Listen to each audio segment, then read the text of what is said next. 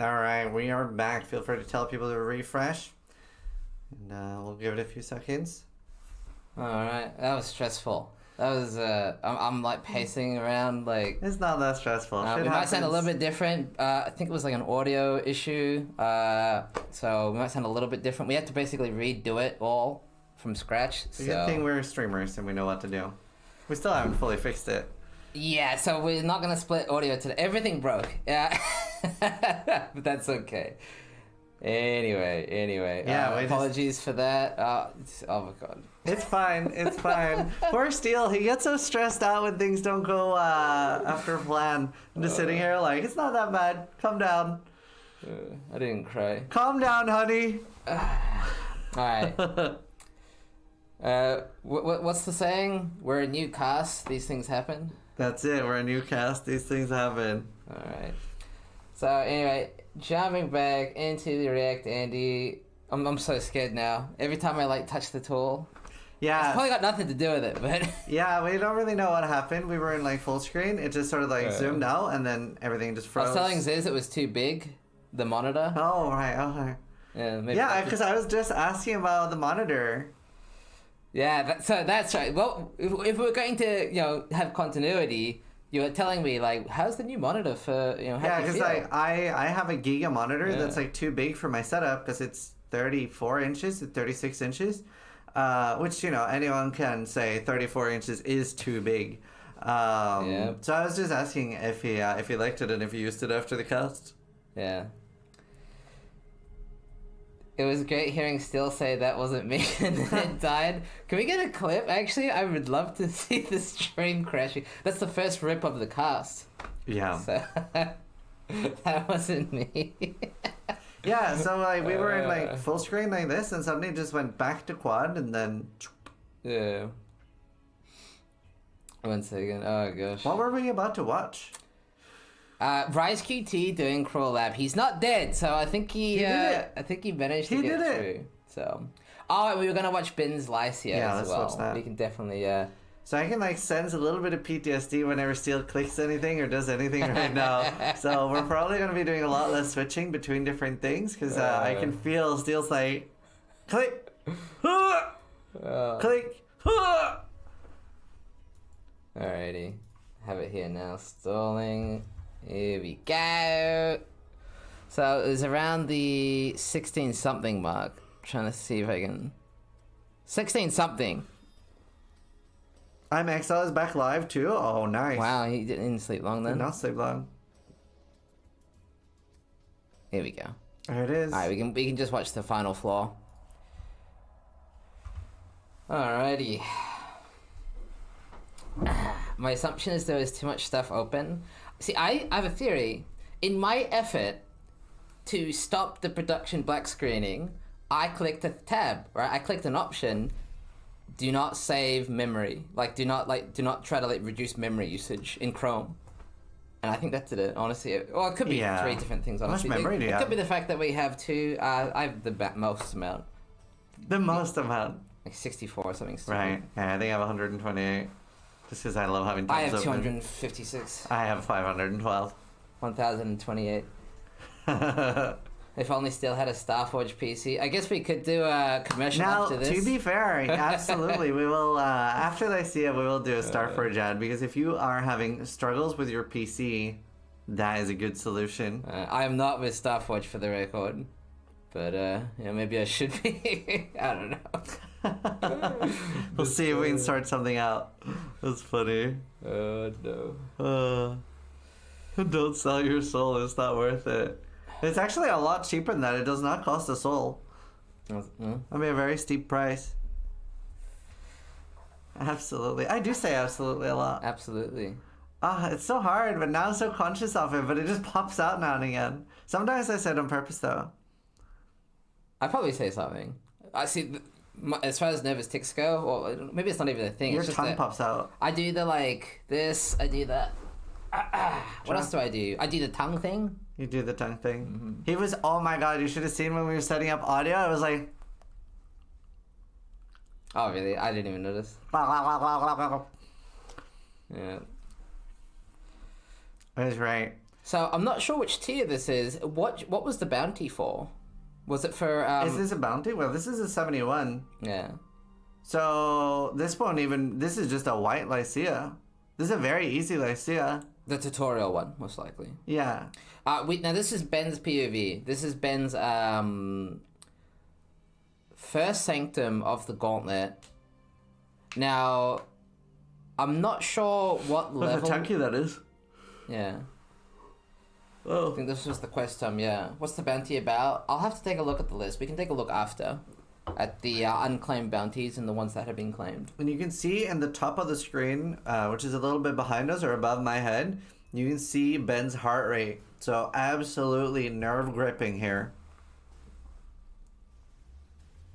Are you guys not playing yourself? Yeah, we are ranked 3 and 4 right now while casting. I really saw Flesh Offering. But it was a little bit too easy for us to only play and focus on that. So we figured we would cast at the same time, just to give ourselves a little bit more of a challenge. So we're actually playing with our feet right now. So obviously the Gauntlet, the Sanctum will get all those Gauntlet mods. So it is going to have things like haste and multi-proj and AoE or anything that's depending on which tier, obviously. So that's going to make it much more difficult, just because it's not necessarily the damage, right? That's the thing. These Gauntlet races aren't worried about dying necessarily, except for Lycia, of course. But they are worried about getting hit to that multi-proj. It's very hard to deal with. You can see if you thought Sanctum was bullshit before, what's a multitude more. It's the lowers. Yeah. And it's like it's so easy to get kicked out and lose your reward, and they're going to need a lot of divines for their in-game crafting. So are people at red maps? I was not expecting people to be at red maps yet, but apparently Ben and potentially Exile, if he's live now, we can switch over after this to some live gameplay. But apparently they have been doing red maps, which is... It's got to be pretty risky. I can't imagine that being very safe. Yeah, so red maps actually have 4 additional projectiles. This is Ben. Oh, there should be a lot of death. So much death. I could gamble. Very nice. But the odds of getting a boon is... And you can see that even Ben, who's very comfortable in Sanctum, is very low on his Resolver, 129 out of 300. Well, that's the thing with these roguelite mechanics, right? Same with Heist. You have to get those relics to get that all those bonus resolve power-ups to make it easier. So because it's the first run, he has no relics. This is a relic-free run, so this is going to be arguably harder than his other Sanctums that he's going to be trying later on in the Gauntlet. You gotta remember, anything he finds in maps Lycia will at the very least be a yellow Lycia, making her 60% faster. And honestly, we don't know how that's going to affect the red lightning, and if that phase is going to be faster, it might be almost undodgeable with that 60% haste. We, as creators of the event, don't really have access to testing tools, so we just slap some mods on and hope for the best and potentially watch people die.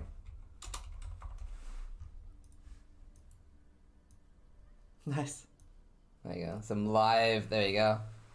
Some live editing there. I did not realize Ben was short for Benjamin. It probably isn't. I'm joking. Maybe it's for Benesy. Yeah, who knows? Lightning guy, man.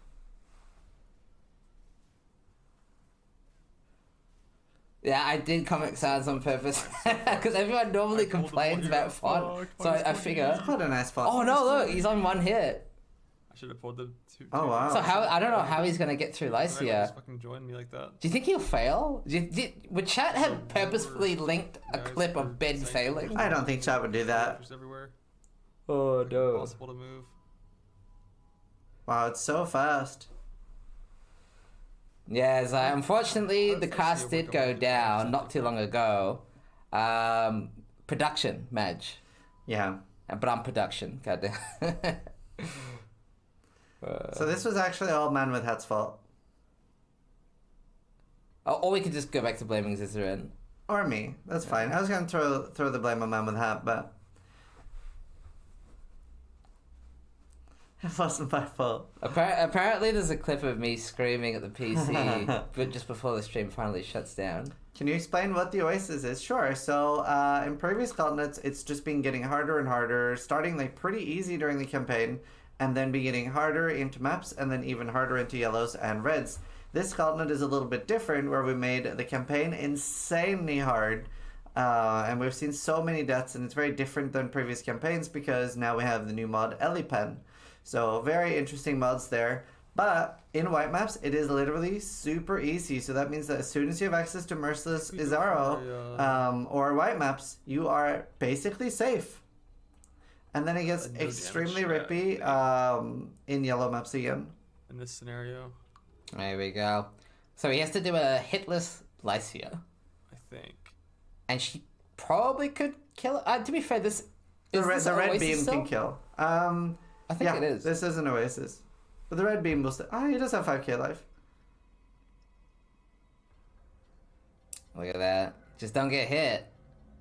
I notice he's not fighting her. So if you're wondering what he's doing right now, not everybody knows this, but bosses gain abilities as they get damaged. So if you can't do the never, beam, right? So if you never damage the boss, all she has is that auto attack and the teleport ability. So she actually does not have access to her red beam right didn't now, know this, by the which would take him out of this. So I've been like showing this off at like quite a lot of bosses in my tutorials, how at the start of a fight, even like Uber Elder, etc., will only have access to one or two of their moves as well as their auto attack, and will be missing a lot of their abilities. So he's using that mechanic right now so that he's taking her all the way to the end and just dodging through the mechanic without dealing any damage. Even if he deals like 5 or 10% damage right now, she will gain her red boss ability. I actually didn't know you could do this. Yeah, I haven't really seen anyone else do it. So wait, is she just gonna automatically phase? Yeah. So you can kill Lycia by just stalling? Yeah. I had no idea. This is so smart. This is so smart. I'm so impressed. I did not know this was a thing. Yeah. I wouldn't have thought about it in this scenario.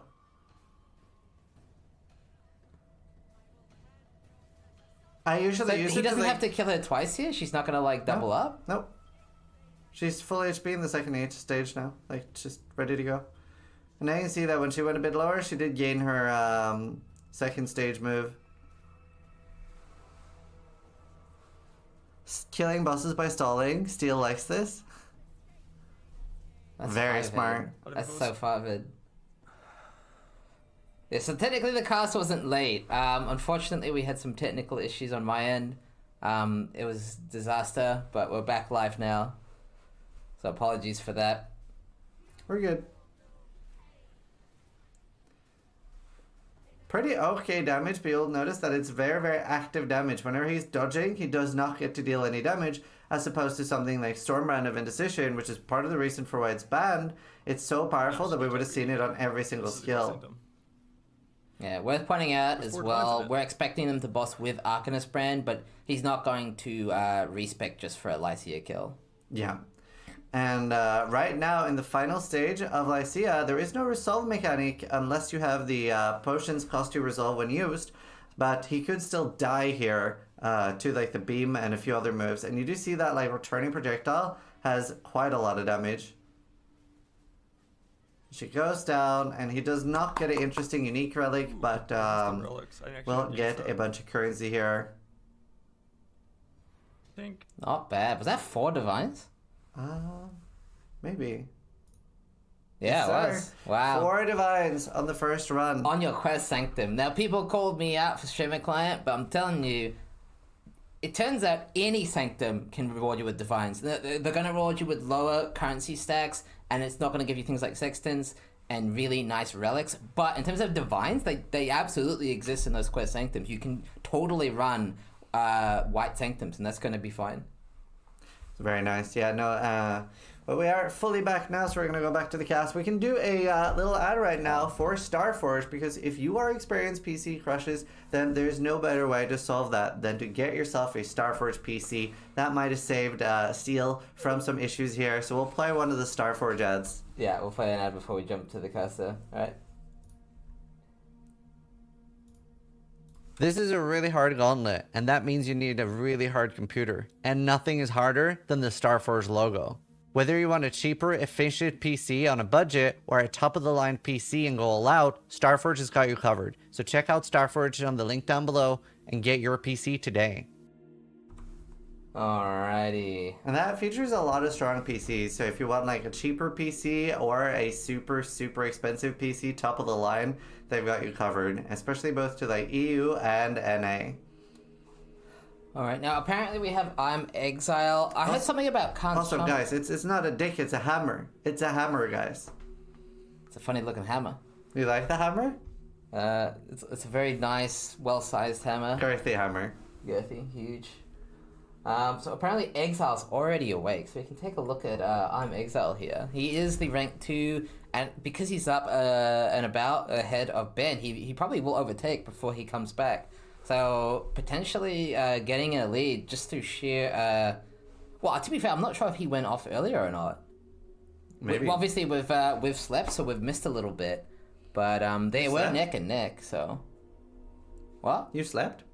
Oh, yeah, I did. I've Although been we might waiting. not be able to sleep tonight. I'm not sure what's going to happen with that, but we'll... that's... Well, worst case scenario, what we can do is postpone the cast tomorrow 2 hours so that it's easier for us to get an extra hour or so sleep. Because obviously we're trying to like scale back the cast towards noon. Stop streaming, but he was online. Ooh, playing off stream a Steel Mage Classic. Yeah. That's very risky too if a rip happens or anything like that. So we do have Karn, Grotha, and Exile all online right now. And yeah, everybody is in maps. We're seeing a large amount, and we can like open the ladder real quick and have a look, see how many people are in maps, or at least at Merc Lab.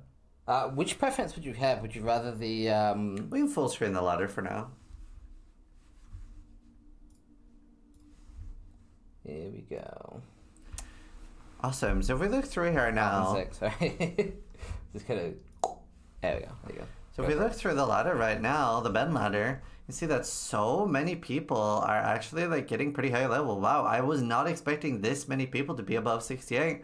So potentially most people around this level are either farming the Oasis Merc Lab or the Oasis normal map. So these are considerably easier than normal, and there's quite a lot of people, and a lot of people are alive. Once you get to this level, there's not that much that's gonna kill you. Ziz, please, I got a full-time job. Unlucky. So you can see that there is not that many deaths. Now, the names are not grayed out. They are the skulls. So I guess like half the ladder is death. But I was hoping to see more like 90% of the ladder at every page being dead. That was definitely one of our goals when making this. But yeah, and you see a lot of names that we recognize here. A lot of racers. Wow. And honestly, look at that spread of different ascendancies. I feel like we see a lot of Juggernaut and Chieftains. That is also something I made a guide for. But outside of that, it is a pretty large spread with a lot of people also going Necromancer. Obviously, whatever Ben and Exile playing is a very lucrative choice. But often, whatever Ben and Exile plays ends up being not so much a comfort pick as a very high skill cap pick, where it ends up being something you have to play very actively and maybe know exactly what can and can't kill you. Or something like a Juggernaut or a Chieftain might actually let you face tank a lot of abilities and be very forgiving at the cost of maybe some speed. Yeah, I'm just curious, actually, do you know if PoE Ninja will pass the Gauntlet? Oh, let's look. It has done in the past. We can take a quick look here. A little bit of live look-see. There it is. We actually have a class split here. Wow, look at that. 7%. Why is Shadow Juggernaut. 4%? Is that a bug? No. So that just means that there are a lot of unascended shadows. Oh, wait, why? So that means that Shadow is very popular. Wait, a lot of why? people want to be Trickster because they've probably seen how tanky it is. Explain yourself. Explain. What's going on here? Jug makes sense. Jug and Chieftain, like you said, Pathfinder, Guardian, these all make sense. Necromancer, Harry. I am surprised that there's that many unascended shadows. Also, Deadeye, Assassin, Berserker, Basug. Wow. Wait, who? What are these people Level 64. doing? The thing is that's very strange here. This is a class gauntlet, so I mean, to be fair, you can give yourself a pat on the back and say you're a rank 1 assassin, but there is no prizes for being rank 1 assassin. But I mean, if you're having fun and a good time in the gauntlet, there's nothing better than that. Level 68 Berserker, like a Giga Chad. He's playing Rage Vortex, man. Don't give a fuck. Honestly, let's give it up for Holy. It'd be really, really cool to track Sad's progress and see There's a if he's level able to... 76 Deadeye! Wow. What? What is he doing? So he did not get the memo that that is not a tanky build, and is he Tornado? He's It's Lightning Arrow, dude. He's playing Lightning Arrow, Deadeye, the Gauntlet. And he is in maps. What? What is he doing? He's just here on an MF farm. Yes. 3K life is pretty normal, actually. 10k God. evasion, Minus minus 39. 39 kill threat. That's terrifying. Average softcore player. That's impressive. That is seriously impressive. Let's take a look at some other ascendancies. Like, what's it? Saboteur. And we take a look at Sab. Wow, 85. That is right up there with the boys. To be fair, honestly, it is quite fun to be rank 1 ascendancy. Definitely. Let's look at Gladiator, a big fan of Oh my Steel Mage's God. bleed builds here in the past. Can we get a Rip Bozo for this ascendancy? There's quite a lot of people. There's a level 70. So there's basically nobody except this one guy. But Excuse there's one me, there guy. are he looks dozens of them. Oh, he's playing Bleed. This makes a lot of sense. This does make a lot of sense. Bleed Bow. I do like me some Bleed Bow action. This is MB Extreme's idol. Goes to show you though how far Shield Bleed has fallen. True. Because he's playing the max block ascendancy with a bow, right? So that's just like a dead beam nowadays. Setting. Let's look at some other ones. Raiders. There are Raiders. Wow, There's a few. 77 Raider. There's 4 of them. Now, honestly, what I'm more surprised at is the extreme lack of champions. There's a lot less champions than I was expecting, which is a very tanky ascendancy. Yeah, this is basically Pathfinder at home ascendancy. It's probably stronger though, is the thing. I would say this is a stronger ascendancy until you get those flasks going, and then it's not even close at that point. It's very easy to get suppression capped, and you do get that phasing. Yeah, an ailment immunity. It's very nice. It is a nice ascendancy this early. I just think it falls How off. many champions was there? Wow, 0.9%. Trickster and champion both being very, very low. Yeah, they're steady though. They're steady on. Meow CD, the rank 1 champion here. Although worth pointing out, this is only going to show public profiles, so there could be a few hidden profiles here. Maybe they plan to respec, possibly. Elvior is a very, very big item. He's on the Splitting Steel. So he's opted to not play Bone Zone and going with Splitting Steel, which is very strong. They changed it so it no longer need the base gem. Although he's actually using the alt gem. Splitting Steel of ammunition. If you have no steel shards, projectile counts as already having split. I don't even know what this one does, hey.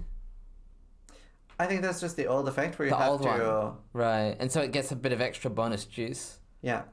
Right. I wonder how this compares, honestly. I mean, maybe when you're two-hander, the alt qual is the play. Maybe. Or maybe he's actually planning to go for some bosses. I mean, he is the rank 1 champion, and he wants to play Splitting Steel, but you can't obviously play Splitting Steel. Yeah. So he has to use the Transgem. I consider this as my Gauntlet build? Yeah, absolutely. I mean, yes, definitely. Absolutely. Alk's gear is insane. True, we can actually use this We can site look to at gear. check out Al We do see a lot of Pathfinders and stuff like that. Alright, Poop God. Wow.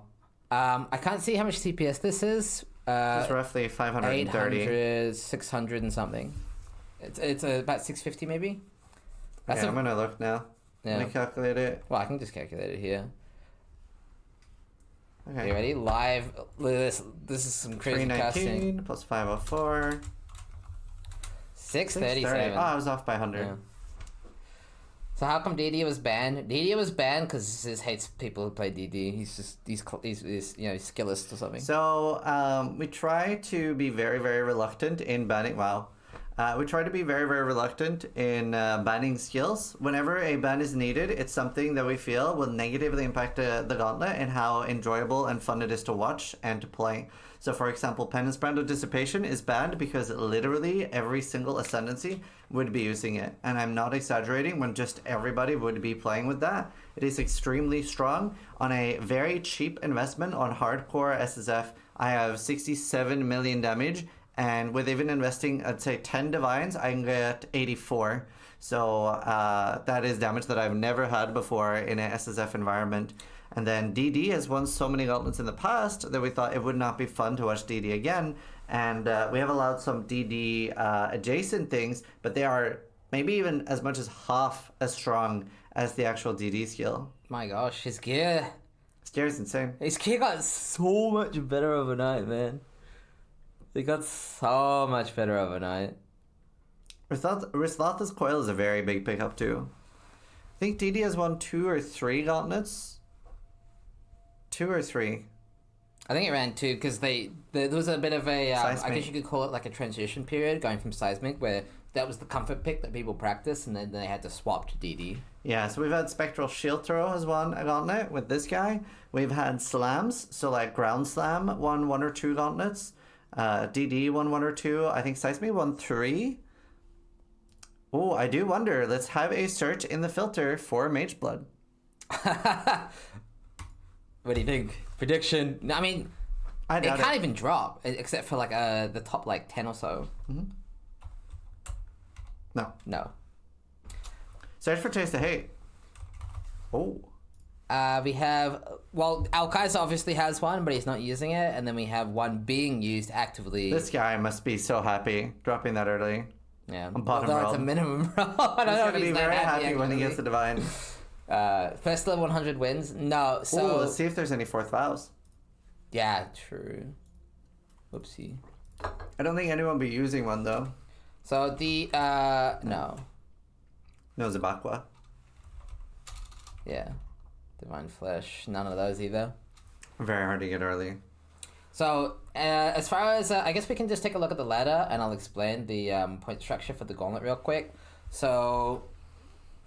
The top 3 of each class will win a portion of the prize pool. The overall champion and rank 1 of each class will be determined by points. So points are gained by levels up to 95. So level 100 is not needed to win the Gauntlet. The idea being, technically we don't even need 95 to be tracked. It just gives us a sense of progression. So that's what those points are for. Post 95, we're looking at boss kill points. So things like Itziri, Uber Itziri, Shaper, all the base content, all the way up to things like Ubers and even the Feared this Gauntlet. You can see the points here. So you have things like even Itziri, normal Itziri, which is a super easy fight, not a problem. Absolutely go kill that early on for that extra point. No, it is very dangerous in the Gauntlet. It gives 1 point, and then you have Uber, Eater of Worlds, is 1 point? Okay, that's wrong. I think. There's a few things that look wrong here. So I don't think Uber Maven and Uber Eater of Worlds is 1 point. So you see, regular Eater is 2 points, and Uber Eater is... Okay, so there's some... there's production! It's probably supposed to say 11. Yeah. I think so. It should be 13. Oh, 13. Yeah. It's just missing a digit. That sounds right. These things haven't. So Ben has 92 points. Yes, because he's level 92, he has 92 points. Yeah. So there is really no need for there to be a level requirement. That is simply to make it easy to track who's like doing okay early. We actually have a rip from Mosh. Did we see that last night? I don't think we did. I don't think so. Do we have a clip for that? Maybe not, because while he does stream occasionally, he might not have been streaming during the rip. So. But we can see actually a very healthy top 3, ignoring Mosh for a second. So. Is Jung alive right now? On live? We can... I'll have to check the old-fashioned way. Give us a second. But we can switch to caster cams for a second. Okay, he's not live. Would like to see his gear. I was watching, and I would love to see a little bit through the Jung VOD actually, because his build looks incredibly spicy, and I don't know if you've seen it yet, but it was very fun watching that last night. Yeah, he always comes with the unusual builds there. Now, I was talking to a good friend of mine, Devin Nash, last night, and he was watching pretty much all of the cast and having a good time, and we were saying we were watching him do some map bosses, and I was like, oh, I hope he's alive when I wake up to cast, and he was like, he might not survive this call we're in because it was looking very, very sketchy. Alright, so he has got that Bear Dream drop. This was not expected drop or anything like that, but he did make use of what he got. He is doing the Ice Nova build though. Very curious how clunky it feels. I mean, he's 88, so I mean, it can't be that bad. We can definitely take a look at that gameplay in his VOD. He is doing the double armor tech. Now, I get this question a lot. Why do I not have sockets in my chest? Now, there's an ascendancy, Wildwood ascendancy, that will actually double the defense of your chest. And the reason why this is so strong is normally this would just turn a 1200 evasion, 300 ES chest into double, right? 2400 and 600. However, Trickster will double, will actually benefit from that double, and it will double your ascendancy too. And so you're actually getting an additional 1 ES per 6, and because your evasion is doubled, you're actually getting 400 extra energy shield. So this chest right here is actually 700 ES. The incredible. So especially at the late game, once you're able to get one with like 450 plus energy shield, you are seeing a 900 ES Val Regalia, and you are getting that energy shield or evasion on top. Yeah, so we can take a look at some gameplay if production can sort it out. Give us a second. Changrun, not Jesse. Yeah, very, very fun build. So he is doing Frostbolt with Ice Nova or Vortex. I can't remember which. But it looks incredible, especially he has that skin. So you have those like large black balls going across the screen, and he's using returning projectiles, which just looks really, really cool. Look at him go. Really good damage. He does look a little bit squishy. Look at that energy shield, 3.8k. Yeah, so he might look like he's a bit squishy with only 3.7k life, but he is a mom build, so he does have that extra buffer with 40% more mitigation. So he is more like he has 5k life. And the damage is really good. And it's very cool to see interesting builds like this in the Gauntlet. See, there's just balls everywhere. Really curious to see if we can maybe see like a boss fight of some sort, just to see his single target. I'll just skip ahead through the VOD. This is actually his Uber Lab. We can watch this. Very Look at that link, by the way. There's a 9 link on the Bitter Dream there. That looks funny. Yeah, so Bitter Dream might be an easy thing to dismiss, but it is very, very good for a lot of different uses. There's a lot of cool things you can do with underappreciated uniques, this league mechanic, or this thing. Actually, very good damage. Yeah, you can see he's getting that chill as well from the Ice Novas. Chill being very big because 60% haste is no joke.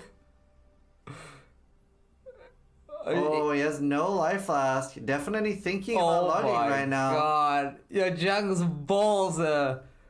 the balls on the screen, of course, are massive. He has no life regen at all. Yeah, he might want to, I don't know, do something about that, because that was, that was a bit sketchy. It was a bit sketchy. Wonder if he's gonna add quality or sacrifice the gem. Yeah, he just goes for quality. He wants a little bit more quality of life on his shield charge. He did not pick up the keys because he was scared that something was lingering in the room. Very nice. He's just going to leave. He does not pick up the keys. I do feel like that is a little bit of a misplay if the room was safe. But it also had literally no regen. He eventually added Vitality to gain some health regen. Alright, well, we can skip ahead to some post-Uber Lab mapping gameplay, just to take a quick look-see here. Surprisingly good clear, and it's worth noting that you do gain quite a lot of defense from freezing things, and everything is frozen. And yeah, look at that damage. It's very good damage. So he is in white maps right now, and a nice thing about the Bitter Dream is that you don't have to worry that much about getting an early 5-link, getting an early 6-link, or anything like that.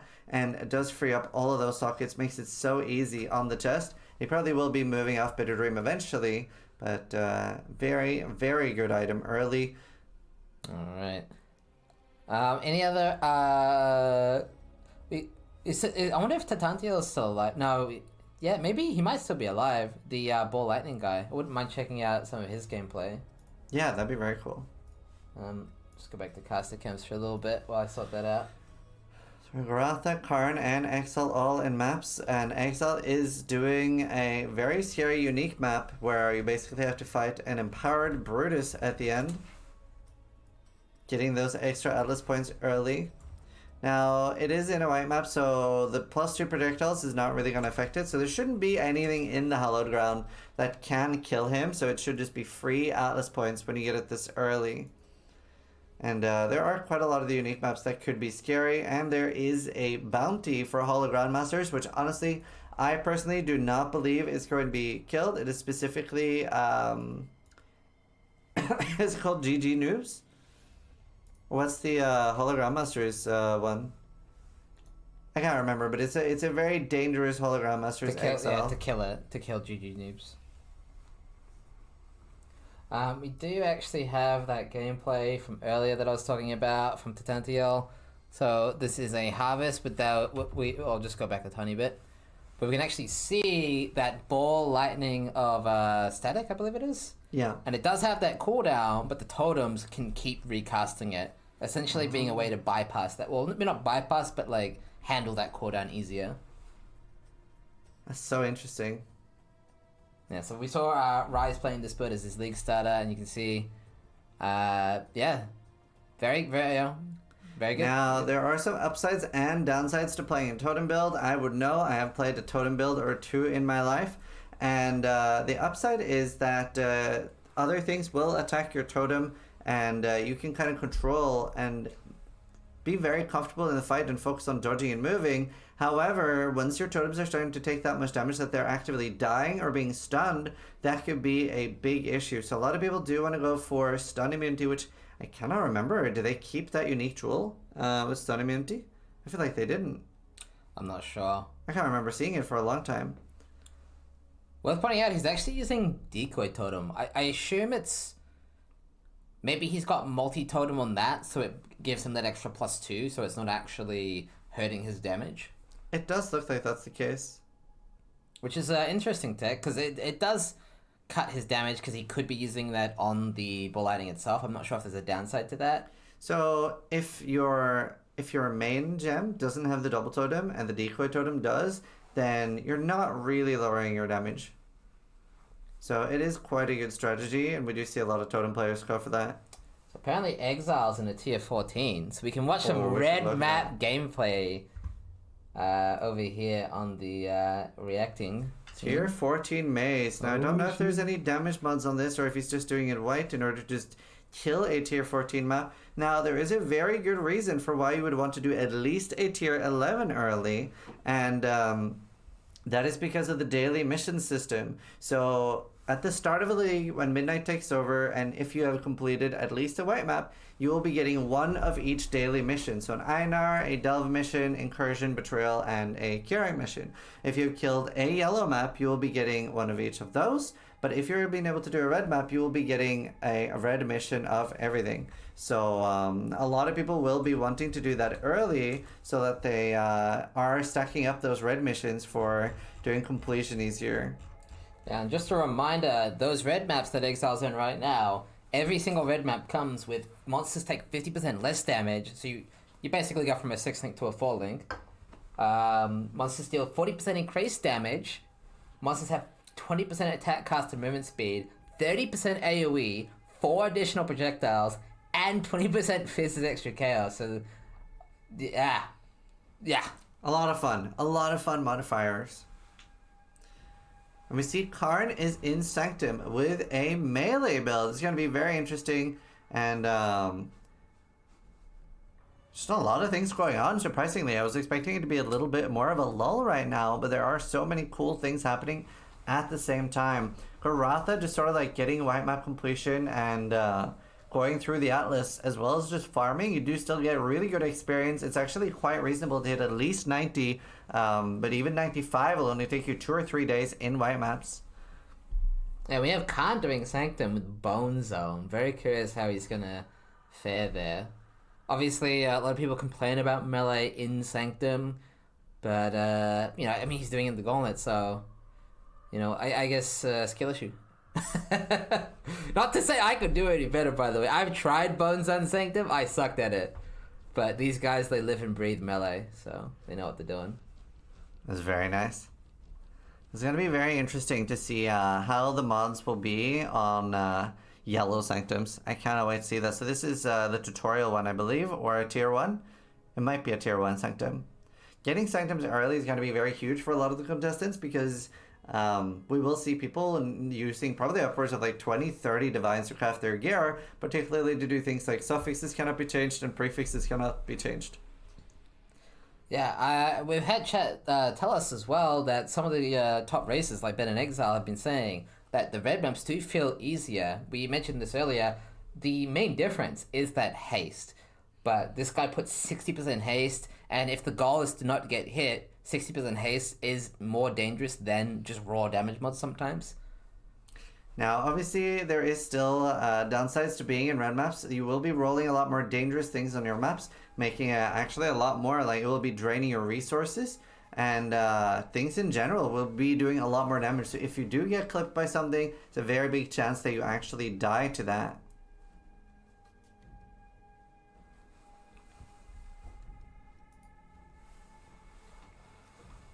So I'm very curious to see. Obviously, they are doing those red corrupted maps. We thought that the top races were going to play it safer and go for those Kirak mission tech. You can explain it real quick again. Yeah, so there is a little trick you can do with Kirak, which is a lot of softcore players especially don't know about it because there's not a real reason to do this on softcore. But for those of you that aren't familiar with the map system, the way it works is on the first maps you're doing, the white maps, all that needs to be done is that they need to be blue in order to get the Atlas bonus. On the yellow maps, they need to be yellow, and on the red maps, so tier 11 and above, they need to be rare and corrupted. Now, a really cool thing, and this is particularly good for the Gauntlet, is that Kirak will offer you maps.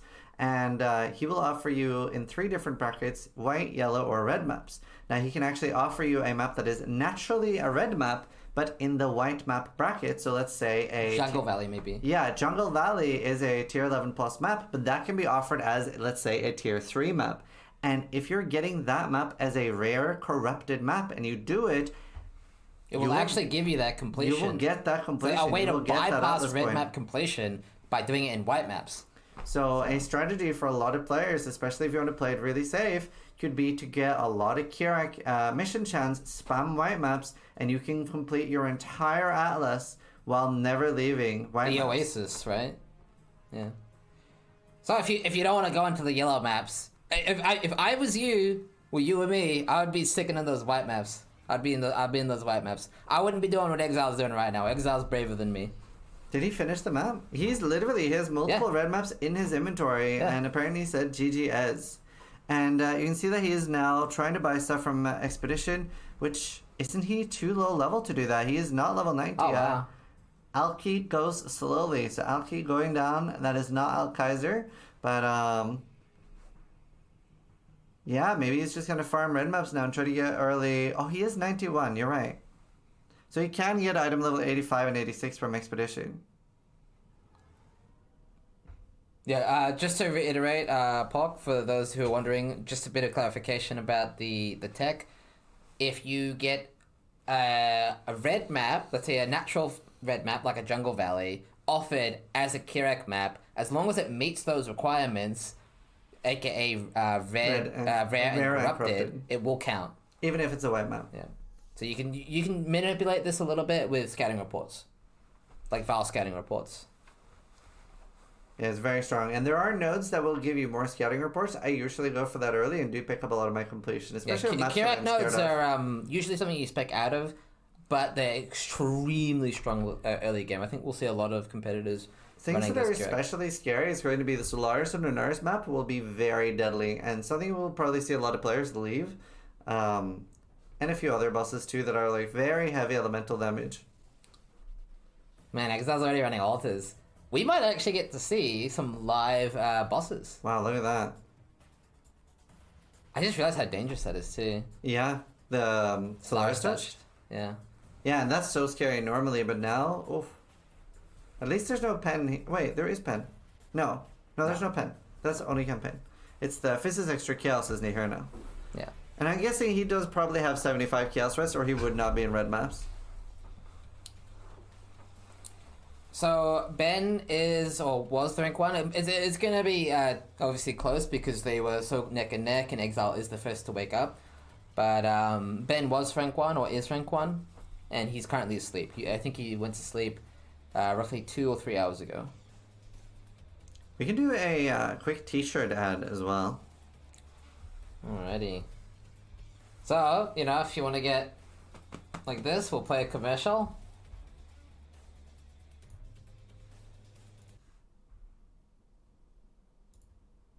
Are you enjoying the Gauntlet? Are you enjoying the casting? Do you want to look cool like Steel Mage? Of course you do. Head on over to shop.zizaran.com and pick yourself up a shirt. We have printed ones and embroidered ones.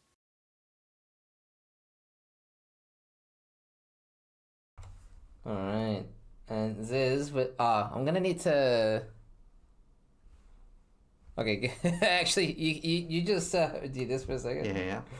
Right. But yeah, absolutely one of the ways that you can support the Gauntlet. Play it again. That is one of the ways you can support the Gauntlet. And due to popular request, we did, my wife this morning added a larger hoodie, and it does actually look quite different. So the other hoodie did not go above 3XL, but this one goes all the way up to 6XL. So if you are a food enjoyer, it now comes in 4, 5, and 6XL, and it does have that logo at the back. It is only available in white, but this was the only one that they had in stock and was able to do. So if your project is to grow massive, this one will absolutely help you if you're bulking. It does exist in smaller sizes as well, so even if you are not a food enjoyer, you can buy it, and that is a way to buy and support the Gauntlet. Or 2 people can wear it at once. True! Oh my god, we should do that. We should get a 6XL. And just cast in one hoodie. I'm really curious to see Exile's damage in red maps when he gets to that Jungle Valley boss. Yeah, so he is only on a 5 link, so he has room to improve with that 6 link. That is a nice thing about this part of the damage being based on corpses, is that it will scale with him as he progresses through maps. How did he rip in a Gauntlet you're not even playing in? Oh, the cast ripping? Yeah, we had some cast issues. Don't get... Oh no. Any 6ing in the top 50 right now? I did see Ben had a corrupted one, but I haven't seen much. Look at Karn struggling through the sanctum here. There's so much dodging and jumping, and he has not taken a lot of resolve damage, really showing his mastery of playing melee. Obviously, we do see a lot of people on forums and Reddit complain that sanctum is impossible with melee, and Karn just doing it here effortlessly in the Gauntlet. Exile on that Jungle Valley boss. Can I actually... Oh, this could be very dangerous with the extra projectiles.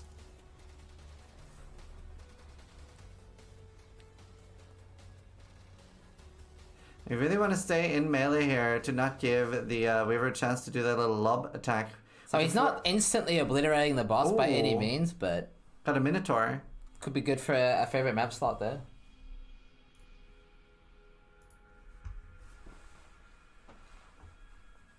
This is for the Zizaran folder.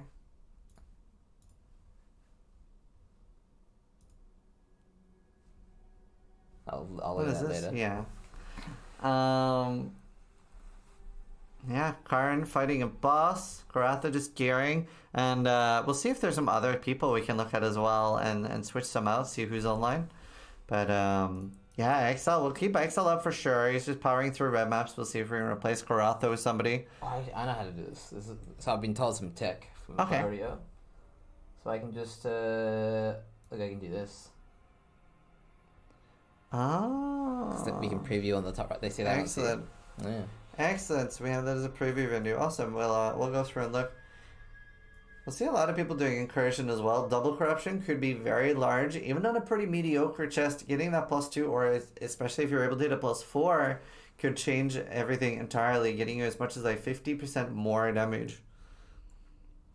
MB Extreme is in his 14th character. Oh wow, that is some tenacity right there. We do see Captain Lance is online, so we can take a look at him instead of Garotha. Oh, hang on. Production. Alright, there we have Captain Lance, and he is in Act 8, going through the bathhouse, and he's playing Righteous Fire with 4,000 life rocking that mana flask and a ruby flask. So fire damage especially, which is really nice. It's going to do quite low damage because we are coming up on Solaris, which we've seen a lot of people potentially die to. Did you just stand for Lance?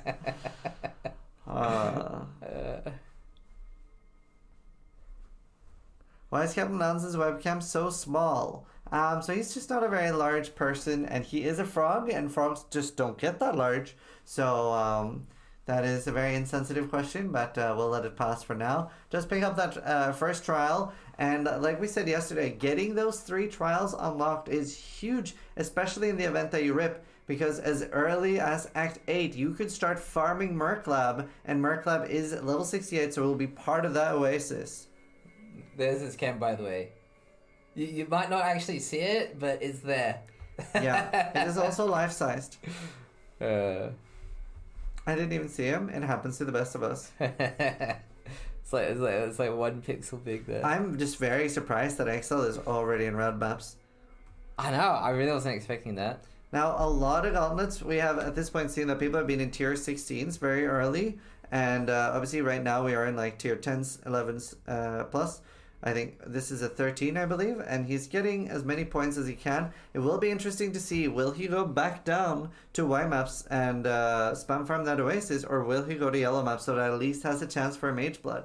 And will be so cool to see if people are going to be farming for like the league mechanic with the purple juice to try to get uniques early. I can keep cycling as well. Yeah, we can keep looking and see who else is on.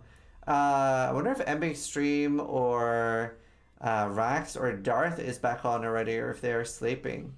Oh, Subtractum's on. Subtractum is on. Rocking 3.2k life. We'll plug him in.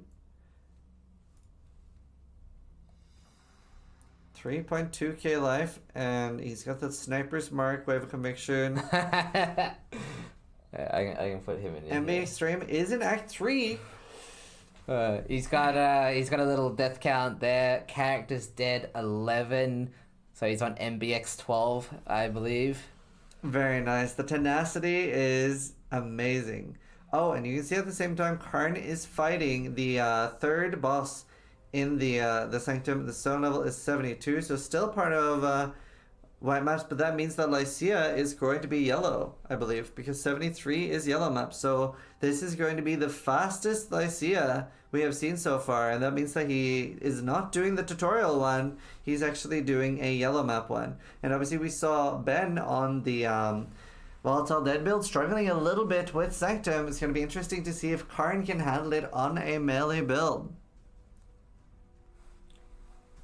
Obviously, we have Subtractum in the bottom left too, playing a very off-meta pick for the Gauntlet. He's playing Flamewood Totem.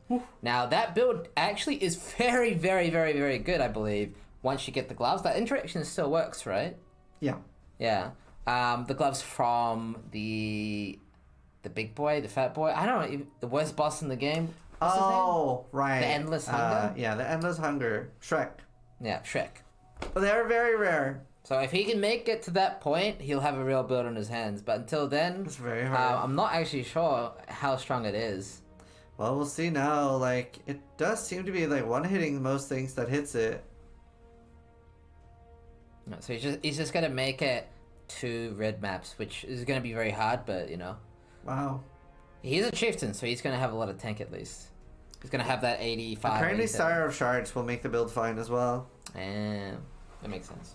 Oh, he knows. He's aware. He's telling us to stop watching. Hello. He's shamed.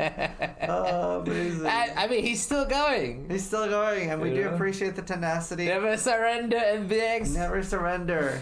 I want to see him make it through the campaign. He's been on that like Ninja Warrior thing where he's actually a real life Giga Chad, by the way. I don't know if you guys have heard that show. What's it called? Like Ninja Warrior. Yeah, but he's like doing the whole athletic jumping around. Like I think he finished it. Yeah, he's an actual god gamer IRL. He likes to disparage. Let's see if Rax or Darth is on as well. I wonder how they're doing. Hopefully they're still alive. I think they're bitching. I know DM was bitching and Rax is bitching. They might be on in a little bit. Yeah. Maybe somebody in chat knows if they're alive or dead. They are writing disparage. Slage is on. We can put him in instead of MB Extreme. So now we are seeing in current stream that he is in a 73. So this makes everything in the Sanctum 60% faster. Going to be incredibly hard, and he looks a little stressed there. Did he just get a Sacred Orb? No, Horizon. Rax just logged in. Oh, very cool. We can switch out Subtract him with Rax and see how he's doing. DM was in Act 4. Both are alive. Very cool. So he's starting stream, so we'll be going right now. Sushi dropped a Raw Divine in Act 6. That is very, very early. Yeah, for those of you who don't know, Slage was rank 1 Ranger before he died. He's going again, coming back for that rank 1 Ranger.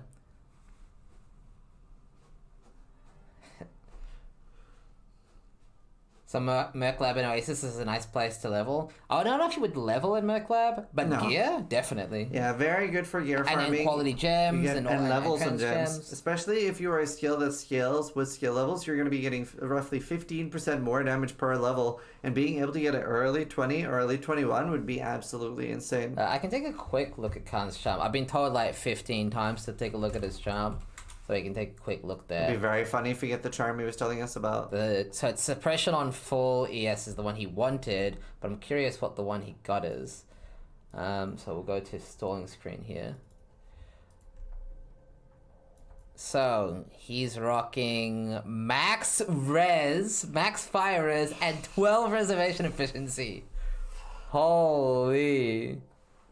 The cast res per endurance and attack speed is very nice too. Obviously that is a Slayer charm as well, so it's going to synergize with his Ascendancy.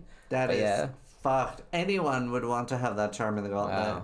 Wow. I can't be bothered to price check it, but I know that one's going to be valuable. We should actually go over to Karn's house and check his PC. He is PC. right over there. We should check my PC because it's not working today. But yeah. Very, very cool. No way, dude. I want it in softcore. That is a very strong charm. It would be even more insane for the chieftains, because they would get +1 all max res. I think Karn stopped doing Sanctum, or maybe he got knocked out of it. Unfortunately, we missed that. He might also just be waiting because maybe he's struggling. He failed the Sanctum. Wow. Oh, rip. A rare nuked his resolve. Rip. Damn. That is a little bit unfortunate. I'm kind of happy about it because that means that the speed is working. Very, very effective. 60% haste Sanctum is toxic. Yeah, and that means that every single white Sanctum you find will actually end in a yellow Lycia. And if you do a yellow one, it'll end in a red Lycia with 4 additional projectiles. We actually have a pretty interesting build here from Ovi. So he's actually playing the fabled Bama Guardian. Wow. So this is the gameplay we were expecting to see from Razukuti before the death, but he rerolled, so he's going again. Getting a lot of unveils there. There's so many unveils that could be strong for a lot of builds, like +2 projectile, +2 AoE, when you're still on a 4-link is a 30% boost, and basically the same as going to a 5-link, maybe even a little bit better, because especially the mana does not go up. Arrow just wiped on Blood Aqueduct. Cool, we'll see if we can get a clip for that and add it to the tool. It is 72, yeah, Father Tito, for that Foothill farm. So you might see a few competitors farming Foothills. The reason for that is it's a good zone to farm things like Betrayal, Delirium, maybe just a bit of XP. So you'll see a lot of people farm that zone in particular. Rise is in Harbor Bridge again. Is Rise live right now? Yep. We can pop him in instead of Karn. Goodbye, Khan. Goodbye. Goodbye, Karn. Wow, look at that speed. Very, very fast character. I know there's another person playing Bama. It would be funny to have 3 Bama gameplay going. Does anyone know the 3rd Bama player from yesterday? Let's see. I wonder if we're able to get the arrow clip. Yeah, arrow is live. And he's gonna update that counter from 0 to 1. Yeah, it does look We like can it's watch the centered. any clip you guys linked, by the way. We can actually watch because we have that new scene prepared for that. So I think he's going to do some standard testing. We are like having it on the loading screen. What I said earlier, yeah. Arrow is going to Affliction. Oh, so he's done. I see. I see.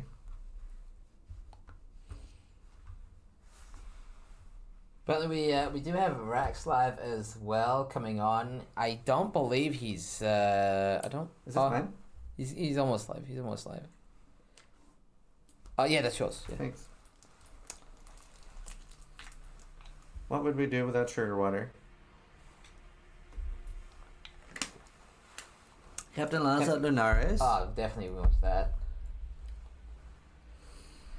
Ooh. Content window 4K life, by the way. This is more life than people entering maps usually have. Yeah, and he actually has a big advantage here because Solaris is the really dangerous one. With that spare, Lunaris is no joke, but is maybe a little bit easier to dodge. And having that Ruby Blast is going to be a large damage reduction. It's 20% damage reduced, I believe, when you're not a Pathfinder.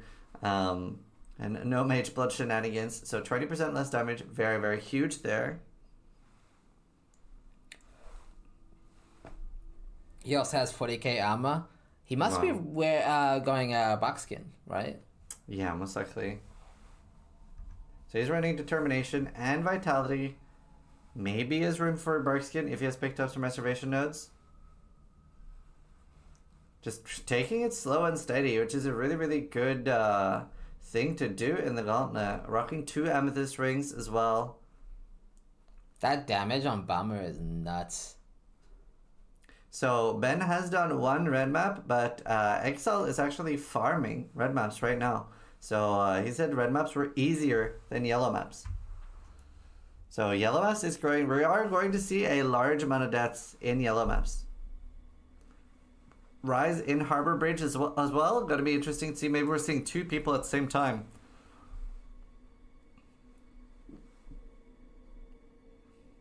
Ben did many reds? Oh, okay. Can you please explain how Bama works? Take it away, Steel. So, the way Bama works, for starters, it's short for blink arrow, mirror arrow. Usually, you're in a combination of the 2 minions. Although there is some funkiness with how it works with the transgems. You can only have 3 up at a time. But basically, it's a copy of your bow as a minion. So, for example, it's like having a copy of you popping off with rain of arrows. Now, the beauty, of course, is you don't care if that minion dies, because it's not you. It just has your bow. So, and quiver. Yes, and quiver. Now, the transgem basically allowed the old school Bama summoner to have its own, like, gem. So it's got that whole thing built into the gem. You previously had to do a bunch of things like ashes and orc qual stacking and all this kind of crazy stuff. Now you don't need that. It's all part of the transgem now. And it's very, very, very powerful. So you'll see the gameplay earlier from Ovi, and you'll see from Rise, his damage is actually going to be very, very, very, very high. I think they actually out DPS even the VD builds. They're not necessarily as tanky. They're not squishy either, but they're not like super tanks. But the damage is there. It will be very scary for things like Exarch, because obviously the build will have a hard time killing on Uber Exarch the ad, while also not just being in the way. Yeah, we saw Rise take down multiple Ubers with Bama, but he ultimately fell to Exarch. Yeah. It's nearly impossible to do in a minion build. Yeah. Definitely a limit to what that build can do. I would say no one is going to kill Exarch this continent with Bama. And somebody asked, why are red maps easier than yellow maps? So there are actually a lot more damage mods, and they are scarier, and we can maybe like actually show the mods as we're talking about it here. But yellow maps does have this 60% haste as well as a lot of damage mods. And red maps has 4 additional projectiles, fizzes extra chaos, and is more focused on damage, but a good thing that you can do is you can just avoid getting hit entirely, which is so much harder to do in yellow maps. So we're featuring the 40% less damage, 30% increased damage, 60% haste, and 2 additional projectiles in yellow maps. And red maps does do more damage and still has 20% haste, but it also has 30% AoE and 4 projectiles. So it is quite likely that we will see people going down in red maps to anything with projectiles. Like obviously we saw the wild burning arrow from Wakario Tuaha that almost took down Garotha. And if that was a red map, he absolutely would have died, no question about it. And we do have the 20% fizz as extra chaos, which means that it is mandatory to be chaos cap.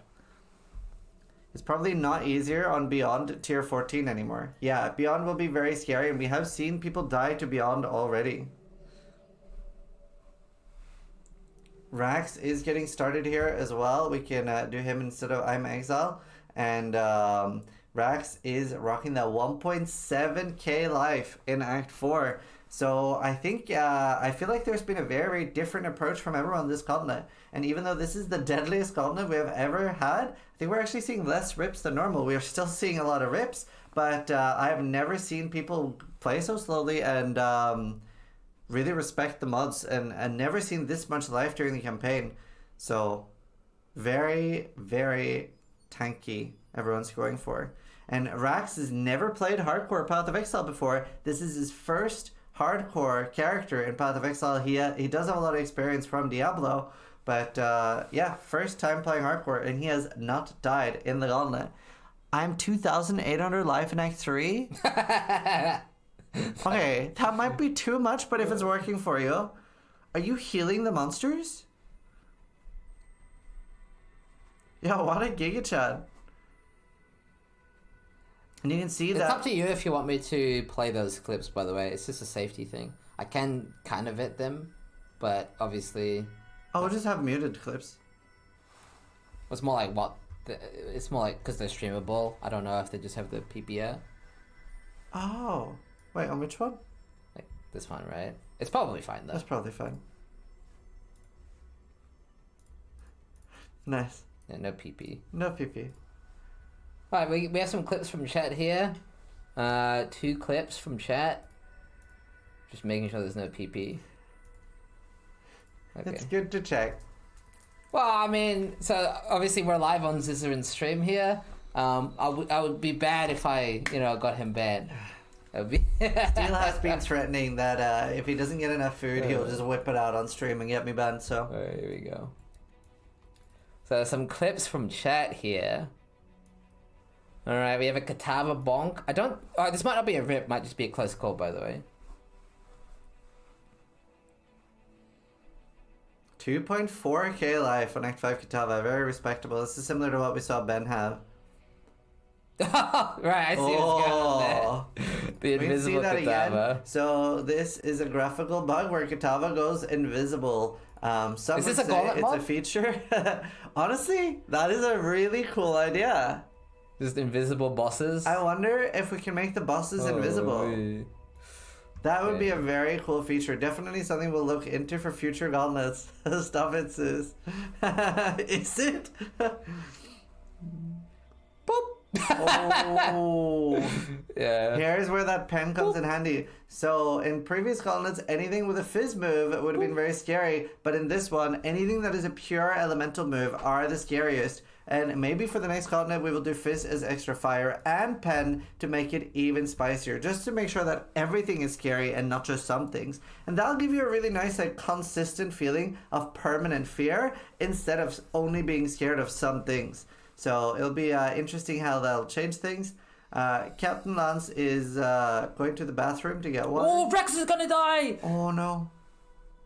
Oh no, it was good so low. But he perseveres. So Rax really, really needs to hope to find a Granite or a Jade will alleviate a lot of those auto attacks early on. Monk ass, dude. So far from what I'm seeing from Max, he's been doing a really good job of keeping his distance, and these cages are very, very the opposite of what he's been able to do, because now he's forced to be close to the monsters. He's been really having a Dark Souls-like playstyle, keeping everything at a distance and really being careful. Do we know if he has a logout macro, or if he's going... There's no shot he's this far without a macro, right? So I think with his playstyle, he actually might be, but yeah, if he doesn't have one, he will go at some point. But hopefully he doesn't has have a one. macro. So he's got the Act 4 with no deaths without a logout macro. He didn't even know you can portal out of boss fights. Right. What? Somebody should tell him. That's funny. Very scary. Very scary. But yeah, he's just going around practicing for farming. PoE too. Practicing for PoE too. Damn. I'm seeing Absolute- Rise in the top left here, just farming Harbor Bridge. He's not actually doing Solaris and Naris yet. He's playing it safe. And he does only have 3,400 life as well, not as much as Captain Lance. Still pretty respectable, and especially getting a few extra levels. He's going for a suppression wheel there, I think, or +1 arrow. I'm not sure what it was. But yeah, he will want to have a lot of damage so that he doesn't have to stay in the fight very long. Now, obviously, you do have infinite portals in the campaign, so he also does not have a defensive flask. No granite, which I'm very surprised he did not pick that up for Act 7, because it does so much during the campaign.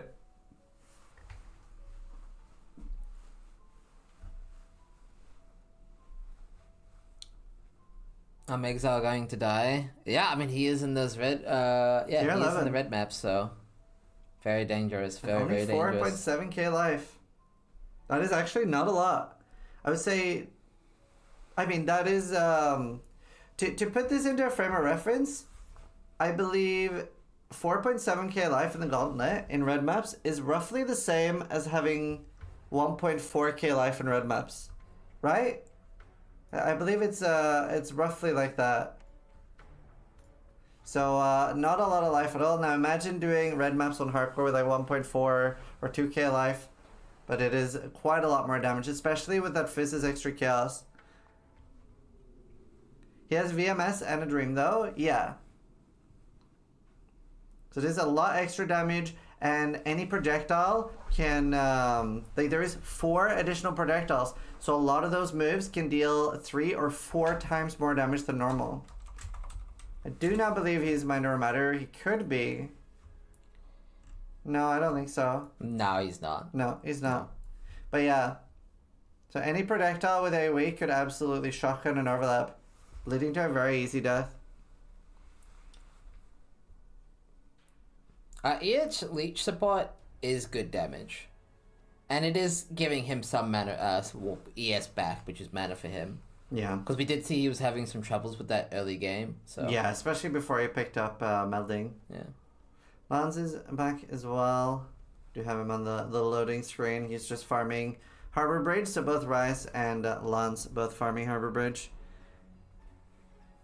4 extra procs is just insane. Yeah, in a worst case scenario, that could literally quadruple the damage you take. So making 4.7k life, very, very little. And then on top of that, you do have the extra damage mods as well. So depending on what hits you, 4.7k life could be anything as much as like 1.2 to 2k life, or 3 or 4k for things that aren't overlapping. Yeah, so chat's asking, how do we actually mitigate multi-proj damage in the Gauntlet?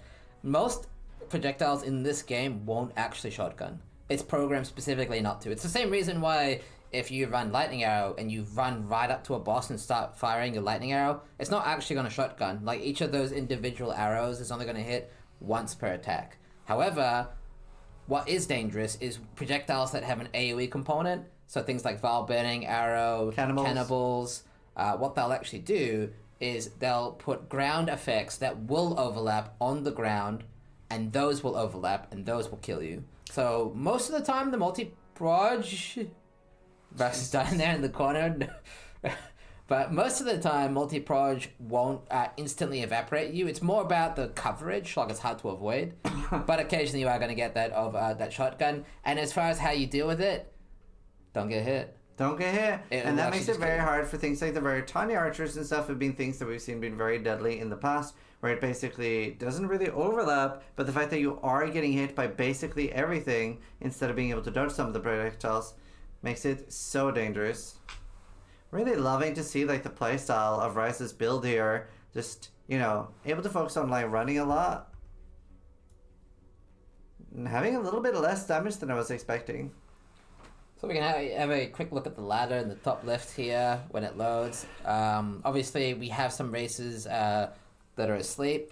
It has been 23 hours now, roughly, a bit under 23 hours since the Gauntlet began. So a few of our competitors have slept at this point. Obviously, people that can't have not slept yet.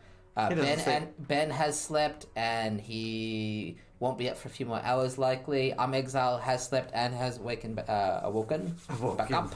He has awoken. So. Yeah, so for those that don't know, Karn doesn't actually sleep. He just waits while he's awake. So he actually just does not sleep. Yeah. So we can see the ladder. We still have Ben in rank 1, although Exile will take him. Will overtake him shortly. We have SBB, rank 3, rank 1 Marauder. We have Khan, rank 1 Duelist, Slayer. We have NN. We saw him yesterday claiming that bounty for all blue gear Katava. He's playing an SRS Guardian, rank 1 Templar. We have a few more Marauders with Havoc and Al-Kaiser. So very competitive among the Marauder category. We have Woodlander Cho, rank 2 Slayer. We have Zhang Ron, rank 1 Shadow, playing that Ice Nova Frostbolt build, which is not something I would have thought to even consider in the Gauntlet. Absolutely not. Apparently it got buffed. I played this build before. It is very, very strong, and apparently it got buffed. Do you think he's going to continue to play that, or do you think we will see Stormrun of Indecision for bossing so that he has a less active playstyle? He has practiced bossing on Ice Nova, so there's a chance he actually bosses with Ice Nova. You can interact with that ladder on the screen. Oh! Yeah. Very cool, very cool. We could go through the bounties as well and read out all the ones that have been claimed so far. There is quite a lot.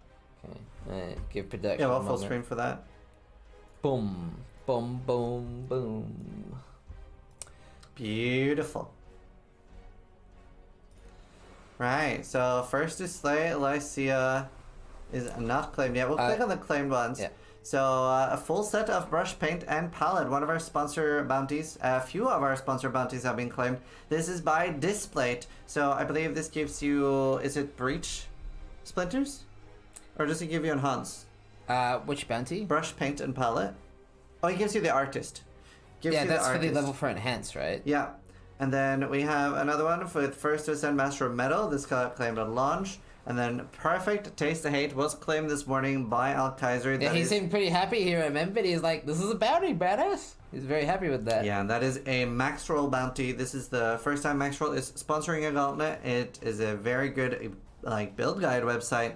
And they will be also writing like a little article here and there, ideally every day, about what's been happening in the Gauntlet and showing off some highlights as well. And the first to reach 100,000 DPS on any skill tooltip has been done by Resume, another max roll bounty. Curious what skill he did. I wonder if he did something 5-head like Discharge, or if he just happened to have 100,000 tooltip for whatever reason. First to say Fawn, double empowered by Wisps, and Merveil with the following conditions have been done. That was on launch. We had a lot of racing bounties that were done early on.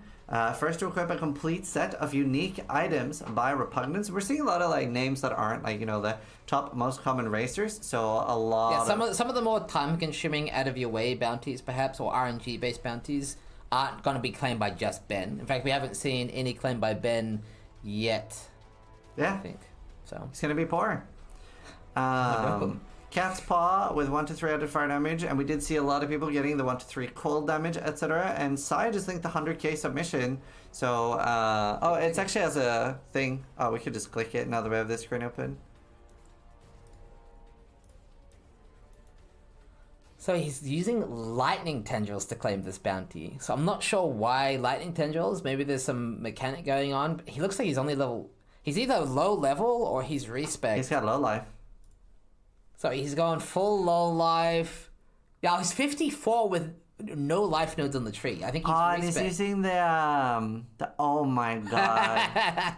Oh my god. That's so cool. Exactly 100,000 on the tooltip. This is pre-planned. Beautiful. That's so clever. Very nice. He must have been looking at like a lot of like different ways to buff the damage. Literally, honestly, I wasn't even sure if people were gonna be able to do it. That's very funny. I do wonder. I would love to hear from him at some point how much planning he went into. 100,000.4. So the tooltip was 100,000 exactly. The 0.4 doesn't show there. What's clever? So he used the ice shield to get a damage buff. So he only showed exactly 100,000 with the damage buff up. I did some testing and the closest I got was 100,000.001. Oh, 100,001.1? Yeah, and you do need literally, like, it's fine if you have a decimal, but you cannot have a 100,001. Certain skills show the decimal on the tooltip and some don't. Very interesting. Then we have first say Actan Kitava wearing only blue gear. That was from the rank 1 Templar that we saw earlier. Yeah, and he is still alive. First to say our Kali Act 7 using only Poison Tornado Shot. First to gain 1,000 Rampage stacks, which I did think would take a lot longer, but it is done already. There's an infinite spawn, in the Beacon. First to acquire a level 21 20 quality explosive arrow skill gem. I recognize that name a lot. Yeah.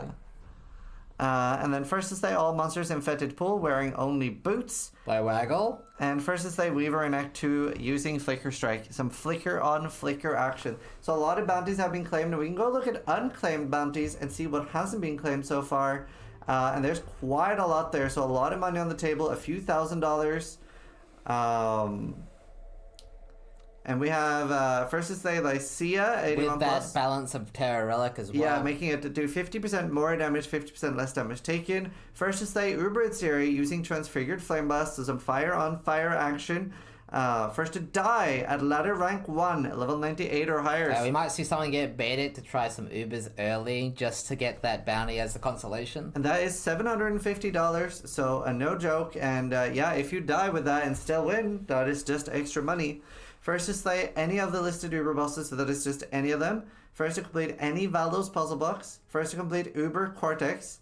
And if you do Uber Cortex, you are getting 2 bounties if they haven't been done before. So, quite interesting there. First to slay Lycia in a level 83 plus Forbidden Sanctum. So, if you do that with the other bounty, you can double up here.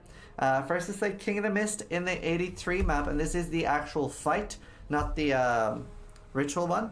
First to say the Trial Master in a level 83 map plus. Yeah, so a lot of mini sub-boss goals to go for that will give you those $500 plus bounties. Yeah, and then we have the Displate bounty, and that is have the highest armor glorious plate at the end of the event. And we have some more max roll bounties. First to acquire a Black Suncrest with 15% Dex, Strength, and Intelligence. The perfect roll. Perfect roll, Black Suncrest. First to acquire an equipable rare item with 6 tier 1 explicit modifiers. Max roll item. Have the highest rolled uncorrupted Ventress Gamble. So that is, I can't remember, it was 170 or something positive stats. So the resist, quant, rarity, all count for whatever the highest number. You can win with a 0 quant Ventors in theory. Still doesn't like that. I think that's criminal. Have a Starforge and have a Void Forge. Could get that with a Divination card as well, I believe. First to say Adziri in the unique Vol side area, Bane of Chaos, going to be very dangerous. That killed me this league. That is why I put it as a bounty. $500 though. First to say any Uber boss in a level 85 as a Slayer using any Bone Shatter skill gem. Issued by Ben, and I believe he's still raising money for that bounty, so I believe that goes up. Oh wow, very dynamic bounty. I think so. First to say GD Noobs, the Rogue Excel, and Hologram Masters. I don't believe this is possible. And then first to equip a set of items with a total of 26 white sockets. This is everything. So 3 sockets on your weapon, 3 on your shield, and unset rings. And then first to acquire a fractured 1-3 added fire damage on a cat's paw gets $100. And a Farrell's item set, complete Farrell's item is $100. The cat set. That which was taken with gain adrenaline for 4 seconds, and you could list that for a really high showcase price as well. And you have first to acquire a Thread of Hope with -20 all rest. First to complete a Valos puzzle box map while not wearing 1 ring, so 1 open ring slot. You still are allowed the rest of your gear. First to die to a Sari's Meteor with an empty and kindled Amethyst Flask. And first to successfully double-craft a Sibyl's Paw in Temple of Atzodal. There's also another one for having the Divination cards, Brother's Stash and Brother's Gift at the same time. And the final bounty, first to Orb of Annulment, a tier 1 spell suppression modifier on a 6 modifier rare item. So a lot of cool bounties here and a lot of cool things by our sponsors. And we'll be doing some more flash bounties tomorrow, I think. Yeah, tomorrow or the day after, we'll be adding some flash bounties. So that'll be impromptu bounties that we will come up with. Obviously, like day 3 and 4 will maybe be a little bit of a lull with people farming up gear in tier 1 maps. But yeah, we'll try to make it a little bit spicy. Maybe we'll do some forced red map bounties and things you have to do there. And we can do a quick commercial from one of our sponsors because we do have several. So let's take a look at a displayed bounty, which is something Steel especially likes.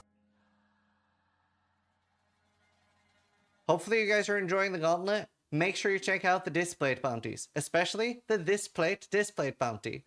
And as another way to support the Gauntlet and everything that we're doing, we have displays and loads of different custom gauntlets. So make sure you check them out. It's a great way to support. The link is down below in the description.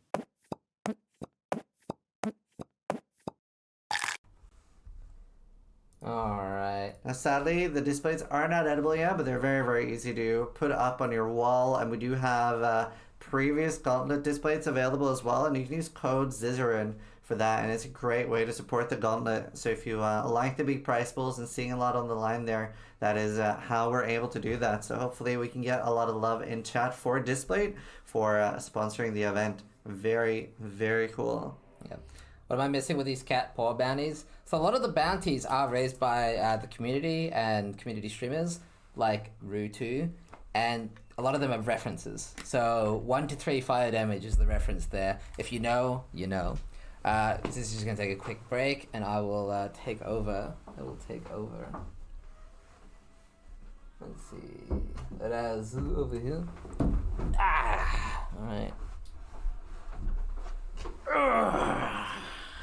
My stream now.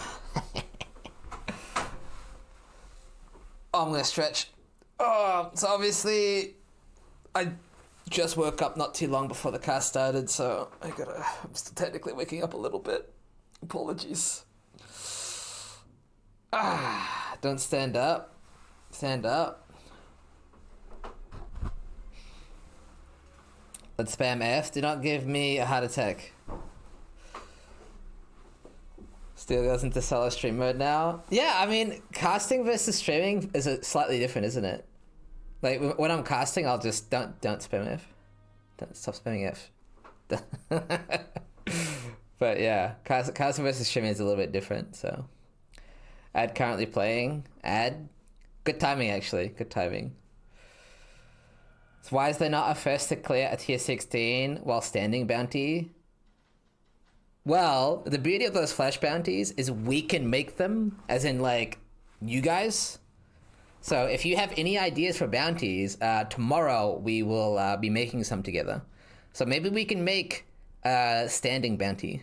I'm down. Why is he muted? Okay, dude. Richie said the standing bounty was declined. Oh gosh. I love the suit. Yeah, we went shopping.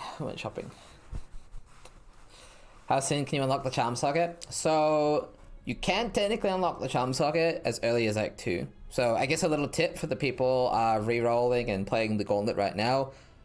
As early as Act 2, you can complete the Find the Master and their first little quest, which will get you the first 4 points or 2 points, however you want to look at it, which will get you that charm socket. So you can get the charm socket as early as Act 2.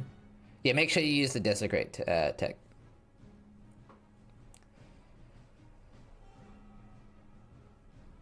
Pizza or pasta? Pizza. But pasta's great too. Barkskin or charms? Now, obviously, when you are playing the Gauntlet, you're not going to have any charms to wear. So even if you have the charm slot, they're going to be terrible. So I would recommend Barkskin or Oath of the Magi. I think that's going to be better. So what's the Desecrate tech? So for those of you who don't know, there is a quest for the Primalist and the Warlock, which requires you to kill certain wildwood monsters. However, it's a little bit cheesy, but it's totally fine. Like, you know, it's fine in the sense that it's like you're not getting in trouble or anything. If you desecrate, it will count as you creating a corpse of that monster, which will count towards the kill count. So if you spam desecrate in the wildwood while doing these beginner quests, these entry-level quests, they will actually progress if you desecrate. So if you get things like Spell Cascade, Faster Casting, you can complete the quest in about a minute, maybe one or 2 minutes.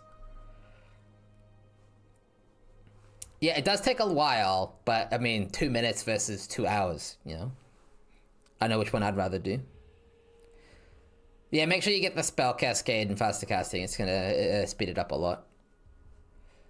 You don't actually have to even Spectre it. I thought you did. You don't have to Spectre it. You literally just pop into the Wildwood in front of the Master and just spam Desecrate.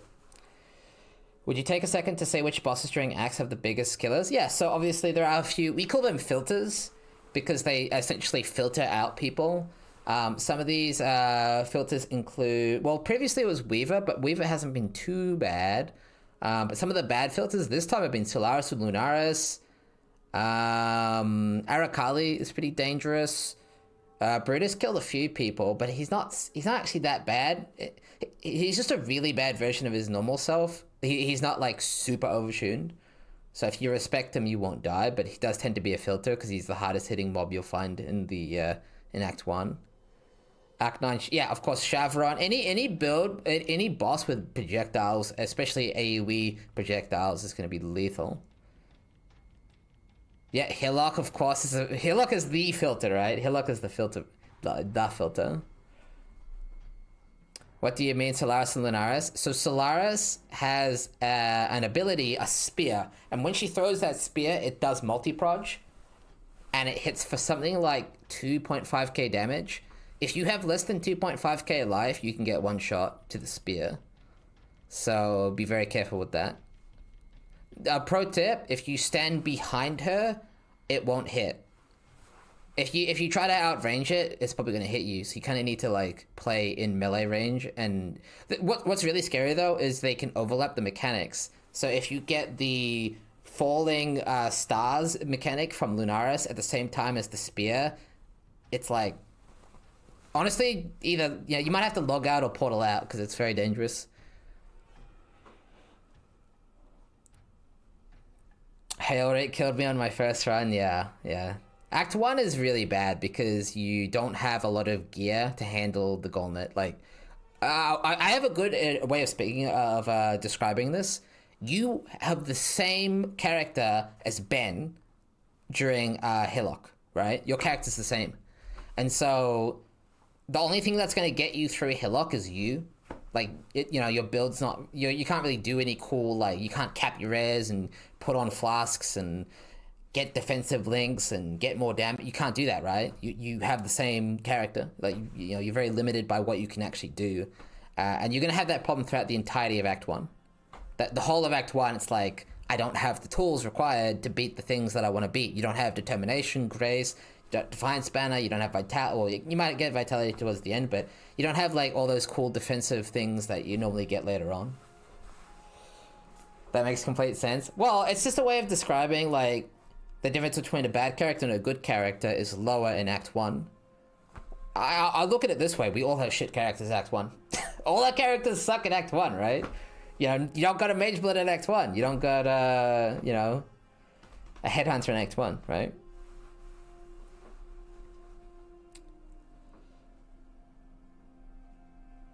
Innocence has killed me twice on my third attempt now. Yeah, Innocence is a doozy, for sure.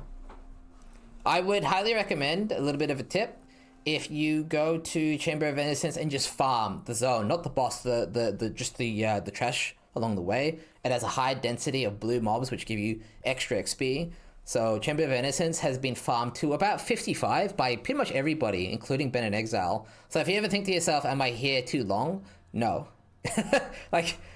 Over level, over gear is the name of the Gauntlet. So, a level to 56. Yeah, honestly, if you're not level 55 by the time you leave Chamber of Innocence, you're going too fast. Slow down, gamer. Slow down.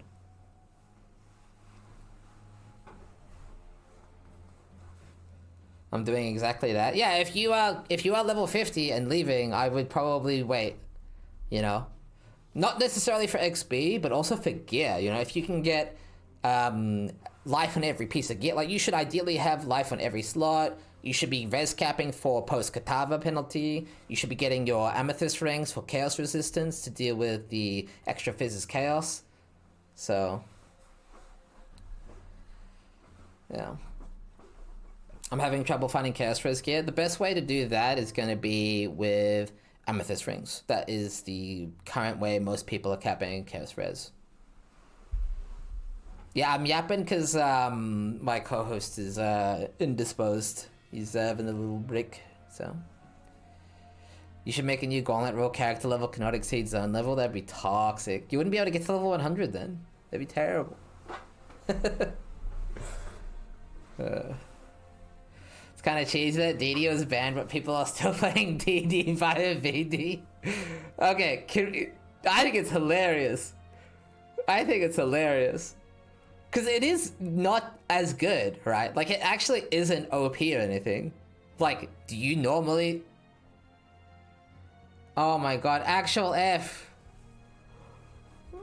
It's not even me this time. For real. It's Twitch servers. Oh my god. Open? Twitch servers dropped. Oh. For like 20 seconds. Oh no. At least it wasn't the PC this time. You can take a quick break if you want. I took a break earlier, I'm okay. You did? Yeah. When did you do that? Did I zone out? When the PC was dying. This is a cursed cast. Yeah. We've had Twitch servers drop, we've had the PC die and Yeah, Steel got a little stressed and just walked out when everything crashed, and I was like, it's fine, I'll fix it. It's funny. 4 months until PoE 2, true. Alright. We can grab another POV of some streams here. I'll just take a look. Oh, that's cool. We have Spicy Sushi, actually, checking out the Gauntlet. Now, if you guys don't know Sushi, he is like a crafting god in software trade. A lot of people probably might have even mirrored some of his items. He does have like the Settler's Shop, I believe he calls it. That's it. And he's checking out the Gauntlet. So, very interesting. Some softcore. Yeah, he does have 2,359 life, so pretty respectable. Is doing the Wildwood. It does look like he is rescue wisps from the afflicted treants. Now there is a trick with the charm ascendancy where you can actually desecrate spam. I was just talking about this actually. Oh, okay. Explain it again though, because it's a really good trick, and it's also the Warlock ascendancy. Yeah, you can bypass some of the quests by spamming desecrate because that counts as killing monsters. So you can do spell cascade and desecrate, and the quest is done in a minute instead of having to refresh and farm it. You can do this while standing at the merchant too. So some clever use of game mechanics there. So did I miss anything while I was gone?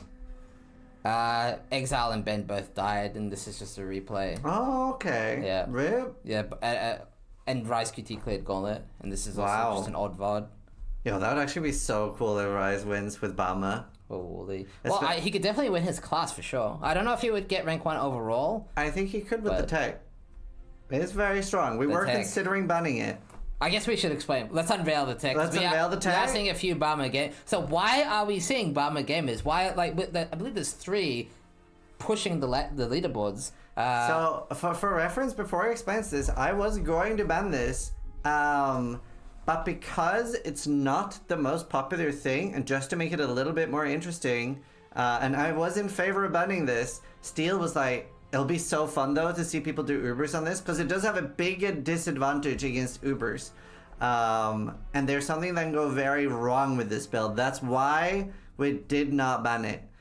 So normally we have a rule that if something is unintended by GGG, which we believe this is, it should be banned in the Gauntlet. But we did make an exception, so this is fully legal. So Steel can go ahead and explain. So now I don't know the exact specificities, but the idea is when you summon the clones, right? They're out. Now they last something like 40 seconds, right? When you weapon swap, they will also gain the stats of your weapon swap. So you get 2 sets of gear, something like that.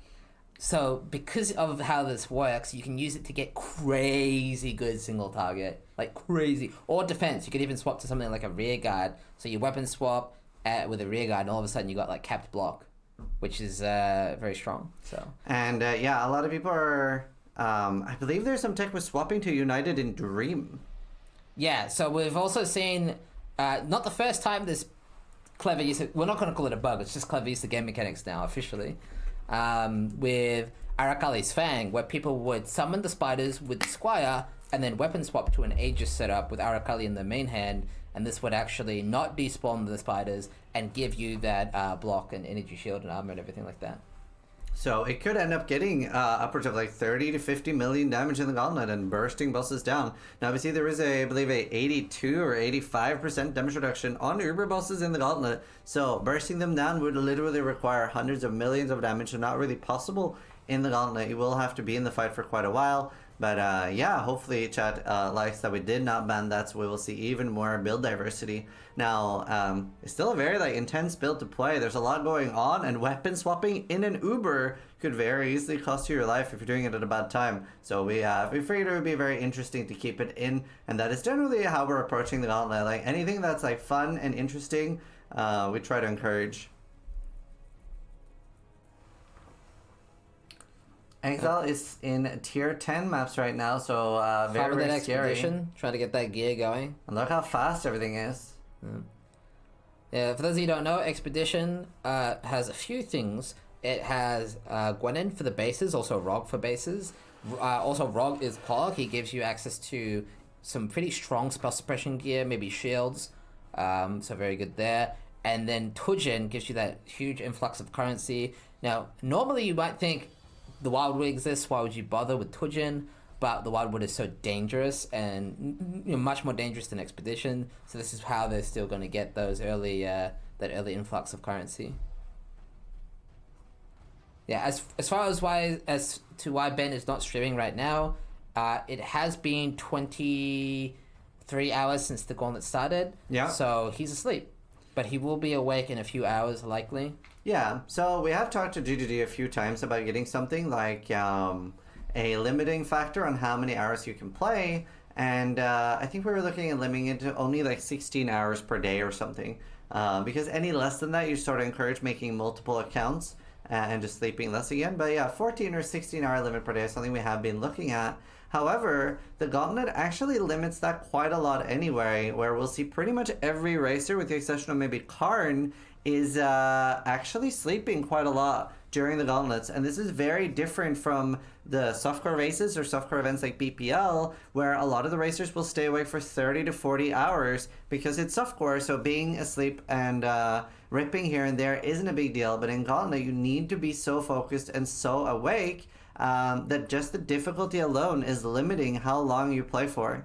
And even when I finished as rank 1 Marauder, I was actually sleeping 7 or 8 hours per day. Yeah, it reminds me of back in the day, Kriparian. He used to not do the marathon sessions. He used to play a reasonable amount of hours per day, and he was saying that exact same thing. Being awake and playing hardcore is a good idea.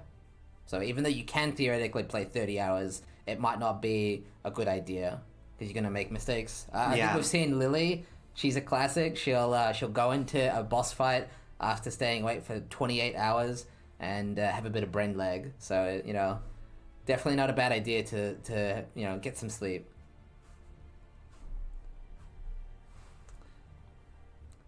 Yeah, I think both me and Ziz have actually fallen asleep in maps before. At least micro slept. Yeah, I micro slept while cycloning. It was actually how some of my real life friends found out that I was streaming. Axel just found tier 1 suppression on tier 1 life. If he exalts that twice and annuls off the suppression, he does win the bounty. He does have an annulment, does not have enough exalted orbs, so maybe he's thinking about keeping that for later or maybe even using it. But yeah, I fell asleep while cycloning. Looks like we have a mastermind from Arm Exile. It is a red map, which I guess he wants. I guess he wants that to be a red map. Maybe it gives him access to... Well, I suppose it's more about the mods, right? Not having that 60% haste. Yeah. Yeah, tier 11 Katarina does make that... Oh, look at those projectiles, though. Absolutely crazy. And what is normally a pretty safe ability is actually very deadly. Because, yeah, the entire spell gets multiplied by 4. So 4 additional projectiles. So every time you see that go out, you can see there's so many projectiles. And the thing is that this does have AoE, so this absolutely shotguns. So Katarina, while being a very safe boss, I would say, in hardcore normally, is actually one of the biggest killers in most gauntlets. So very, very different. We did actually have this sleep clip here from like 2003, it feels like. We can watch that and then go full screen.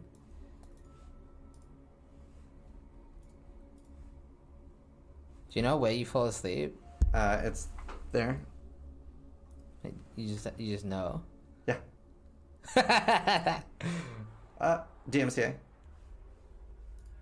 They can't hear it, right? I heard it. It's just quiet. Ah, okay.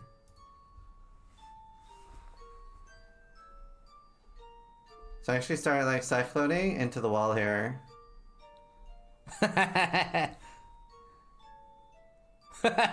And then I like realized that I was micro sleeping, so I like, oh, I'm gonna go to sleep. I'll see you guys tomorrow. And I went to bed. Yeah. The jolt away, yeah. And at that time I hadn't even been awake too long. It was like 35, 36 hours.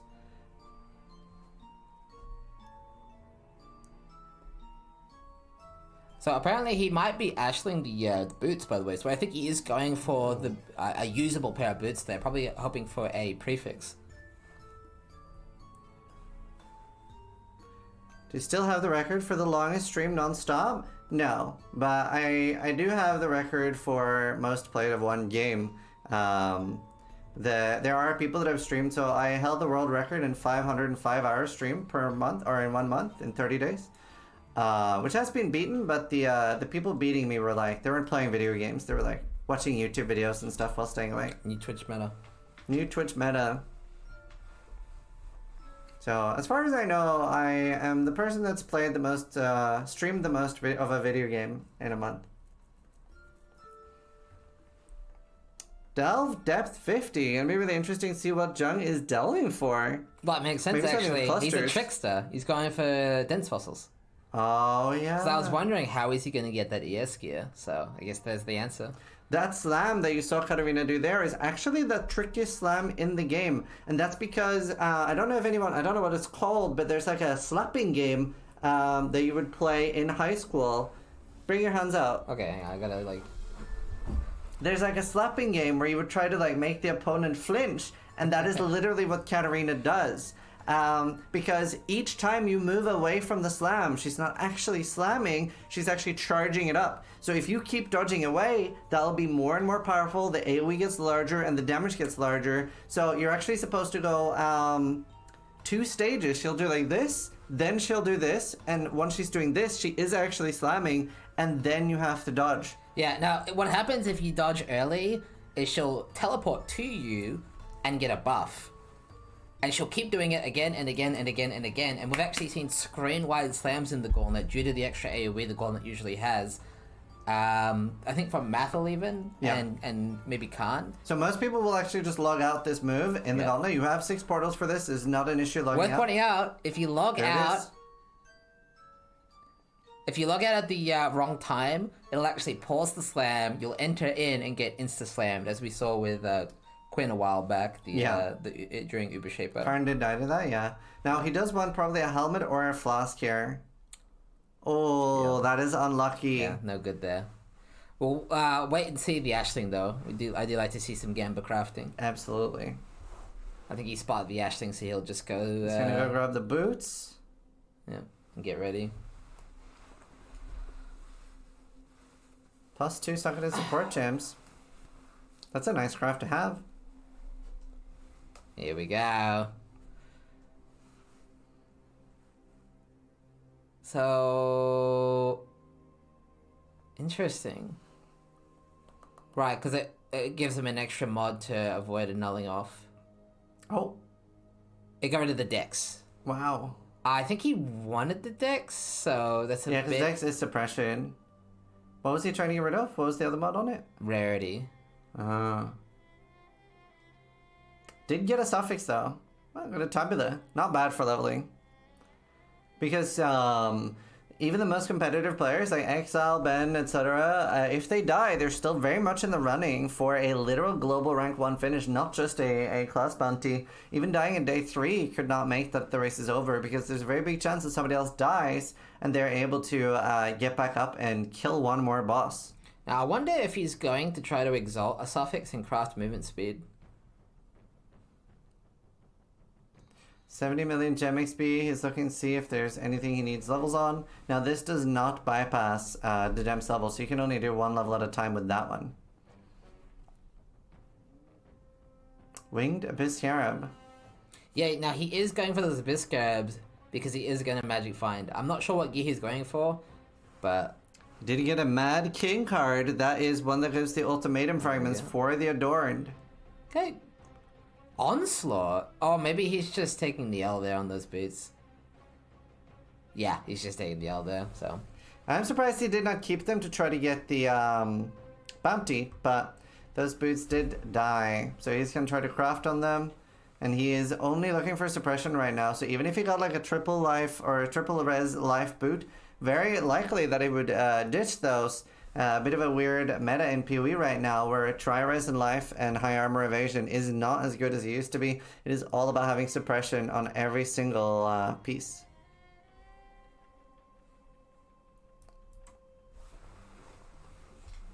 We have Garatha here, still in white maps, 4.7k life. And I believe he is our rank 1 ranger as well. Yeah. So. Very good damage, playing Toxic Rain, and gonna be interesting to see. A lot of people are probably gonna be switching their builds later. Now, do remember in this Gauntlet, you do have to use a Transfigured Gem to actually score points. So you don't have to use one early, but once you're killing those bosses, like it's Ziri and Uber and Ziri, and once you want points from them, you do need to use the Transfigured Gem. And it cannot just be something cosmetic that's in there. It does need to deal a large portion of your damage. So something like dealing a little bit of damage with Flame Dash is not going to be a big difficulty, and hopefully people just understand the point of the rule is that you are supposed to use an actual Transfigured Gem. So some people in the chat were wondering about suppression and how important it is in the Gauntlet. Because of the difficulty of the Gauntlet, you need every defensive layer that you can get, making suppression basically mandatory. Maybe Jugs and Chieftains can get away without it for a while, but you will need suppression, definitely for the bosses, 100%. So if you need suppression, I would definitely get some. Worth pointing out, you're not going to get 100% suppression early, it's just not realistic.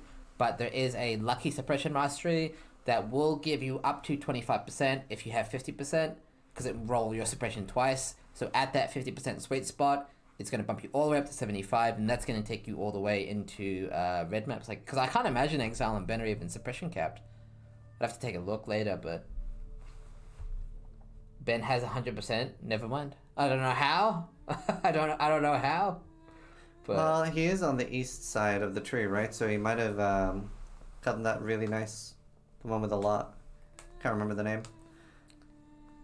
Rog is pod. Or Rog is so good. Yeah, I'm in a Meteorite. Ben he Ruff did a have good that shield. Yeah. Rog blessed him. I think right now we should just take a little bit of a look at just swipe over some people's gear on the ladder, like the class rank 1 of everything.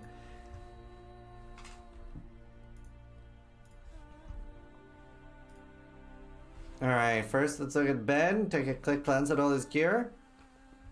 Oh, here we go. We can just use the tool now. Yeah.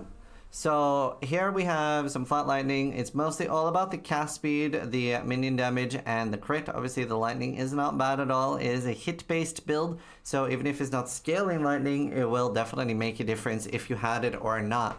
Wow, look at those gloves. Tier 1 suppression, tier 1 fire, and tier 1 cold. This is most likely something there's a very big chance that he's going to do suffixes cannot be changed and either a Veiled Chaos Orb or a Reforged Life later. Worth pointing out as well, he's already got his implicits too. Yeah. He's gaming. That is very strong. So that fire gaming. exposure is very strong. So he already has perfect gloves. They are ready to go. Here we have a pretty shield is solid insane. chest. Tier 3 spell suppression, high dex, and if I remember correctly, I don't know if he has Mage Bane. I don't think he would. Let's see. We can take a quick look at that. No. He does not have Mage Bane, so the dexterity, unless he needs it for some of his gear, which he does, is a little bit more of a dead stat. He does have Volatile Dead with 10 quality, and it is just level 20. You might be wondering why he doesn't have life on the chest either. There's a 50% life mastery that is very, very strong and definitely better than going for life prefixes, especially when you can get things like armor and evasion prefixes. And the reason why those are so strong is he is running Determination Grace and obviously Barkskin, which is going to give him a ton of armor. Yeah. Determination, Grace, Tempest Shield. He has Haste there too, which maybe he turns off Grace for Sanctum. The helmet is probably one of the more mid items. He has only a 7% suppression there. That capped is capped though. Yeah, 100%. Wow, yeah.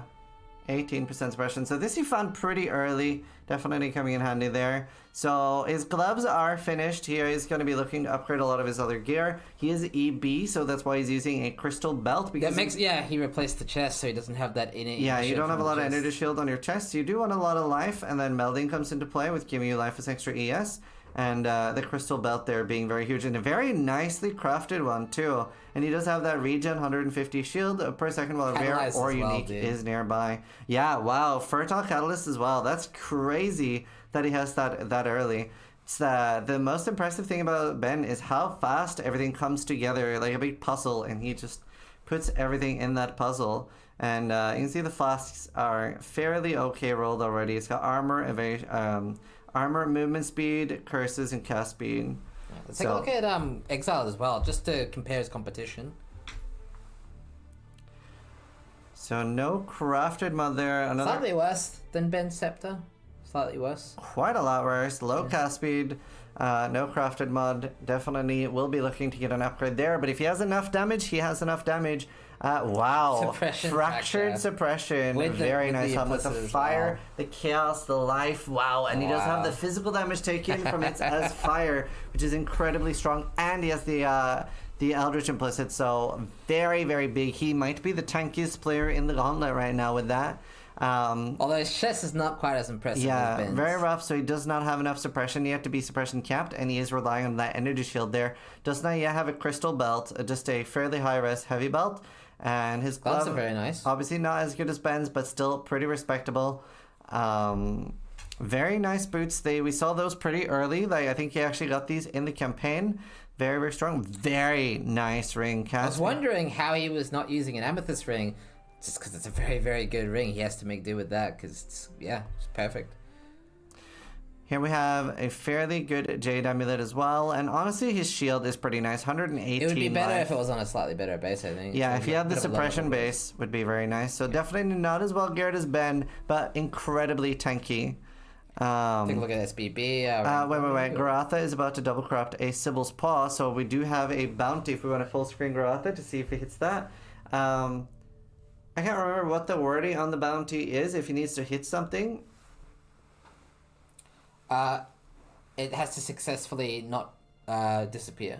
Oh, okay. So this is a 3 and 4 to hit. He should get this.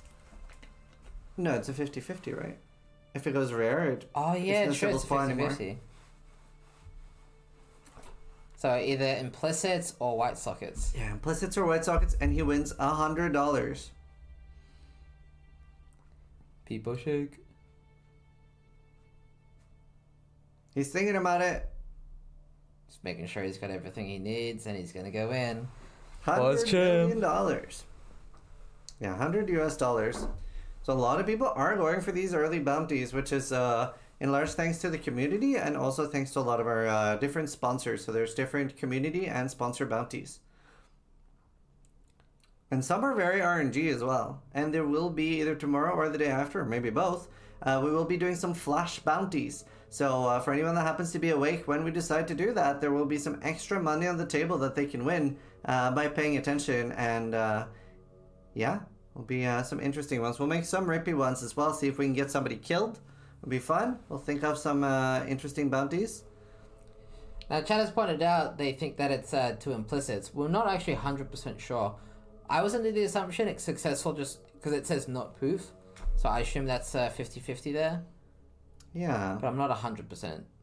Obviously, there is a Word document that you guys use to track these bounties to make sure it's the rules are laid out. Yeah.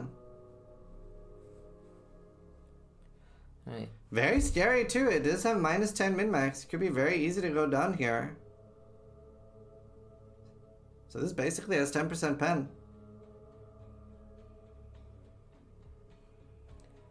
Hello, Case Code 13. Without Case Code 13, we would not really be having gauntlets. Not at this scale. Completely random thing. Would Valside areas have Uber mods? I actually have no idea. No, red lot mobs. I think. Even if they're the same level as an Uber? Oh, if it is 85, it will have Uber. I think. Honestly, not sure. You'll find out. Imagine you go in and it's just got like 80% increased damage and... Imagine if everything is possessed by Ziri. Oh my gosh. Here it is. Oh. First mage blood of the league. Holy. Double hit Ziri. Look, his chat's saying hi to us. Hi, Ziz. That's us. Where's Zizaran? Alright, the moment of truth coming up. It's the next room, I believe. So how does Delve work? I assume it's based on zone level. Based on zone level. So pre-68, you're going to have those campaign mods. Oh yeah, they can't see me. I was waving. I can put us if you'd prefer.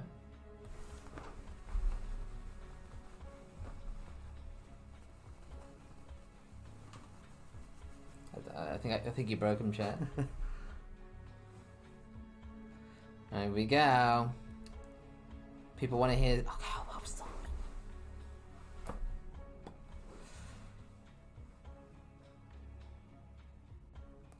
Wait, we do have background music. Should just be very quiet. Yeah, I can turn it up a little bit, but just yell at me if you guys want some louder music or quieter. No music. It's fine as it is. Hey, cool. It's fine. It is supposed to be pretty quiet. Alright, here we go. He's stalling. He's Steel Mage. Oh! There it That's is. definitely a win. Definitely a Easy win. bounty. Like he's doing his little look, I'm in the league, that's the character. There it is. There it is. That's a dub. That is the cat bounty claimed. Very nice, very nice. There we go. Boop. Boop. Alright. Good one from Garatha. It's $100 bounty, that. That's it. So, friendly reminder, bounties, they're weird, but that's how they're designed to be. So anyone can make any bounty, within reason, of course. As long as Doesn't there have to is- be that reasonable. True, we've seen some very weird ones. So, I might turn the music up just a tad. Let's Okay. do this. Pew. I don't even know if that'll. There make is it still a loud. lot of bounties, both community ones and sponsor ones, like the Displayed and Starforge bounties. It will be interesting if anyone can get a Starforge or a Voidforge. Yeah, I mean those are extremely rare now, so I would be assuming not. But We do actually have first person to die at level 98 at rank 1.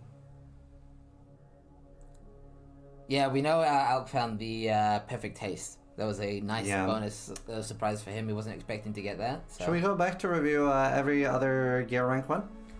definitely. Absolutely. Really weird ones like 2120 EA. Hey, that is not a weird one.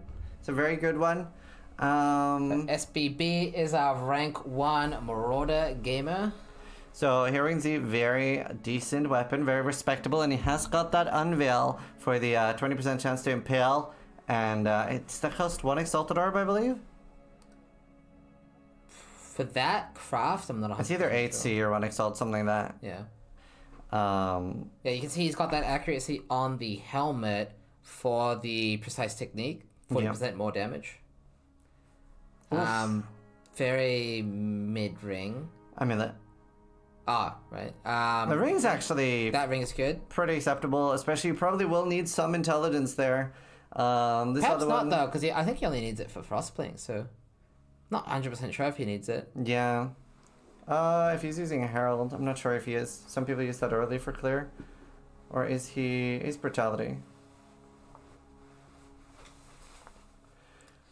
Alright, very good chest though. High Chaos Rest, PDR, Crafted Suppression. Trying to get a little bit of suppress in there. Obviously he's not going to get anywhere near capped right now.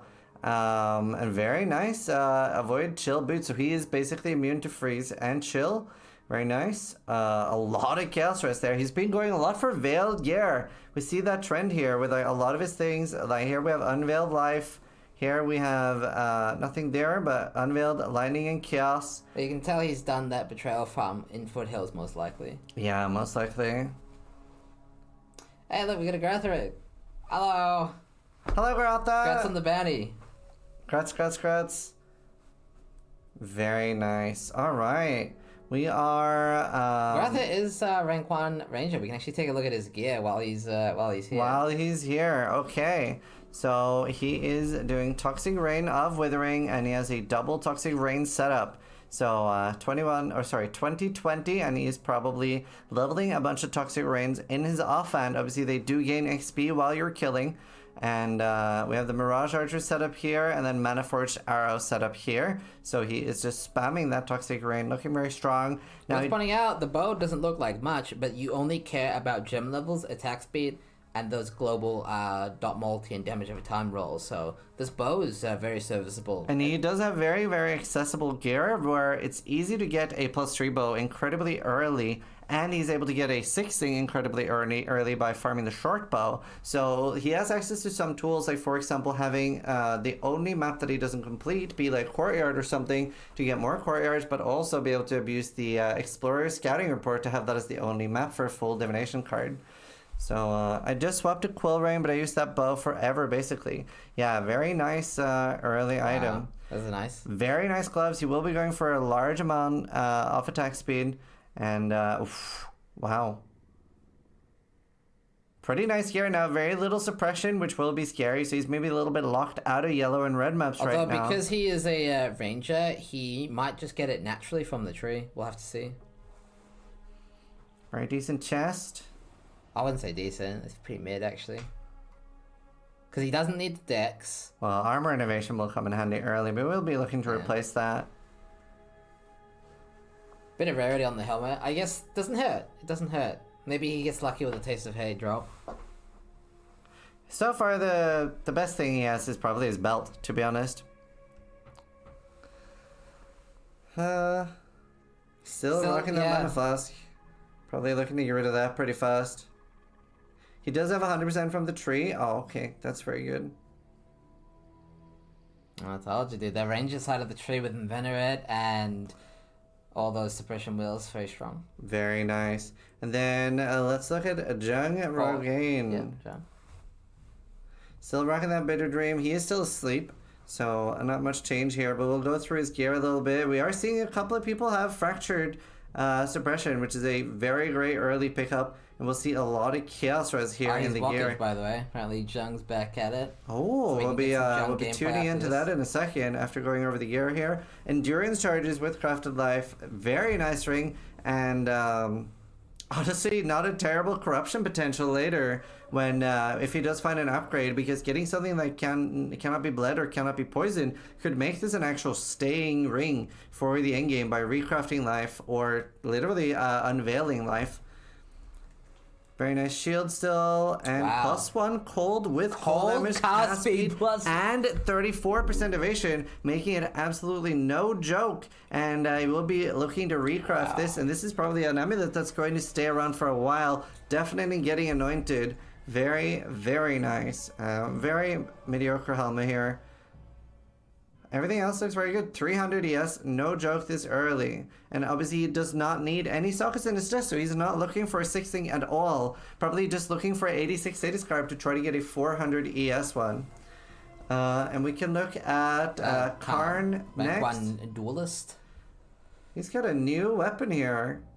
Not particularly crazy either. 500 fizz DPS. I guess we're not saying too many good axes. Alkaiser, I think, had the best one. Yeah, Alkaiser's At is 640. 630, 640. Yeah. Decent gloves. Nothing crazy. The attack speed makes him usable, yeah. Accuracy there, some flat fizz, leveling ring, but also has accuracy. He does have a lot of accuracy on his gear. I think Diala gave him this. Yeah, we're seeing a lot of people do very much with very little. Yeah, nothing crazy, honestly. Very mediocre gear. Didn't Karn die though? Deathless. Reduced effect of chill, increased armor, reduced curses, reduced shock effect. So he is shock immune probably with that Pantheon. Next up we have the Guardian NN. And over here. Let's see. So he has gotten a better wand. This Not is much just better, a though. Screaming Essence of Fear with not a single other hit. Nothing hit there. It moved. Why is it moving? +1 minion. Honestly, pretty respectable helmet. Getting +1 minion skills with anything. Obviously, he will be looking for +2 pretty soon. And it does have fizz from hits taken as chaos damage. So that means that he's probably 75% You would chaos hope risk. so. You would hope so. If not, it will be more damage. Other than that, very nice ring. Everything else is a little bit mid. A lot of like leveling gear still. Focusing very high on chaos res. Very, very Shield's nice. actually really nice. 76% damage. Open suffix for suppression. Minion life, cold res, and not a lot of life, but very nice still. Yeah, serviceable. Definitely. I'm very curious what kind of gear the players are expecting to hit as roughly a mid to end game goal. Like how perfect that's going to be. We do have access to a lot of Divine Ops this league if people want to farm it. So you could see some really good gear being crafted. Here we're seeing Cremation of Exhuming on the Scion. And he is at level 84. So this is the rank 1 Scion. Has gotten that trigger. And honestly, not bad. That must be a Shrieking or something. Honestly, might not even have used an Essence for this one. And just gotten lucky with 84% damage. And obviously, none of the other minion stats matter. The only thing that would have been good would be +1 fire, because Cremation is a fire skill. And not a lot of suppression we're seeing so far here. But other than that, it is pretty good gear with a lot of res and a lot of life. So he's not rocking a lot of chaos, though. He does have endurance charges unveiled there. And a lot of cast That speed. looks very nice, actually. Yeah. Yeah, a lot of cast. Suppression on the shield. 2 life flasks. 2? Avoid being ignited chance. So not really finished rolling his flasks yet. We can go back and take a look at how Jung Ron's playstyle looks and a few other things as well. Alright, Jung Rogaine. Goodbye, Garatha. Goodbye. Oh wow, Syme died. Top 25. Rip. It's his second death, I believe. Very high on ladder both times. Yeah. Rip. F in the chat. It looks so fun. Like, it's so cool that we have so many different builds to showcase. It really is like a very unique Gauntlet in that way. Obviously, when there is this high a difficulty level, you very often see most people try to play a similar build. I don't think anyone was expecting this much build diversity and an event this difficult. Now, while we can't track mirrors in the Gauntlet, we can actually get a rough idea about belts if people have equipped it.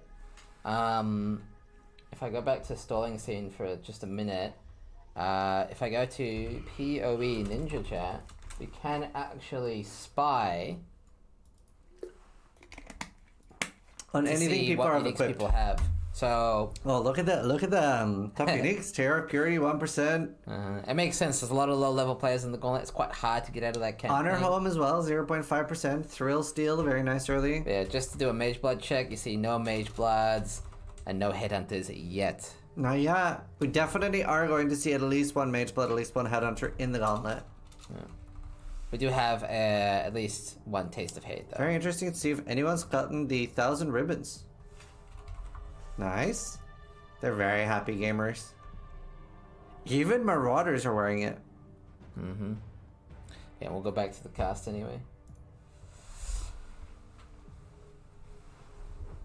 Is Merc Lab generally safe? So yeah, Merc Lab is easier than the rest of the campaign.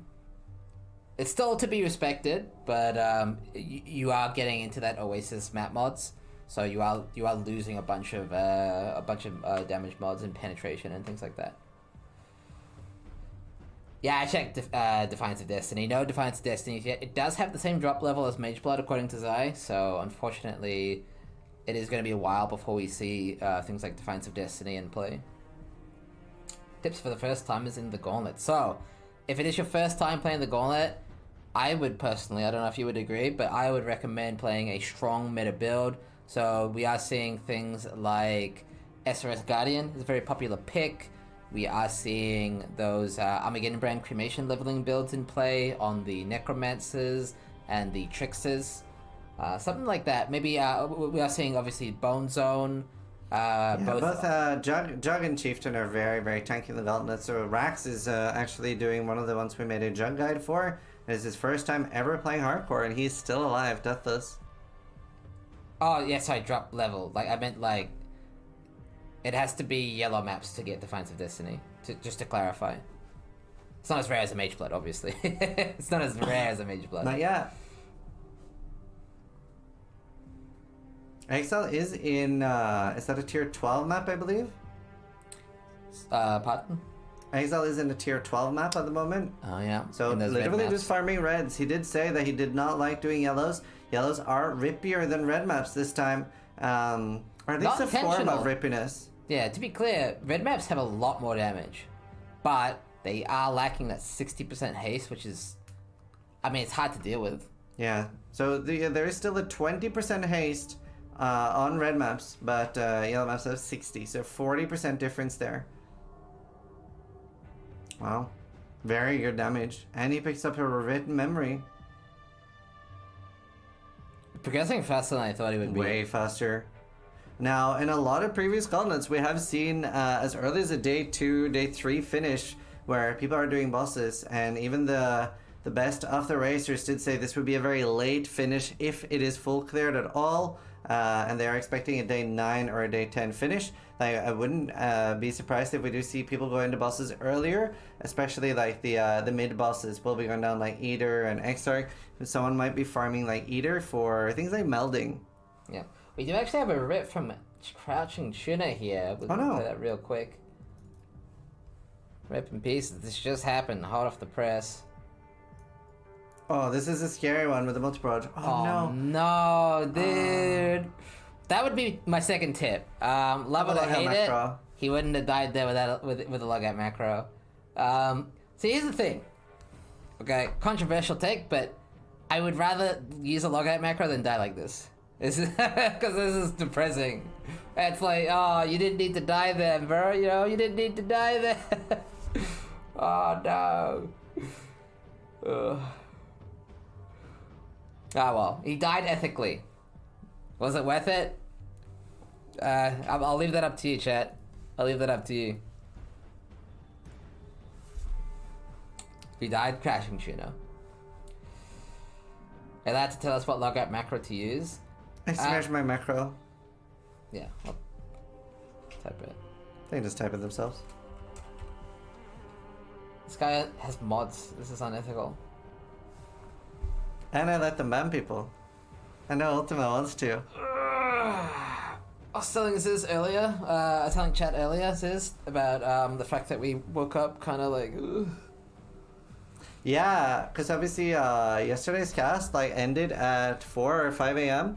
roughly. So it was hard like to go to bed afterwards. I was up for another 4 hours. Yeah, he was telling me he's too amped, you know. Yeah, I was so awake when it ended. I actually could have like continued casting a bit, but obviously it's good to have a set end time.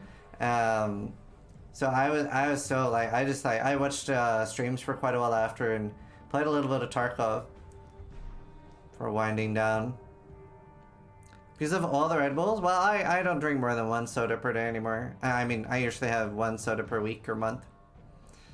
But yeah, I mean, now that I drink a lot less caffeine, I definitely feel caffeine affects me a lot more. Exile are just crushing red maps, and he probably has the majority of his Atlas bonus done already.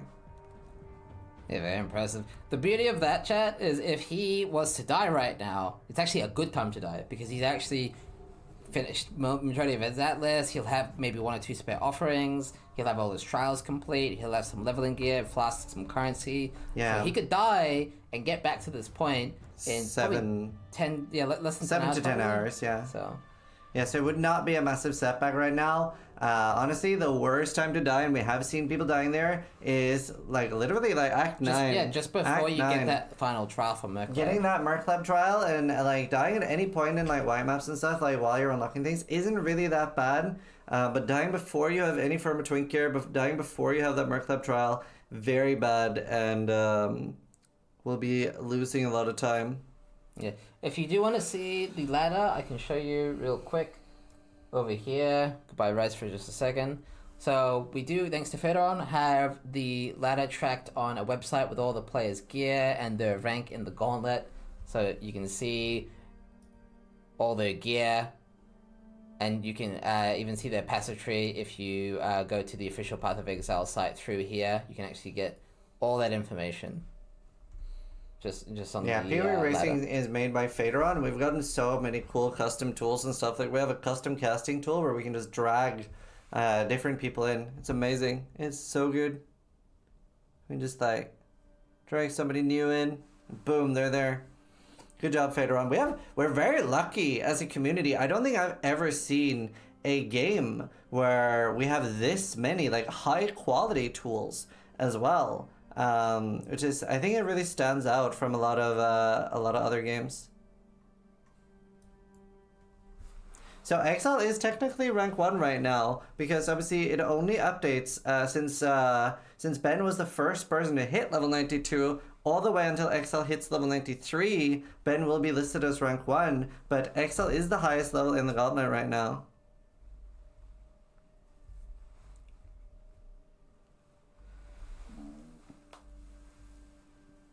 Wow, how's your tools doing? Yeah. Thanks, Jose. Yeah, worth pointing out, if Flatbot is down, Awakened PoE Trade does have a built-in logout.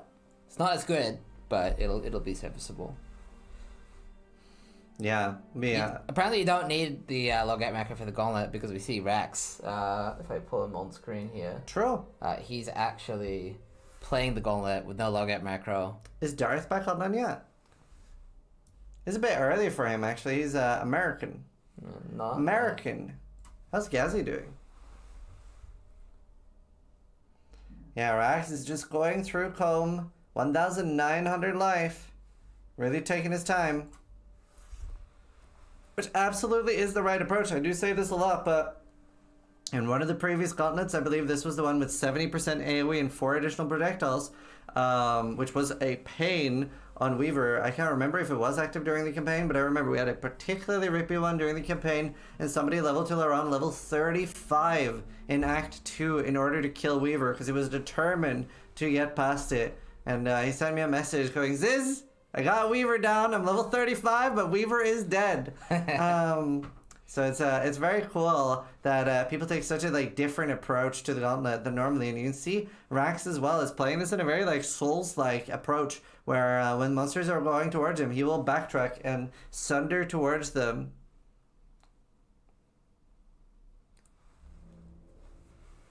Just died Weaver at 24. Yeah, those multi-proj AoE overlapping shotgun mechanics are lethal. Yeah, so Weaver is a little bit more dangerous than normal in this gauntlet, and it might look easy when you're seeing a lot of people like Ben, Exile, and Rise, and a lot of players that know what they're doing fight these things, but that's because they know exactly what move can one-shot them. So the Weaver actually fires a little bit of a nuke when you're further away. That's why you'll see everybody will be in close melee range of Weaver while running around in a circle. And if you're at all at range, it'll fire a few balls, and there will be 3 or 5 of them or something, because I think it's normally 3. They do have AoE overlap, and they are chaos damage, and we do have the Fizz's extra chaos, so they're even more dangerous than before. So that hitting you, you're absolutely gone, and you actually cannot really have enough life at this point to tank it. So a lot of people's approach to the Weaver is simply getting enough damage that you kill the fight very quickly. We are seeing Rise head on over to Kitava. I think he had the log, so he's doing the Walk of Shame, but he will be entering maps shortly. So back into maps. Very, very, very good. And with 4k life to boot, so he's a tanky boy. Very tanky. Yeah, we've seen a few people be extremely tanky, like Lance as well had extremely high HP. I think he might actually get as much as 5k life before finishing the campaign.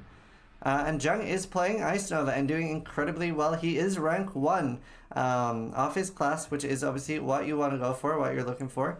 So gotta remember that there are loads of different mini races.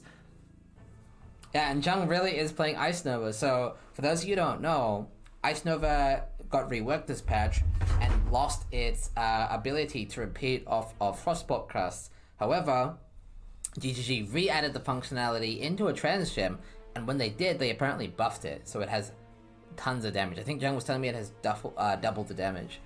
So it has a lot of single target. It's a little bit clunky to play, but the payoff is you get a ton of damage, and it's a cold damage build too, which helps you handle that haste. Oh. He he has to do Kitava again because he logged out or left after the heart died or died from lingering damage. So no, he got. I think. Oh, okay. Okay, he just had to talk to the NPC. You did see the despair on his face there because he thought the same as me that he had to go do it all over again. He was like, "Are you fucking kidding me?" But it did apparently count, so he must have done the explosion as he was loading out of the zone. Yeah, but there was a little bit of a despair there. A little bit of relief. And Rax just getting ready to fight Comb here. Strong runs. We'll see a lot of betrayal. There's so many things people are going to be looking for there. Especially getting an endurance charge ring or amulet. Picking up an Orb of Annulment, which is a very rare actual drop like that. There are a few things like Regals, Annulment, etc. Just incredibly rare. For new players, can you explain why and when to use logout macro? So if you put yourself into a position that you shouldn't have, you're out of potions. You do get a get out of jail free card. There is a bit of shame involved. You know, obviously there's a reason why hardcore players don't walk into a map and log out like 20 times. You know, you have limited resources with portals, and you can't really play the game logging out every 2 seconds. Ideally, you're logging out only in the most dire of situations. Otherwise, you're wasting too much time. And it's not guaranteed to save you. If you are getting low enough to log out, you're going to die eventually. So it should only be used sparingly. You shouldn't be relying on it too much. But it does allow you to get that get out of jail free card. Perhaps you don't have freeze immunity yet, and you're frozen. You know, or maybe you're bleeding, and if you take one more move, you're gonna die. So normally you don't necessarily need it for hardcore. I've played the game without it. It's fine. In most situations. Yeah, I think both of us have killed all the bosses without a logout macro. But when you're talking about Gauntlet, it's obviously a little bit unfair. It's not designed to be fair. It's designed to be punishing. So, quite a good idea to at least be in the mindset that you can leave content that you are not prepared for. I think the biggest nice use is the freeze boxes. Yeah. And we have Rax coming up on Comb. Honestly, let's give him a full screen for this. He is also using one of my build guides for the Jug Sunder, which will be Bone Zone eventually. Oh, he's just farming. He's not going for Comb. He's Baited. Taking his pace and just chilling. That's a great approach. Honestly, love to see it. Oh, he has done Comb already. So he's just farming to get stronger. It makes sense, actually. The Malachi fight is... I mean, maybe he knows. Maybe he's just got the intuition to know that the Act 4 boss fight is completely obscenely overtuned in the Gauntlet because it has so many multi-proj mechanics. So I think he's playing it super safe, and he's right to do so. Yeah. And like I did say in the guide, like obviously you can switch to Bone Shatter at this point. However, Bone Shatter is very melee, and Sunder does have the advantage that you can kill things from pretty far away if you're scared of being melee, which is a very good approach when you're a player that you don't know exactly what can kill you. That is a large part of the power that the racers have, is that they know exactly what is dangerous and this gauntlet is very different and has been catching people off guard. Past gauntlets have had a lot of fizzes, extra fire, cold, and lightning, which makes anything like Roas or anything with a base fizz very dangerous. And this gauntlet is so different with things like Solaris, Lunaris, and anything that's pure elemental damage, Comb included. We've seen deaths to Shavron, etc. Any pure elemental is super scary because of the pen. I just want full screen Jung because you got that gameplay going right now. Look It's at that very gameplay, nice. though. Look at those balls. So you can see the clear does not look as bad as I would think it would. It might feel a little clunky to play, but it looks smooth. And we'll see his single target here. So he's obviously launching those balls in advance. Returning Proj gives him double time to cast as well. Wow, this build's actually great. Crazy damage. Very cool build. I don't know how he'd be doing without the Lucky Bitter Dream drop, but Bitter Dream is very big and just allows him to like collect so many fusings. Wow, Restless Ward. Wow. I'd be surprised if he doesn't take the Restless Ward here. Yeah. It's a very good chest for Trickster. Very high energy shield. Definitely an upgrade from his current chest if he can fit it. Well, more so if he can get charges somehow. I wouldn't say it's an upgrade without any charges, but he might be able to take advantage of that. Getting unique maps there. Did he get a Cars Trial? He did not. But he did get a Care Blade, which is a big pickup. Yeah, cannot roll attack points, I believe. Yeah. And you do not need to kill the boss to get that. True, you can just go outside the boss room. Yeah. So this is a very dangerous boss. We've actually, I remember Exile died in one of the gauntlets due to Care Blade. He was doing a tier 16 Care Blade early on and did try to get the boss. Right, I'm gonna let you take over the cast for a minute. I'm just gonna go get something to drink and stretch my legs. Absolutely. So. Will you grab me another water? Yeah. Thanks.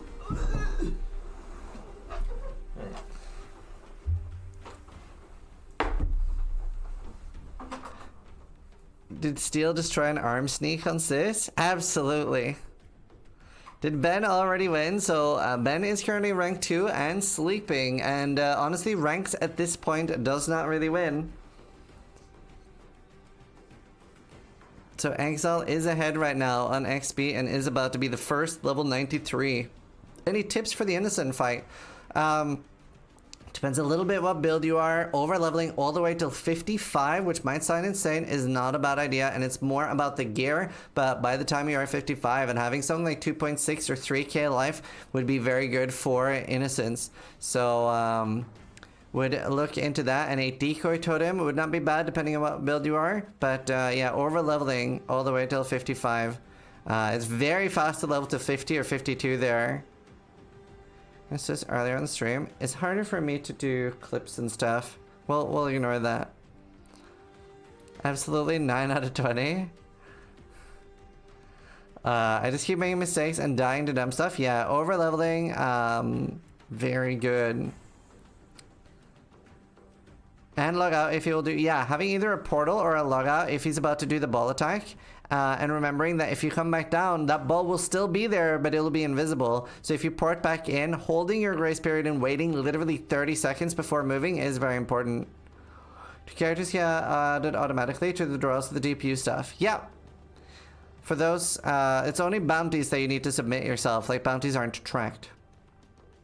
Has the cat even started playing the Gauntlet? As of yet, unknown. It's his first time hardcore, almost died a few times, but I'm level 54. Wow, what a Giga Chat. Congratulations.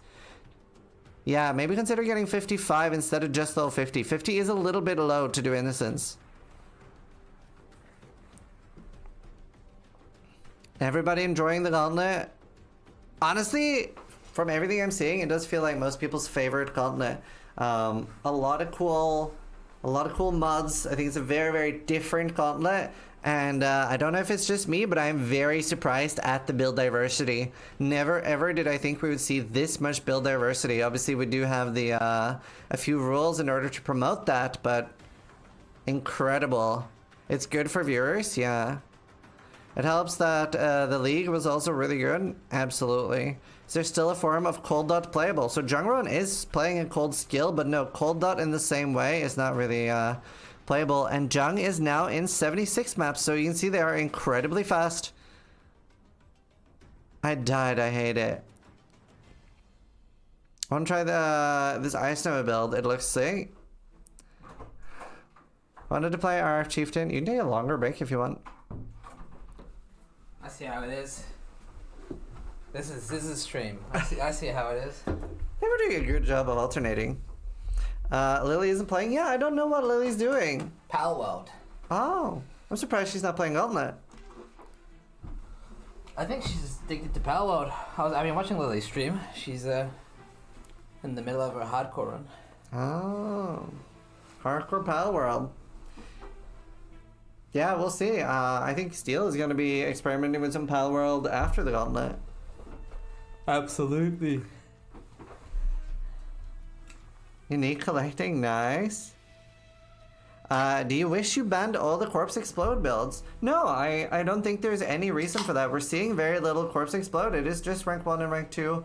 As well as one other person in like the top 50, I believe. It is very, very even split between different abilities. So the problem with Detonate Dead is that it was so strong that a lot of different ascendancies were using it. But right now, it has put it down to a very even playing field where there's a lot of things that it might not even be the rank 1 ability. So a lot of racers have been talking about different things that they want to play and want to respec into later. So I don't think we could have wished for a better balance. So banning every corpse skill might have been less diversity with that you would just see more of the other skills.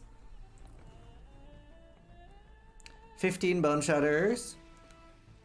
Yeah, I don't know if all the Bone Shatters are going to stay Bone Shatter for actual bossing. Like, actually bossing on Bone Shatter is very hard. Yeah, we saw in previous Gauntlets how Kaiser would whip out some range skills just to be able to handle things like Awakener potentially. Because it is kind of annoying sometimes. Not all skills really... Wouldn't be surprised to see Sunder. Yeah, just something a bit more range. If it takes 2 hours, that's better than it not being possible with Bone Zone. So some chat is asking for some tips just to make it through Act 1. Any ideas what they could be doing better? So Roas are actually like a lot easier than normal. That would be a big thing that would gatekeep people before. And even like leveling a lot in Submerged Passage and stuff, and maybe getting to like level 10 in Submerged Passage would help a lot. If you're playing a spell build, you're getting a large damage boost each time you level. So early on farming that and killing the unique enemies and stuff and any exiles and stuff you see later on. To get those full like rare jewelry drops. Yeah, that'll help a lot. So definitely keep an eye out for them. And exiles can spawn early. And then try to stay, as much as I would say, 8 levels above the zone. And that'll give you a large amount of power. Now, if you are 10 levels above the zone, Lead Mechanics stop spawning at 11 levels above. So keep that in mind. Something I noticed as well, a lot of the competitors during those early levels had leather belts, heavy belts, core rings, as much life as possible. They were rocking about 350 life by the time they were in prison. So you should be trying to get as much life as possible. Yeah. Rax is progressing now. Alrighty, we got a content window from Rax. So this is what I would say is one of those filters that we talk about during the cast. Filters being boss fights that are very, very difficulty and you can't really tank them. So it's a bit of a skill check. So you just kind of have to... Well, I guess you can tank it to an extent, right? But if you get hit by the wrong thing at the wrong time, you're going to die. So we'll be seeing Piety from Rax, and then obviously the trio with... Chevron being very deadly. Yeah, with Malachi as well. So that'll be super rippy. We'll full screen that, I think. Watch Jung if possible. So that is... Oh, he's doing Mastermind. Jung on the left there. I think he means full screen because of the Mastermind. We have so many things happening right now that we can't really full screen Jung.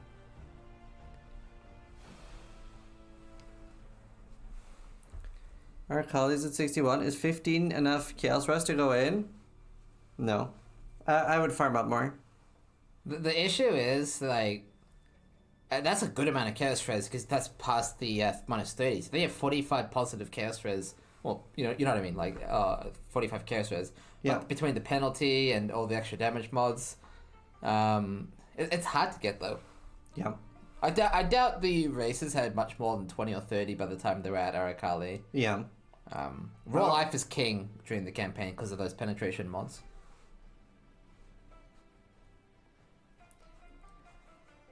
It'd be fun to see how Darth and a few others do early. We have seen a lot of people that primarily play softcore and are maybe completely new. There's a lot of people's first Gauntlet and a lot of people's first hardcore. Rax has never played hardcore before.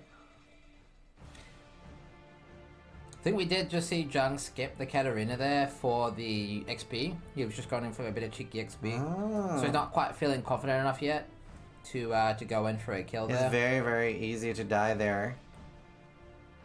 We're about to see a Rax do Piety, and yeah, if you don't have a lot of sustain and you get like bled, like I believe Piety does add corrupting blood to you if you get hit by the beam.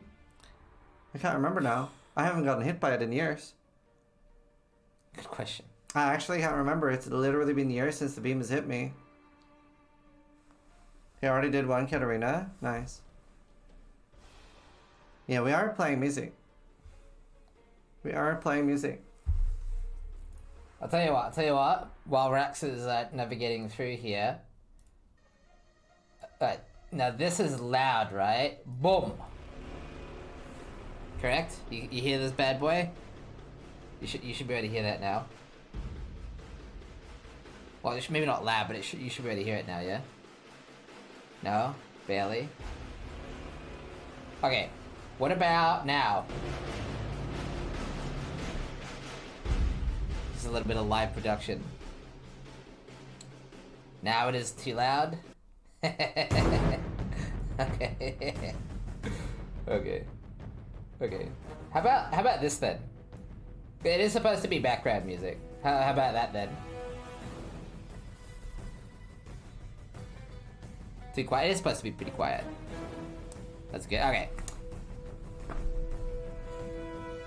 Most people are saying good. So I think the confusion here is that there is that little mixer button on the stream. So some people are clicking that and some people aren't. So the people that aren't clicking that can't hear anything, and the people that are can. So you can click and fiddle around with that button. It's like the automatic mixer by Twitch.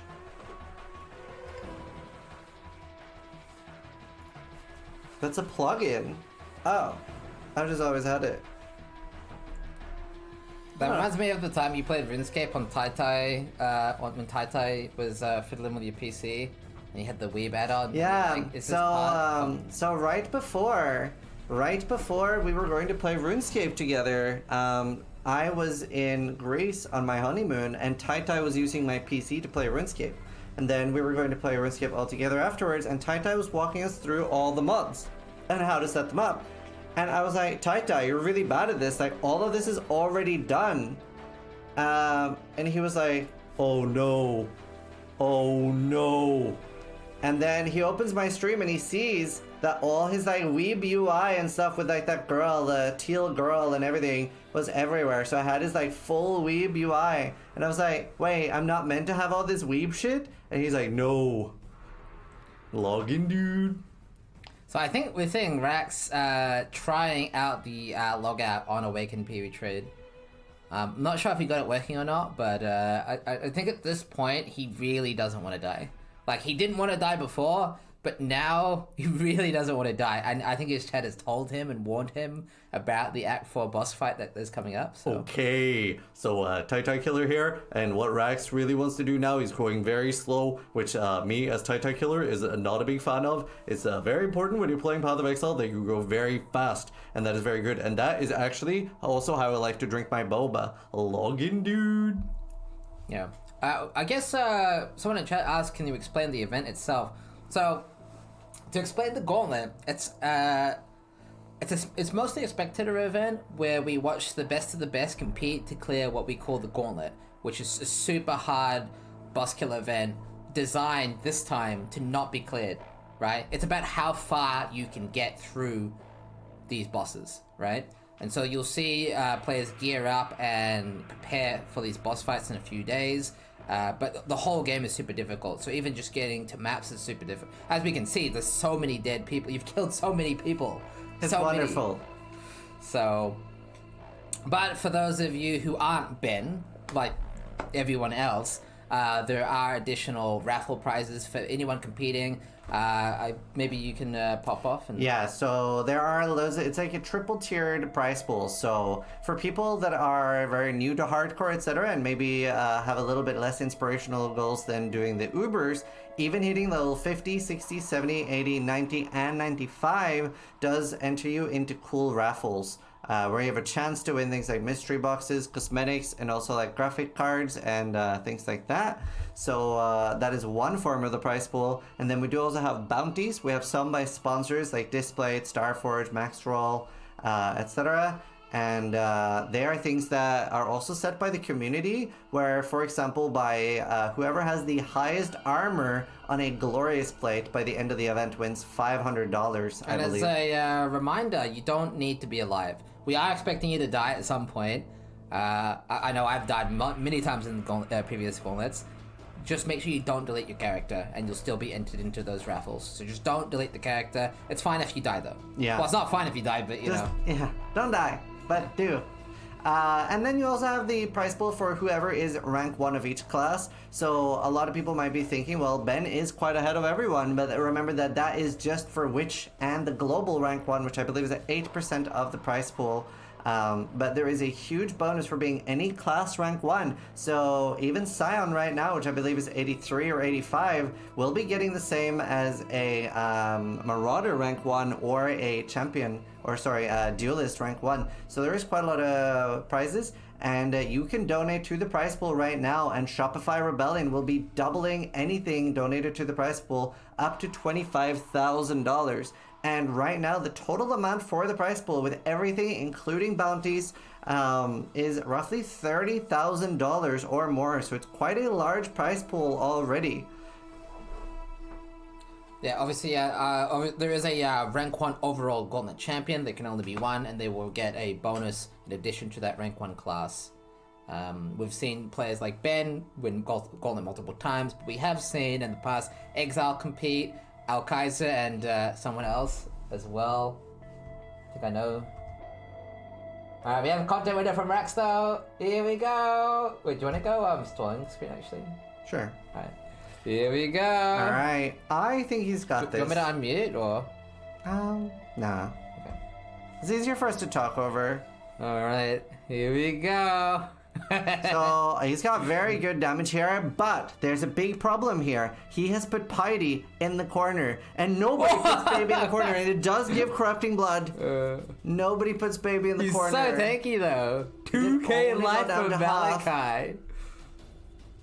Now, I believe the beam has a lot of fizz, so without the fizz's extra fire, cold, and lightning, it will be not as rippy as normal, and he has very good damage. Oh my god. Now, he is also playing without a logout macro, so if he goes out of potion charges, it could be very scary. Now, you can see that he's terrified of going through the beam again. Now, I'm impressed by his damage, by the way. Very his good. Very, very good. Very good.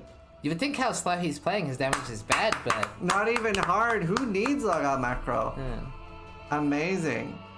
Now, it's not over yet. I would say that's just the precursor to the difficult part. Yeah, we also have Chevron, so Malachi, Dodre. Dodre is a real killer. Especially with the multi-pros. Yeah, Dodre has killed Al Kaiser before, who I would say is the #1 melee Giga Chad. Actually managed to clear the gauntlet with melee as well in the past, and he's died to Dodre, so we'll see how Rex fares. Just very, very well done. First time ever playing hardcore in Path of Exile. So it'll be interesting to see how he goes against the next bosses here. Hopefully you guys are enjoying the Gauntlet, and if you are, you can actually support the Gauntlet by buying a t-shirt. And we do have a new merch enabled today, because we did have some of our more rotund viewers actually request a larger size. We did not previously have anything above 3XL, but now we've enabled a new hoodie with 4XL, 5XL, and 6XL. So if you are in the middle of your bulking process, we've got you covered. So we can like show off the new hoodie there. It is something we've never sold before. Rotund, no way. So we can see this is a new one. So I have actually ordered one to myself already. So we should hopefully have that within the 10 days. And these are available for the duration of the Gauntlet and roughly a week afterwards. And there was one guy that asked for stickers as well. So we have enabled stickers that you can buy if you want stickers. The next tab. Oh yeah, that's this one. Stickers. So This should be pretty cool. It is available in white. And yeah, it goes all the way down to 2XS. So if you're tiny, you can buy them. Or if you are super wide, and you can buy 6XL. This could also work as a tent. So if you like camping, might be something to look into. Alright. I think Rax is just preparing. I think he's getting ready. Here we go. I think he's wondering, does he want to farm or does he want to clear? Now, worth pointing out, but that's my absolutely worth pointing out. Oh, they've been saying that. I mean, like, I don't say that a lot. Oh, there it is. Exile now, actually locked in rank 1. And there we go, our first boss fight. I wonder if he'll go straight in.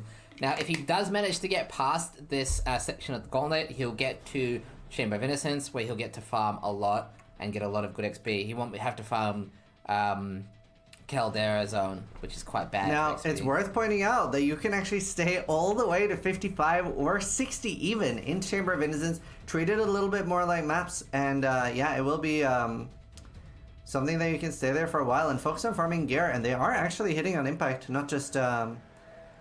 Oh, I guess it's different when she's in the air. Now, I'm surprised he's not running a Frostblink. Yeah, maybe he doesn't know. Maybe he's unaware. Chevron does go down. Now it's going to be interesting. I don't know if I don't think he has a curse, but even if he did, he might not be aware that Dodri will actually eat and consume your curse and give herself Unholy Might, which gives her a lot of Fizz's Extra Chaos, and there is already Fizz's Extra Chaos, making her incredibly scary. Please announce when the shop restocks various sizes.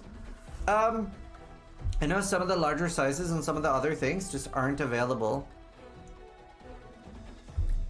For the raffle, I believe you don't have to worry about using a transgem. No, you can do whatever you want. You can use band skills. We got a Manny raid coming in as well. Hello! Hello, Manny. Hello. Thank you. Is he playing Gauntlet? I can take a quick look.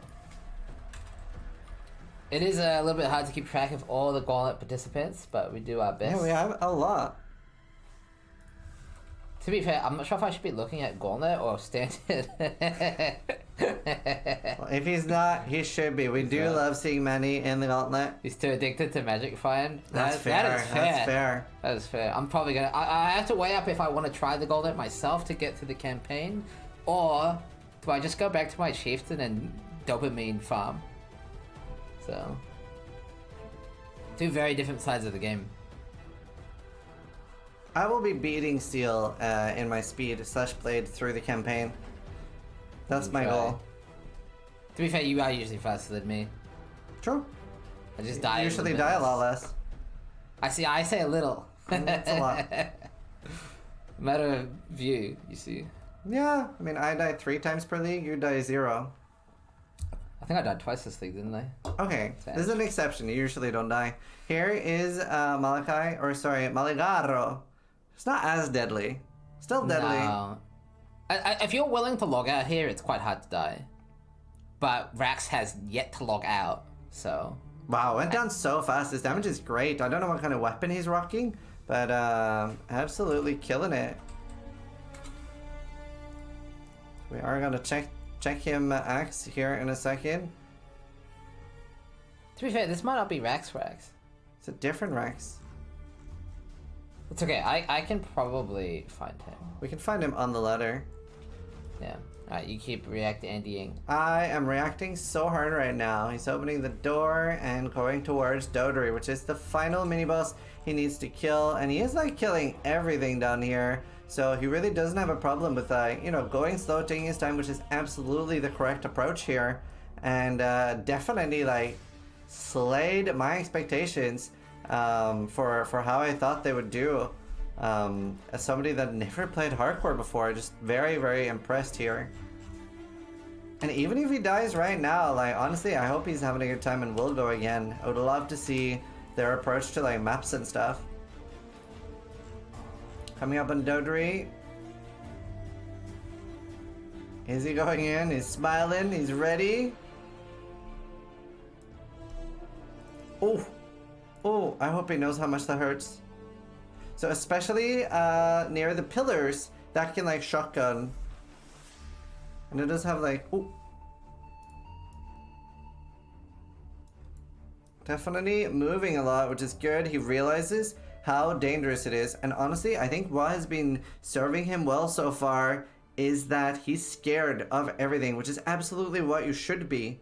Because he doesn't really know what can one-shot him and what can't. So just be afraid of everything. It's a very good approach. Ooh! That could have been a death at the end there. If all those 5 hit, it is definitely a one-shot.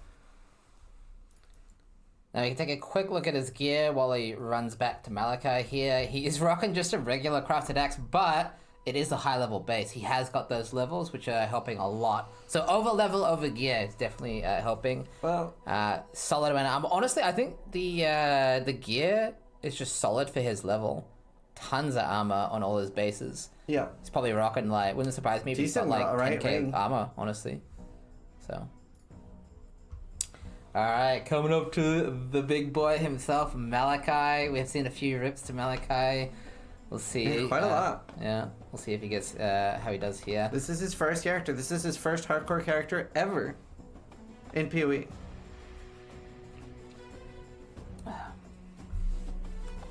So he just decided to skip the normal game for hardcore. That's insane, by the way. Woo-hoo-hoo-hoo! So that is what Rise died to. No, he died to the the Mace Slam. The Mace Slam. Which he almost walked into there. My God, my heart, my little heart. He might just tank it. He's so tanky on a jug, though. Didn't Rise have more life? Yeah, but he was in mats. He was in core. Right. Oh, true. And he wasn't a jug. This is scary, man. I don't know if he knows that he needs to attack Piety here. He's so focused on Malachi. Just the shield. This is great. Oh no. Oh no, dude. Oh no. You're oh, he's kind of. Oh, there we go. Here we go. There it is. This is great. Oh no, dude. Alright. Damage is solid though when the shield isn't up. He might have an easier time in the next phase, my No, gosh. Frostwing is hurting me. Yeah, the frostplate there would be huge. It's like That is nail-biting. terrifying with that frostplate, dude. That is terrifying. Please, somebody tell him to get Frostwing.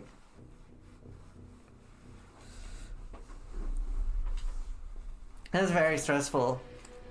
Alright, he will make it to the next stage of the fight, but We've seen his flask bindings. He has Quick. skills on 1, 2, 3, 4, 5 and flasks on QWERT.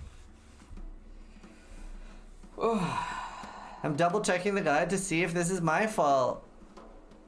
Did you not put Frostwing in our guide?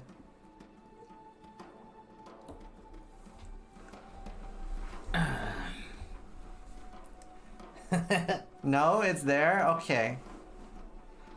It's in there. Player issue.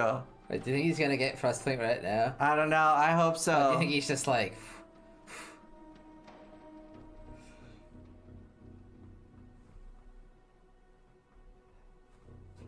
Oopsie. Oh. DM is back live as well, so we can have a look-see at that afterwards and see how he's doing. God, he Someone looks so... told him. Okay, I wanna I just wanna see what he's saying real quick. You got the girl standing right next to me was the enemy. McFluffin raided me. McFluffin, what's up, dude? Yeah, he's just talking about his experience there with Piety. Obviously, he was so focused. You know, it's an easy mistake to make. Worth pointing out, if he spends 8 minutes in town right now, the fight is going to reset, and he will have to do part 1 all over again, as well as kill the mini-bosses. Yeah, hopefully he doesn't take too long. Oh, he is looking for that frostblink, but he's not sure where to go. Now, unfortunately, if he tries to buy it here, he won't have the intelligence. So he does actually need to buy it from... Well, I guess he can't get it, because it's too high level. Oh. So unless he has a regret orb, so this is something you need to buy at level and then keep it unleveled.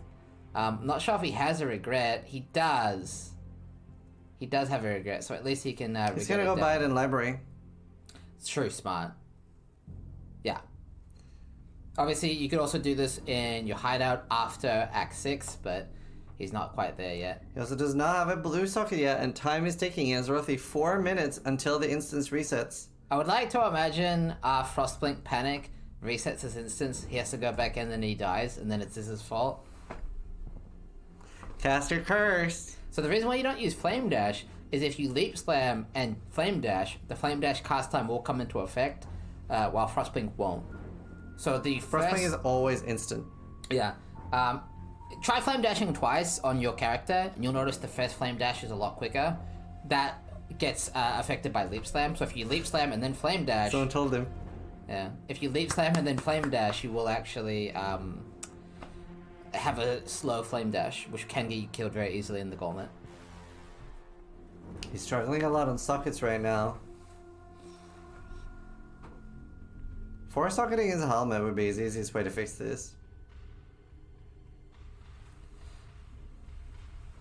I believe that does reset the timer, yeah. It does. He will Frostblink into Slam. Well, luckily, assuming he doesn't have to redo the fight, he has done, I would say, the hard part. There is like an Explodey Slam, but the overhead Mace Slam is not in Phase 2, so he didn't have to deal with that again. You got it. Alright. Here we go.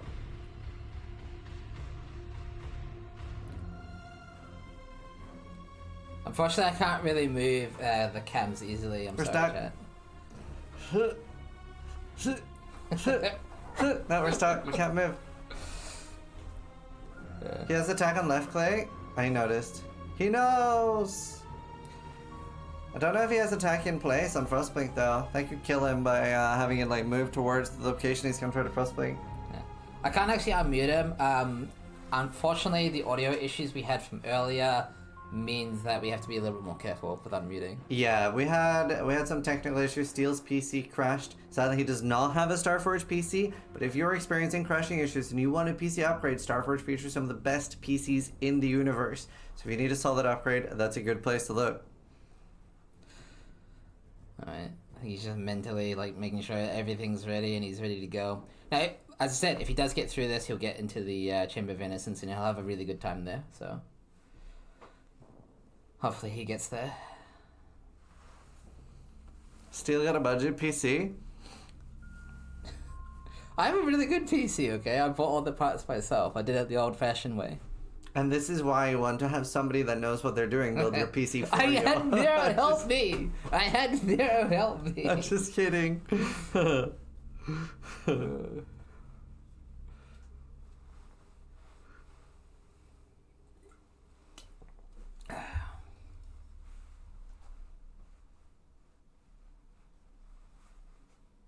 Right, let's see if we Caster Cursed him or if he's got this. I don't think he can die here. I think he's going to be immortal and he's got this easily. You're Caster Cursing so easy. hard. He can't die. Can we all agree if he dies, it's Steel's fault? Nah, he can't die. He's a jug. He's so tanky. Look at his damage. He's chilling. Look, he can eat the mines. Don't do the piety thing though. Yeah. Attack to the right target this time, Rex. You got this. Come on. That's a very good damage. Yeah, his damage is nuts. Imagine if he accidentally blinks back into the slam. The only way I see that happening is if he's holding down shift a lot, which hopefully Yeah. he doesn't have that muscle memory. Surely. Ah, there it is. He blinked away from it. Yeah, he's chilling. We have bed. He's chilling. Have you seen Subtractum's character name? First to stand, first to die. Why does he have his flask on quiet? Because he's comfortable with that. You know, everyone's got their own setup. It's very good to, like, between multiple games, like, have the same keybinds. So, for example, I have one as my life flask in Path of Exile, and I have one as my life flask in Diablo 4.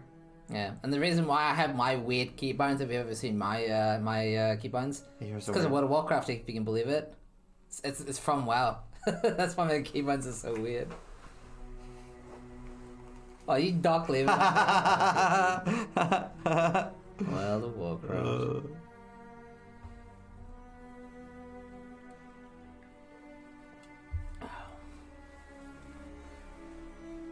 There's a few people in chat that did the same as me. Yeah, see, dodging effortlessly. That now, I'm gonna pee. Rax did very well there, but it is actually very difficult. It is very, very difficult. Now, I'm not gonna sit here and say the mechanical gameplay was 100%, but he took his time and built a very tanky, very high damage character. His character is very strong for this point in the game. So I think he'll I think he'll have no trouble in Act 5. Should get to Chamber of Innocence and get to 55 and have a really solid build to enter Act 6. He might go all the way. He actually might go all the way through the campaign.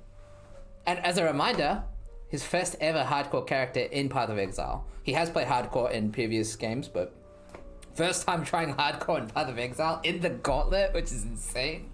So yeah. Now he is getting help from chat, but there's no shame in that. No shame in that. So the only mistake you can make in the Gauntlet is dying, right? So as long as you're not dying. He said he's loving it. That's awesome. I mean, it's a completely different way to play the game. As long as you don't die, I think it's a lot of fun. Like, just don't die. And if you do die, go again, and then don't die. Just, I mean, he hasn't died. I mean, no, am I wrong? He hasn't died. I mean, just don't die, guys. Just, just don't die. Isn't DD forbidden? Yeah, DD is forbidden. You can use DD for raffles, but you can't, claim bounties or clear the Gauntlet with DD. I believe you can play DD for raffles. So.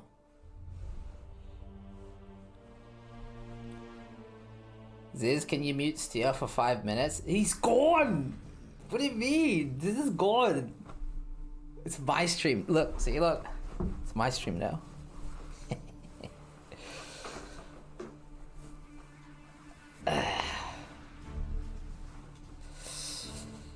This is the caption. Can you mute this for 5 minutes? Well, I can't mute this either because we use the same microphone. So, show us more players. Oh, of course. I got distracted. Here we go. All right, we can go back to the lovely caster cam and we can get some new PVs going. I believe DM might be. Let me just. Okay, I didn't do that. Here we go. Here we go. We do indeed have a DM. I will just go through and check who else we can take a peek at. Rise died today. He did, and he re-leveled, and he's back up at it, as you can see. He's back into maps. So his second character in maps.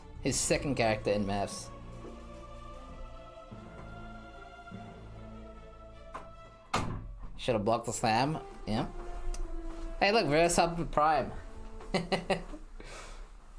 Yeah, thanks, Vera. Yo, login, dude, thanks. 70 months. Although I don't know why I'm thanking you, Vero. I don't get any money. It's not my Prime. What the heck, Vero? Well, you're getting paid for this. We're gonna force money on Steelmate. He keeps trying to decline it. Lara didn't reply on Discord. What a baddie. Yeah, thank you so much for all the subs. Hope you guys are all enjoying the cast. We're having a good time. Yeah, obviously, I think we missed thanking subs from yesterday. Obviously, we do have alerts muted for the cast. But yeah, I'm sure he appreciates it. No, so. We hate it. We hate it. And we love it. Thank you. Doesn't mean a lot. Rank 1 Inquis has Aegis already. Wow. I wonder if we can get the PV. I'll do some spying on yeah, absolutely. And Darth is back now. Very cool. Still on 4 deaths. Is in Act 4.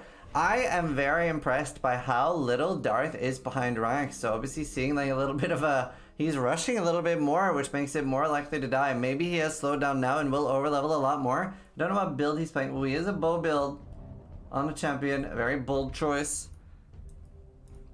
But yeah, right behind Rax and catching up, considering he has died 4 times and Rax has died 0 times. Darth is a little bit low on HP. Now we don't have Techi's POV, the rank 1 Inquisitor, but if I go here and here, we can actually see that Aegis in play. So that's crazy on an Inquisitor. He's gonna be very tanky. He can get to 95 super easy with that. So you see he's done the pivot into the max block setup with glancing, stacking armor, potentially with buckskin. I could maybe see that being a play. We can check. Yep. No, he's gone with Primalist, despite the fact that he does have that he doesn't have any charms. So he'll just have to stack armor the old-fashioned way, but still very impressive to already. Wow, that is a weapon.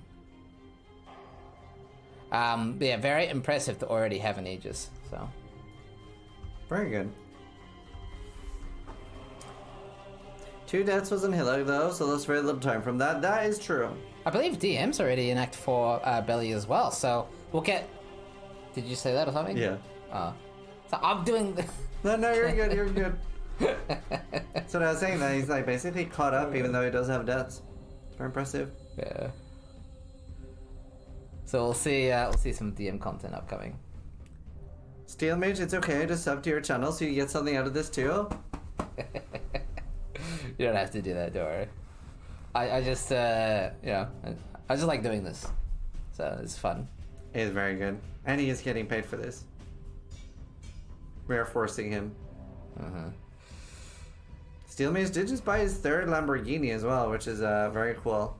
See, the funny part about that is I have nowhere to park it because my street doesn't have any like I can't park a car, so. He's fighting the boss for no reason. Oh no, he's standing in the mall! No, dude, not again! Why are you fighting that? Not again! Why? Just leave it, it does nothing! Look at him, dude. If he dies to DD again. If he dies to a boss, he doesn't have to fight? Yeah, I guess he can still do this. Okay, he killed it. He really needs more life as well. No, his life is fine. No. Rax had more life than you're supposed to have at this point. I believe There's no such thing at this point. That is fair. So, this is a pretty good amount of life to have at this point in the game, though. I don't know if he's ascended yet. Definitely would not be a bad idea to ascend before doing Malachi. I do think at this point Izar is quite a lot weaker than Malachi. Here we go, look real quick, but I don't know if either Rax or him have ascended. We haven't looked at either there. Oh, I don't know if that's him. Okay, I'll find it. Yeah, I would have to find it on PoE Ninja. I'm good at this. We don't know the name of his character or anything. I know that he's a champion. That's and he's true. gonna be 40, and he's using Toxic Rain. Oh, that's smart. Steel's doing some detective work to track him down. To be honest with you, I don't see him actually. That is him. The 42. Oh, okay. Mm-hmm.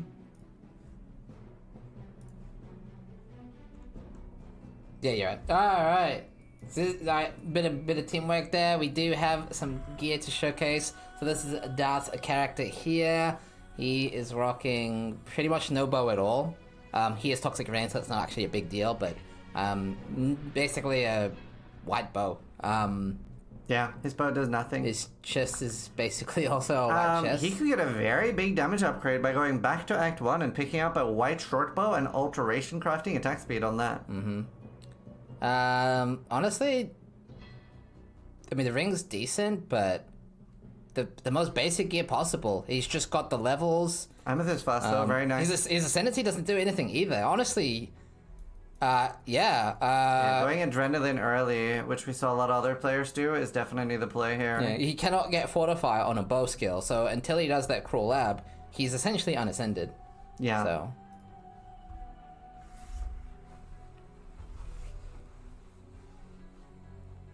His name is Slayer, but he's a champ. Maybe there's some pivot action there, possibly. Yeah, maybe he's going to be the first Toxic Rain Slayer. We don't know. Well, he's coming up on Piety and at the end of this zone. Kill all or help Oak and RF. Pretty much every build kills all now.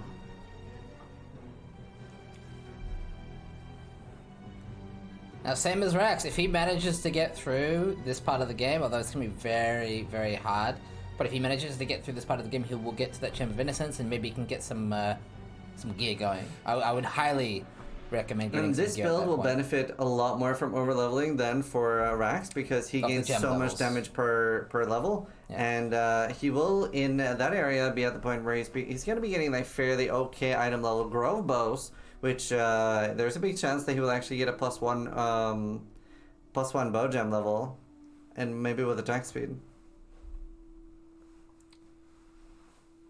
Going through at a pretty steady pace though, really like taking his time. Going through everything, collecting some chests here and there and hoping to get some gear upgrades.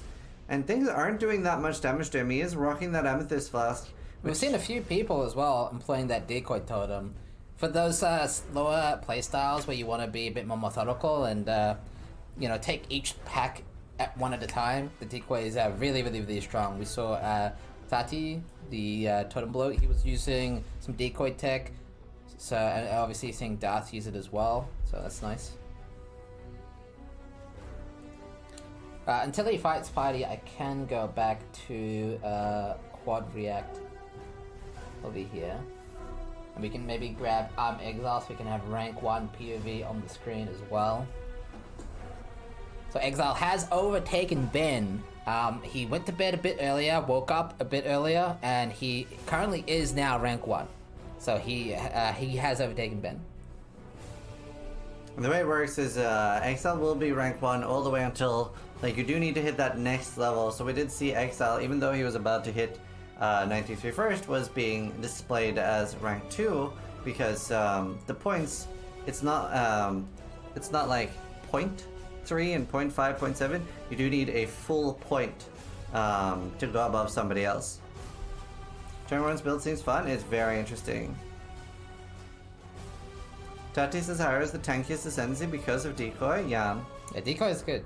very strong. I don't love it for bossing, but for just general gameplay, it's great. Tai was participating but died, and he logged in, dude. Immediately And, booted up the RuneScape. booted up the RuneScape, went straight in. And Exile is farming red maps, which Ben and Exile both said that red maps was easier than yellow maps because of the haste in yellow maps. Yeah, if the name of the gamers don't get hit, haste becomes the most dangerous mod.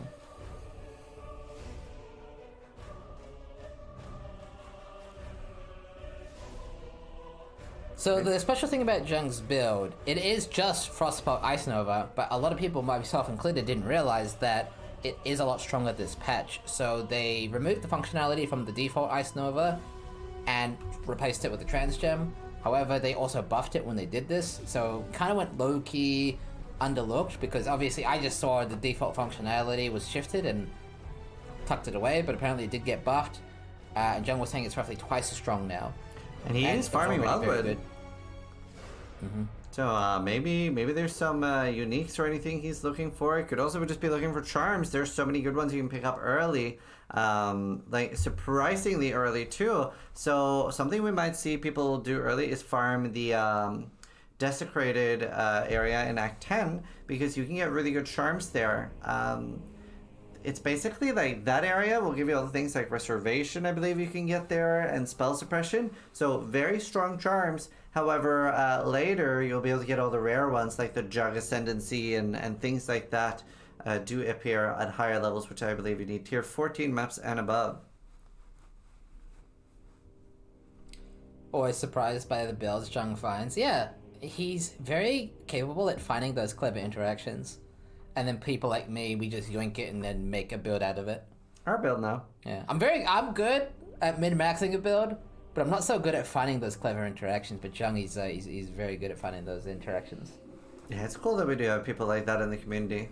Our build now. It's very cool to do things like that in races. That's pretty much just Jung, the only one that does, and sometimes Karatha and Waggle. Did pick up another crystal belt there for Exile, which I don't know if he had a crystal belt. No, only Ben did. He Yeah, had the heavy so belt. that could be a pretty big upgrade for Exile. Surprisingly good clear speed for Jung as well. It's blurring my hairline. Your hairline? What's wrong with your hairline? Well, I've been compared to Avatar Aang. For those of you who don't know, he has no hair. He just has a tattoo, which is kind of like what this looks like. So.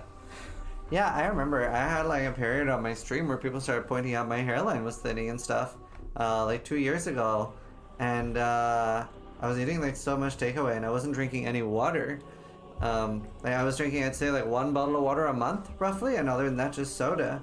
And I just started like eating like vitamins and more normal food and drinking water more regularly, and now it's a lot better. So it's probably just malnourished.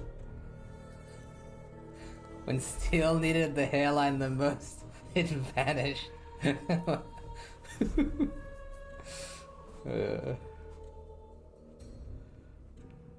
Yeah, we see DM doing a lot of prep to make sure when he goes into that piety fight that he's going to be giving himself the best possible chance, making sure his flasks are well rolled and everything like that. That's why I'm bald. Don't drink water. Yeah, I don't know. It helped for me. Have you tried drinking more water, Steel? I've tried drinking more Red Bull. Ah, see, there it is.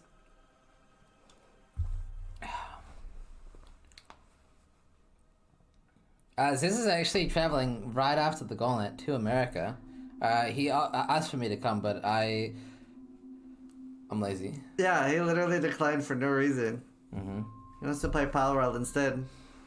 Can you blame me? Would have been fun to be at Disney and Harry Potter World.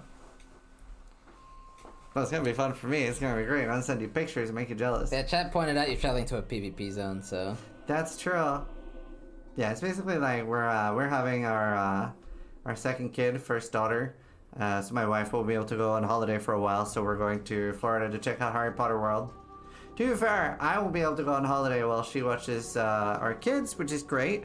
So maybe I'll just take my my other wife on a holiday, and we'll go somewhere in the next few years. So why is Exile Necro? So there's actually a very clever interaction there.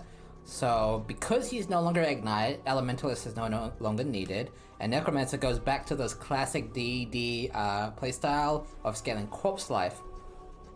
On top of that, you also get benefits like Chill and Shock from Corpse Pact, and you also get that, forgive me if I'm mixing up the Ascendancy names, but that Corpse Consuming Ascendancy that gives you attack and cast speed for every corpse you consume. Now, the reason why this is so strong is because Volatile Dead of Seething will actually detonate 10 corpses every cast. And so you can effectively create a loop where you cast Volatile Dead of Seething, gives you those 10 stacks of the buff, and that will get you more stacks and more stacks, kind of like Trauma stacking with Bone Shatter. So, no downside. Yeah, and so you'll get that massive bonus to attack and cast speed that's going to give you a huge boost to single target. I think you'll see this be particularly strong when we see them do bosses. Yeah. And it is going to be interesting because a big difference with this build and with Detonate Dead is that Detonate Dead is an Ignite build, and you only need to cast 1 DD and later 1 Vol DD, and you just keep replenishing that and extending that Ignite forever. Now the difference here is that they have to constantly attack to do damage, so they will have a lot less time and space to dodge abilities.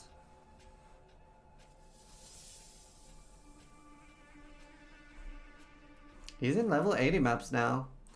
I'm curious what jungler is farming for here, specifically in Betrayal. Could just be some crafts, but Scarabs? it could also be Scarabs for Abyss farming. I am curious if any or all of the races will be going for an Abyss farming strategy. Obviously, we've seen this league in the Wildwood, you're able to juice up those rare Showing us a monsters. lightning coil. Oh. Wow, it's actually very good for Trickster. I think we're going to see him... He just six-socketed it. Yeah, I think we're going to see him pivot to that. That's huge. So he hit a lucky six-socket with those 50 free jewelers. Oh, it did the thing. No! Okay, Oh my god! there we go. Don't get hit! Oh, he logged out! That was a fast log out! That's good. Can't get hit by that. Yeah. He's not quite as tanky as the Jugs, so... Yeah, roughly 20... don't he's hovering over that delete button. Alright, you got this. Don't delete it. No, he's gonna have to run all the way back and do the Walk of Shame there, so we'll go back to the caster cams. But, yeah. That was a close call, though. Very close call. Kirak's just ripped. Level, yeah, 85. Damn, 5 Where's levels the before ascendancy? 90. Curious what ascendancy he was. I'll take a look on the ladder Yeah. here. Trying to do a little bit of Gwen gambling here. Looking for high item level bases. He wants item level 85, and he's looking for bases that have evasion So and that was actually rank 1 ascendant that died. Rip. Damn. So he was playing Volatile Dead of Seething as well, but now he's That's very sad. he did. Rank 1 death. And remember, there's like no difference whether you're getting rank 1 duelist or rank 1 scion. So a lot of money on the line there for those class rank 1s. Now you see, I was gonna say Seething, but I was like, this is too cheesy. It's too much. That's funny. And we are actually seeing the quest invite for Shrek in Excel's inventory, the Unending Hunger. I would see an Eater kill live, potentially. Yeah. Would be a good idea. Having 1 or 2 watchstones is really good, especially when you want to start getting those sextants rolled. Yeah, and especially like getting tier 16s down and getting favorite maps, and we might see something like an early Shaper, Guardian, things like that. Could be a very good early kill, and they are pretty telegraphed. Particularly Chimera is a very, very easy Shaper Guardian. Again, that map slot, like you said, very big. You can see Exile's just looking at the remaining red map completions that he needs. He must be the most progressed player by far in terms of Atlas completion. So he's rolling them up blue right now. We're going to see if he's going to regal it, which he does. Rip. Did get a bad mod, so they're avoiding any damage mod right now. Like, even the boss damage is a mod that they consider too dangerous. Katava Cultist, he vols it, and it goes unID'd. And now, not everybody knows this, but when something goes unidentified when it is voled, it is not randomizing the mods. Yeah, +4 Hydra. So it does not randomize the mods when it goes unidentified. It will keep what it had. Yeah, so a little bit of confusion. A lot of players assume it's random because it's unID'd, but that specific corruption outcome does keep the mods. Yeah. How do they decide who to spectate? Just switch between different ones a lot. Yeah, obviously, chat. If you if you spread out and find someone you enjoy watching on the side and know that they're about to attempt some cool content, feel free to let us know. Yeah, we take a lot of requests. Yeah. And we do have production on the side giving us a bunch of clips. These are all new clips, by the way, that we can watch at any time. So. Yeah, Darth is actually going to do the library quest. Yeah. We can actually take a look at some of those clips. Yeah, let's look at those now. So we have that Ventura rep from earlier. Let's put it here. Is this gonna work? Yeah. So this was the clip just before the host there, just before he ended. Yep. And see all that fire damage with the pen being extremely scary. Rip. Ziant? He is in Harbor Bridge. 4.2k life. Is he gonna... I don't think he's doing Solaris in this clip, so something's gonna go terribly wrong here. Mortar! Wow! That... So... Okay, That's we a need to explain that. combination of the multi-proj and the pen and the fact that it's shotgunning off the wall. So it's a little bit unfortunate positioning, as well as that both that multi-proj and the pen. Without either multi-proj or a pen, that would have been not an issue at all. And it isn't a fairly scary monster. Oh, it's primal empowered.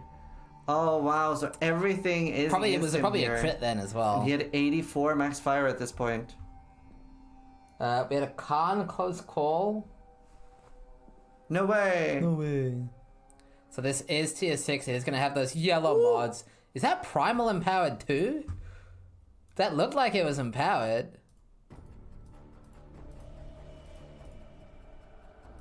It's a bit hard to tell. It looks empowered. It's double empowered. What is he doing? He's crazy. What is he doing? Oh, you can even see the juice. 4.5k. What is he doing? Actually, what is he doing? What is he doing? And this is a yellow map. I know, that's what I was saying. Like, what is it? 4.5k yellow maps. That is Crazy. So he is trying to get things like a Mage Blood. Right. So you have chosen death. This zone I hate. Oh, look at Usually all those the projectiles. bleed gut mobs with the intestines, they constantly bleed you and do a ton of damage, and okay. Okay. You can see he's a bit shook there. Going down to 700 life. We're gonna get another close call. No, I think that was it. But yeah, a bit shook there. 700 life. It's the multi-proj AoE shotgunning mechanic with those projectiles. Very dangerous. Oh yeah, here it is. Did say fairly early on that we are going to say death to this, and this is most likely going to be the projectile that goes out, like the machine It gun. could just be an auto attack as well. Oh. Oh.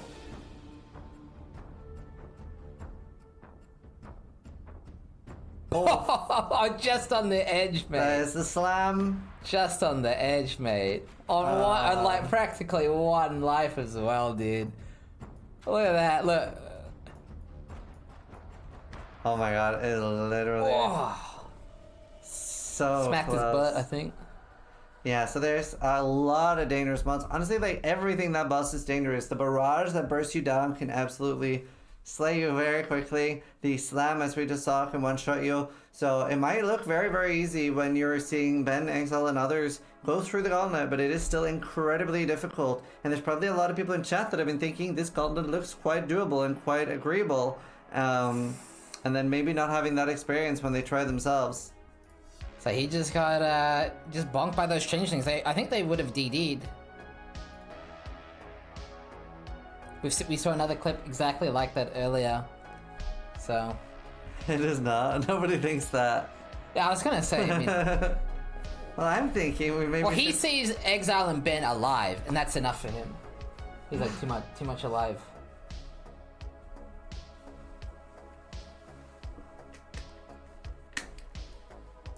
Yeah, Harvest is just completely insane. Oh, that's no. unfortunate. That is a very shitty death. Not the only one having PC issues today, I guess. Yeah, absolutely. Just frozen PC there. That's... Well, if you are having PC problems, we can go to a Starforge ad. Okay. This is the perfect moment for this. So if you're looking for PC upgrades and you're struggling, then this is the thing for you all. Man, this really is a hard gauntlet. There are deaths left, right, and center, with a lot of the top racers going down.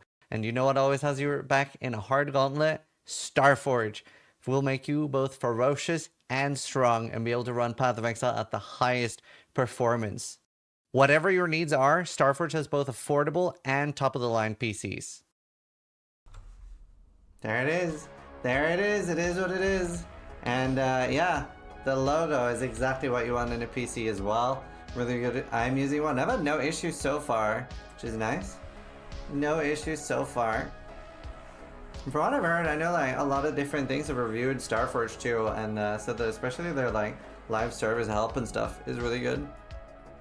This ad paid for Steel's third Lambo, so Steel does not have a Starforge, but that is maybe why his PC crashed. We have a Malachi kill on the bottom left there Ooh. from 1 mana left. Apparently it's his first hardcore character as well. Not starting 100% still sure if that's the case or not, He's but very tanky.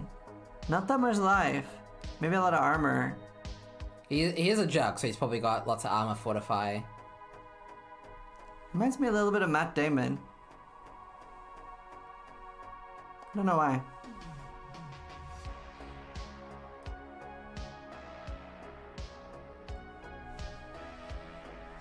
I can't unsee it.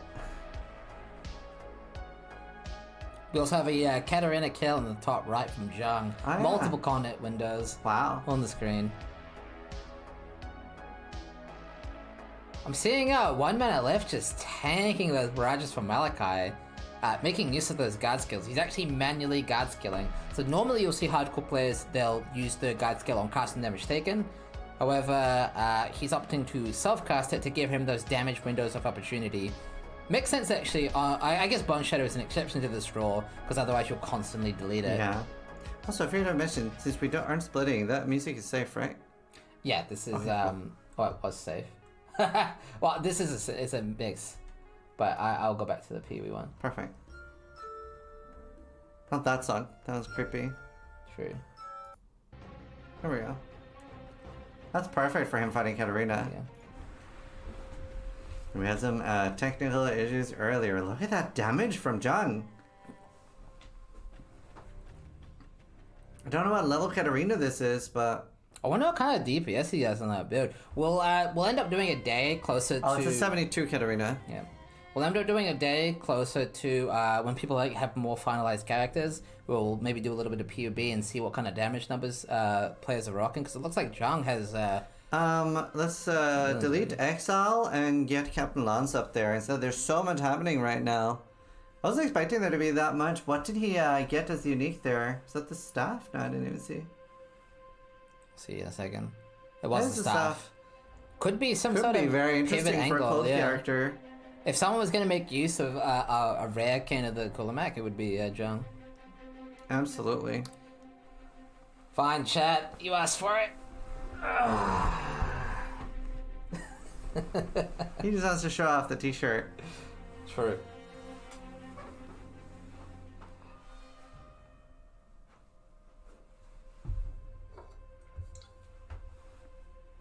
So we have Lance going for that Act 9 Dodre kill, leading up to the amalgamation, the what do you even call it, abomination? Yeah.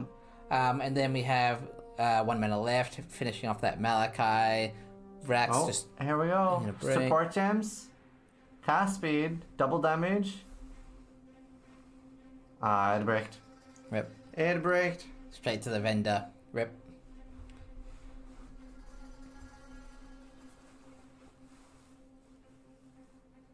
Yeah, wow. A lot of boss fights right now. 1 mana left, still going on Malachi, and then we have Captain Lance getting ready for that Act 9 fight. Look, he's just face tanking Dodori. Not an issue at all. He is so tanky. Probably has like 84, 85 max stress right now. And a lot of regen. Doesn't really need the damage. He's just gonna not die. He's simply waiting. That's the thing, a build like this, probably a lot better at mapping than it is at bossing, and there's nothing wrong with that. You get a lot of benefit for mapping, like for trash clearing. 75k armor. What? Hang on. We need to see the Alright, gear. PUB time, PUB time. Just killed Malachi. Congratulations. Apparently I can like PUB, and you guys can't even see it. This is great. I can't remember his profile. Is it like Captain Lance 9 or something? Yeah, I believe that. I don't know how I remembered that. That's weird. Okay. Show us? Oh, I will show you. Don't worry. Don't worry. Alright, so he has Yeah. 56k armor with Flask rocking. I mean, his bark skin not on. There might be, yeah, right. But it might be, does this have Wild Blood Bottom on right. here? Oh, he doesn't have bark skin. Yeah, so 56 then. Well, oh, he's got the Jug Endurance Charge thing. Wait, he's not Jug, is he? He's Chieftain. No, he's a jug. He's a jug. Oh, he's Jug. There must be missing something. I don't know.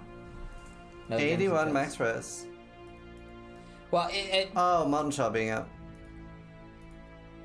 oh, that's already on by default. Ah, Or maybe it's stationary.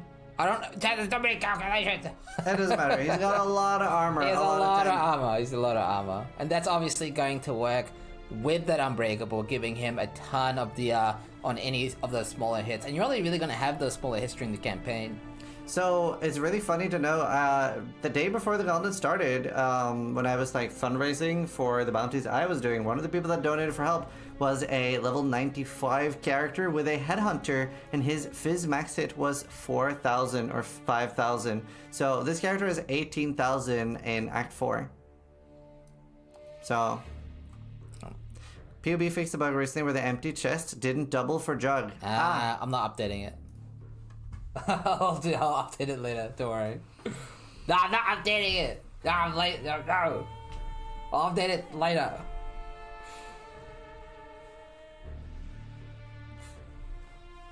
Just walking through everything. I definitely think he'll hit an easy 95. Updated now.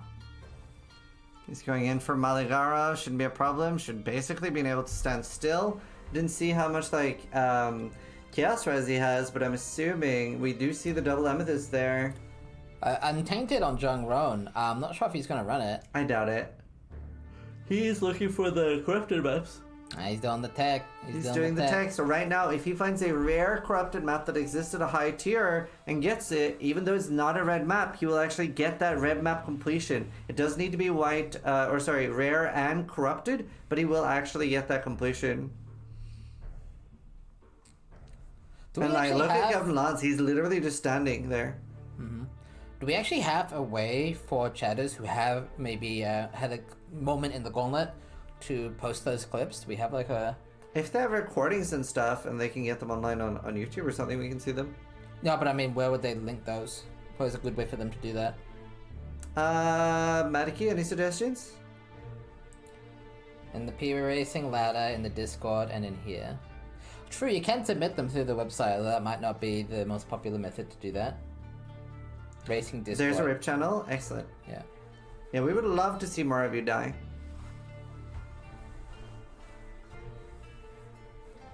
Jung is adding some gear, and Exile is just spamming high yellows and red maps. Jung obviously going for that completion. He's looking through multiples. Yeah. What Jung is doing now is what I would have been doing, using that Kirak tech, because I wouldn't be doing red maps yet, like Exile is doing. Kaiser is back up, so we can switch him out for 1 mana left. Hey, walkage. People are waking up a little bit.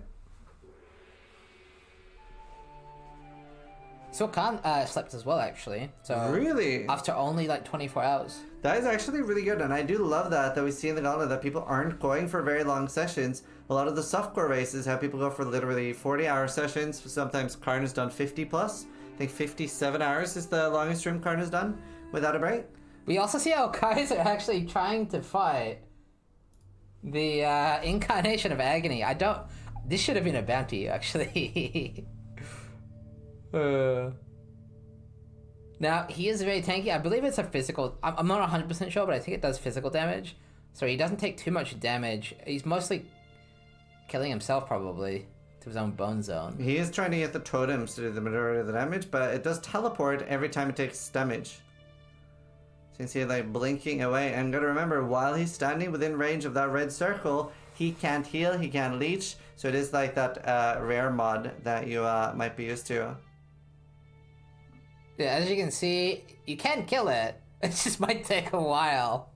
Now, you might be asking, why is he bothering to kill it? And I don't know what map level this is in, but it actually has a huge, unique explosion. So, while you're very unlikely to get something like a Mage Blood, albeit possible, you actually have a pretty good chance to get uniques that are really good, like Fourth Vow, Brass Dome, Taste of Hate, and things like that. So, it is actually quite worth killing if it doesn't come at too high a risk. I think in the time we've been watching, we've maybe seen him get it to... Like, maybe we sent him to get 20% off the boss, 25%, so this was going to be a bit of a long fight. Holy. Oh, no. Oh, he failed. He got 5 of the aura of death. Hopefully he doesn't fail the fight.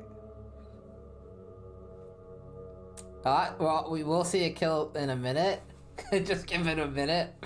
Yeah, so you don't actually have to kill this boss. It doesn't do anything super special other than drop a bunch of uniques. But this early, that unique explosion is going to come in handy. Yeah, it's just pure RNG whether you get something or not. It would be devastating to see him die and then you see like a Mage Blood drop.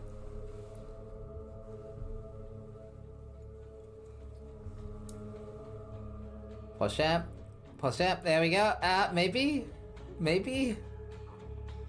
Oh, now he can't finish it off. He's playing very safe. He has to. It's very scary. And maybe bonk? Maybe? Oh. There we go. Heavy belt.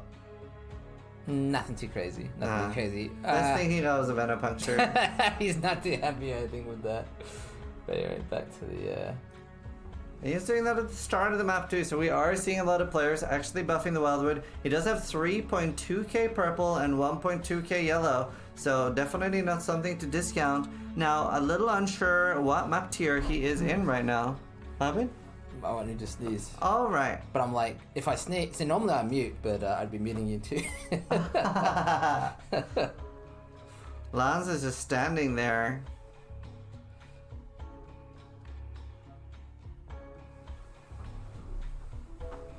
Wow.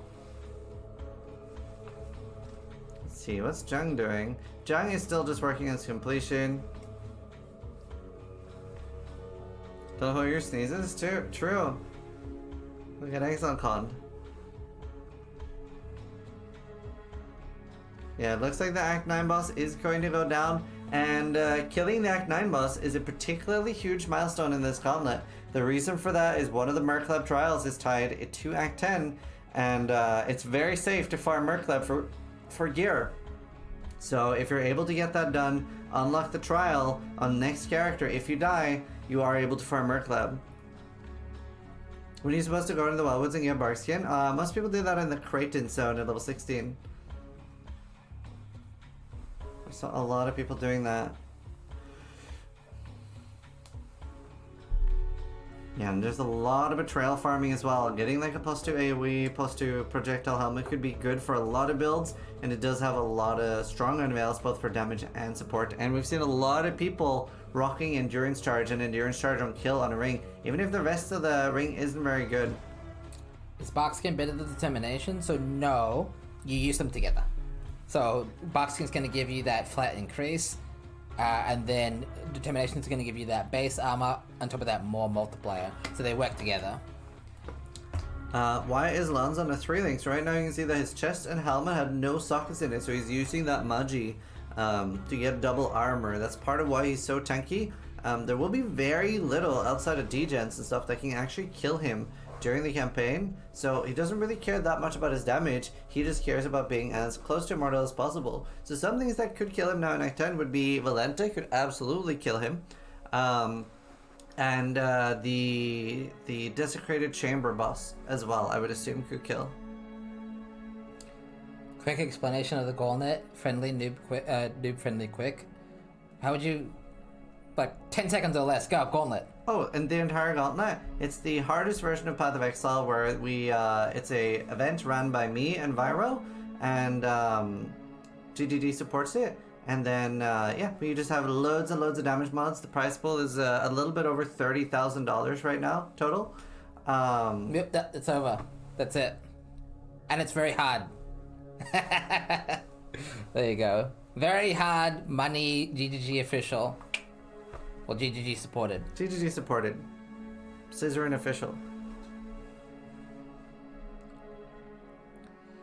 Alco almost getting a good Ventos. You do need that quant roll on the Ventos for it to be actually worth using, though. But not necessarily to make it worth winning. True. It's so cool that we have so many different builds. I was not expecting that, were you? I was a little bit worried when the races started communicating that they were going to look into this cremation build, because I was worried that everyone's going to play this one cremation build. So I'm happy to see that obviously the melee players are playing the melee builds, and we are seeing a lot of ranger builds this time. They might be doing that cremation build, but we do see that volatile dead of seething coming into play as well. So, and Bama, I mean, yeah, like you said, bit more variety than perhaps expected. Why is this such a bully? I was bullying myself. I'm not sure that counts. Jung just getting a lot of the completions from Kirak here, we can see. Yeah. This was the tech we were expecting the top racers to use, but they just kind of ignored it. I guess they became confident enough after getting Suppression. Suppression is a huge bump up in tankiness, so... And there will be highlight videos made with Scry and Yosis. Usually we do have the first one usually comes out day 2 or day 3. Obviously the voice acting takes some time and things, so we will have those on YouTube. The cremation build we were talking about is called Cremation of Exhuming. Look at Schmaltzy's comment. I filtered by Gem a few hours ago and was literally just Ben in Exile. That's very cool. So barely anyone's using that. Could you explain the tech for the the Kirak? So all you need to know is that regardless of what map tier you completed at, if you meet the requirements for a map to be completed, it will complete it. So, for example, you might know that Jungle Valley is a tier 14 map, and if you run it rare and corrupted, you'll get completion. What you might not know is that Kirak can offer that map as a tier 5 map or lower. So you don't need to do a tier 14 map to get that completion. You can go to Kirak and get it at a much lower level. Which we're seeing Jungron do that now. This is what we thought Ben and Exile were going to do, but they just skipped it. They just said, screw it, let's go straight to red they're maps. actually doing red maps. So they did do yellow map completion, which was very deadly, and I believe they had several close calls. But they said screw yellow maps, and they are now just farming red maps, and it's going to be interesting to see if we see anyone die to mapping at a high level there. Yeah. Someone's, Robophone's asking, why is that? Because. Yeah, it's just because. So, Kirak missions exist at 3 different tiers. He has one section where it's only gives white maps, another section where he only gives yellows, and another where he only gives reds. Yeah. It's just coded that way. Good coding. Yeah. It's great. It's a very good alternative. And there are a lot of things like that in Battle of Exile that is a feature that you don't really need to use, but you can, and comes into play in more niche events like the Gauntlet. Rax is in Act 5, just like farming. I guess he's going to come towards Chamber of Innocence pretty soon here. And he actually went for the Warlock Ascendancy, by the way. He opted for the corpse node that you were talking about. I've never even seen anyone use it, though. Mm. So I guess what you kill a monster, you consume its corpse, and you get a damage buff for that zone, or debuff. Or yeah, whatever. so it is, I believe you get 20% more damage and 20% less damage taken against that monster type. So particularly good against a zone where there's a boss like Weaver, which is a spider. You consume a spider, you take 20% less damage from Weaver, and do 20% more. Oh, 15. Yeah, I've actually literally never seen anyone use this ability. Yeah, it was a size idea. I guess Rax was thinking, do I want to ditch my sockets? No. Do I have a good charm? No. This does something? I'll take it. It's also in the guide he's following. And it's easy to respec one of the other ones later. So basically, as soon as you get a good charm, you respec. Look at Jung's balls damage. on Jung's screen right now. So many balls everywhere. Now that comes with a downside. The returning proj is great for the build mechanically, but the visual clutter... And look at the boss now, how fast it goes. Jesus. He Insane. probably has the most damage by far of any I'd say Gauntlet so. competitor. He is in low maps too, but still. Maybe the Bamas could compete, potentially, but he is on a, 9-link or whatever. Yeah, let's throw Rax out and get another R Ovi. in, a little rise. Yeah, get Rise and Ovi. So these are, I think there's another person, but these are 2 Bama competitors. So we do get some Bama action in the Gauntlet. Blink Arrow. Rise Arrow. is in maps now. Yep, second character to reach maps with Bama. Had an unfortunate incident with Malachi, but he's back up. See how his damage is. He's a ghosted boss. Serviceable. Serviceable. Definitely usable. And I'm not quite sure what level he is, but he probably has very recently hit maps. So Bama stands for Blink Arrow, Mirror Arrow. So it is a summoner build where you're spamming Blink Arrow, Mirror Arrow. And I believe it's Blink Arrow of Bombardment and Blink Arrow of... I don't know what the other one is called, but one does Rain of Arrows and the other one does whatever else it does. Ellie hit. And it features a large amount of damage, and we did unveil some special technology, and we actually considered almost banning this because it is most likely unintended by GGG. They did say they were not going to nerf it during the Gauntlet, so we decided to allow it. Just we thought it would make the Gauntlet a little bit more interesting. And the tech is basically, after the minions have been summoned, you can weapon swap even to something like United in Dream and get that a huge damage bonus, making it something that actually might be able to push over 20-30 million damage in the Gauntlet. So gonna be very scary against bosses like Exarch and stuff like that, but might allow it to get some bosses down. It's definitely not intended. Well, the official Gauntlet stance is its clever use of game mechanics for now. We thought it would be more interesting to allow it, even though it would normally fall under the ban rules, but be more interesting. Especially seeing somebody die to weapon swap would be really funny.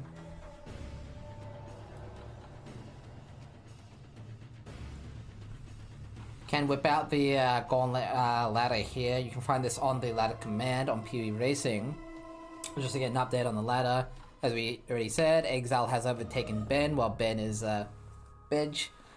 Then we have Say Bye Bye, rank 1 Jug, playing Bone Zone. You're going to see a lot of Bone Zone from the Duelists and the Marauders. We'll see a little bit of variety there with things like Righteous Fire.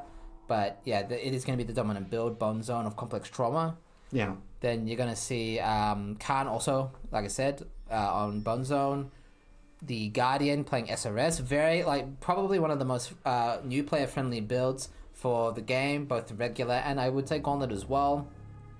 That Sentinel of Radiance is just so strong that it can carry you all the way through up to maps. He's playing SRS version of that. The same build Ziz played and I played.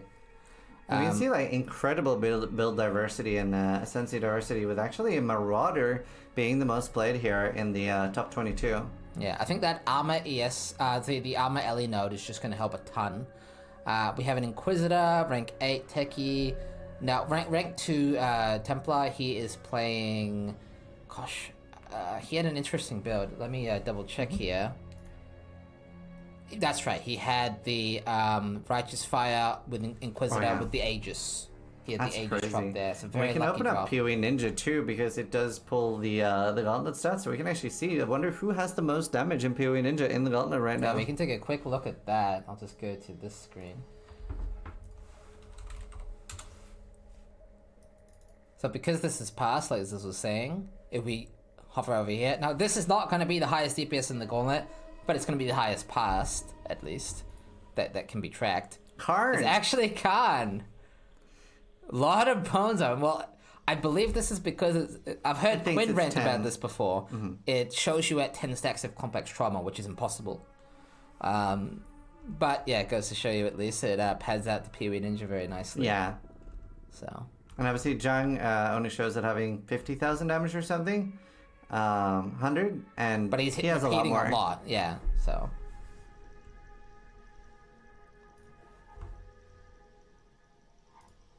Who has the most life? Oh yeah, we should look at that too. That's a few fun stats we can look at. Who does have the most life? Play Level life. 89. Is this Play life? I'm not sure. Yeah, I think As so. in the Ruthless God Gamer? I think so. Yeah. Oh wow! So for those you don't know, this is the bloke that he finished the Ruthless race. The Uber race. He was the only person to complete it and was responsible for creating Replica Dragon Fang. So if you've ever had one of those amulets or you think it's cool, you got this guy to thank. Yeah, most life in the Gauntlet. Very cool. That's nice. Playing Ball Lightning Static, the same build as Tati, and he's on a 5 lane. So tanky. Very well, 89. He's probably not far behind off the ladder. Sorry, I closed it already. You're so fast at closing it. I wanted to look at so many more stats, but it's good. We'll look at other stuff. Alright. He is top 11. Yeah, he's right up there. Rank 1 Obviously, Zhang playing that Ice Nova build we've talked about a lot. Getting that Lucky Bitter Dream drop, allowing him to replace gems in his chest to get that benefit from the Warden with the Trickster Ascendancy. Very strong. We have Garatha, rank 1 Ranger, playing the Toxic Rain build. Not sure what his in-game build will be. Maybe Cremation of Exhuming. Could just go with his old Caustic Arrow Poison build. We'll have to see. Yeah. But very good build to get through the base Atlas Arm. And then we did lose our rank 1 Scion earlier. Skydeep. Was it... Oh no, Skydeep has overtaken. So it was... I think it was Cyrax. Did I miss it already? Yeah, because they're next to each other on the ladder. I see. So yeah, we did lose our rank 1 Scion, now getting replaced by Skydeep, who is playing SRS. Summon Raging Spirits. Yeah. So different builds between the Scions. Yeah. The previous rank 1 was playing Volatile Debt of Seething. If I can find it here. Yeah. Check out the top 15 from guys you don't know. Definitely. We have Woodlander Joe playing. Woody Joe. Looks like Bone Zone, if I can find it. Yeah, Bone Zone of Complex Trauma.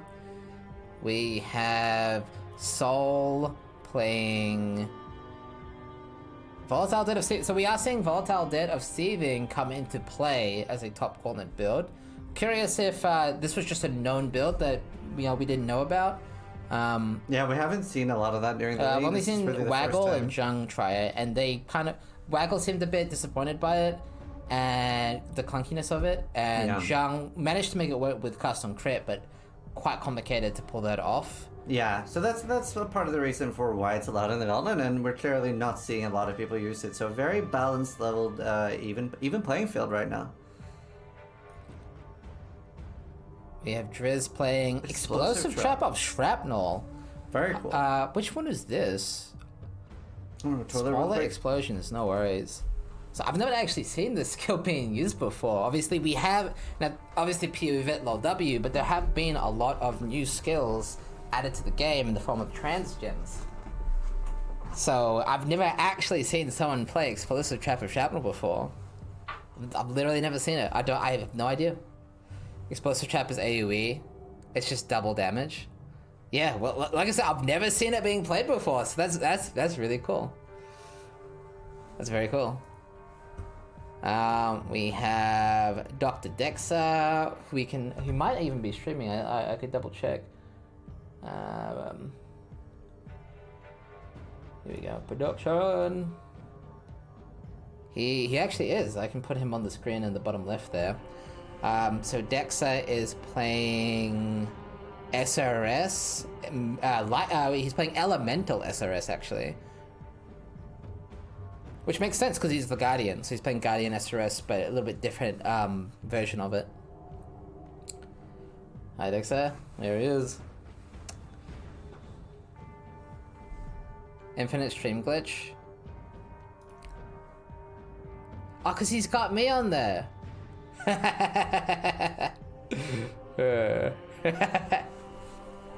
Maybe he can see me wave. Wait, let it go.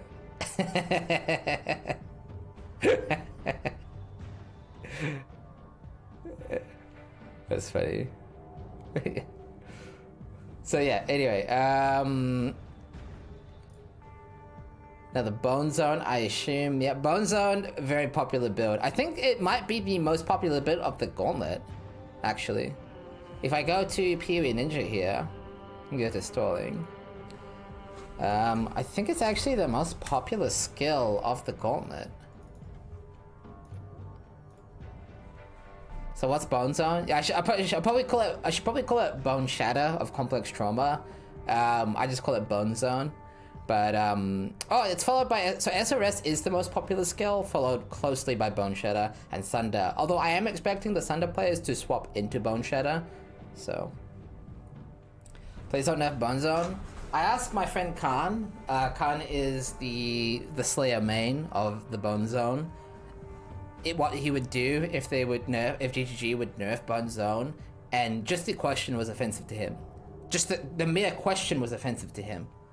So, yeah. When you swap over to Bone Zone, it depends on if you're Jug or Duelist, but I believe the Jug swap pretty late because they have access to Sunder, and the Duelist swap roughly level 40 or so, 38, around there. They should buff other skills to be on the level of Bone Zone. This cast is not a debate. I'm not gonna have this conversation. I'm gonna annoy like the 25% of players that enjoy melee if I speak. If I speak, big trouble. So, but yeah, go back to the caster camp there. We can get I'm Exile back into the screen over here. We almost got him. No. We almost got him. Is anyone playing Cleave of Rage? We can search for that. Take a look off cam here. Well, my caster friend comes back. So, I was talking to Viral. How do you feel about moving tomorrow's cast forward 2 hours so it's easier for us to be awake on time? Also might line up better with some of the racers being awake and stuff. Yeah, when you say move it forward, do you mean... So we start at 2 instead of 12 Right. tomorrow, and then noon after that.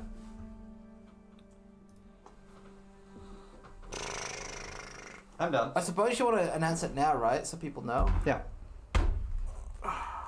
So I think we do that we start tomorrow's cast at 2 p.m. instead of noon.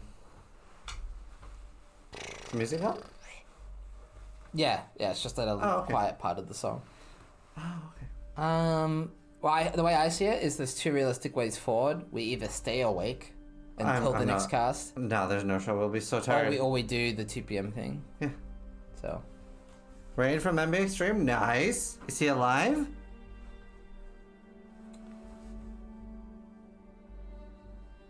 Yes, we'll be starting 2 hours later tomorrow then. 2 p.m. instead of noon.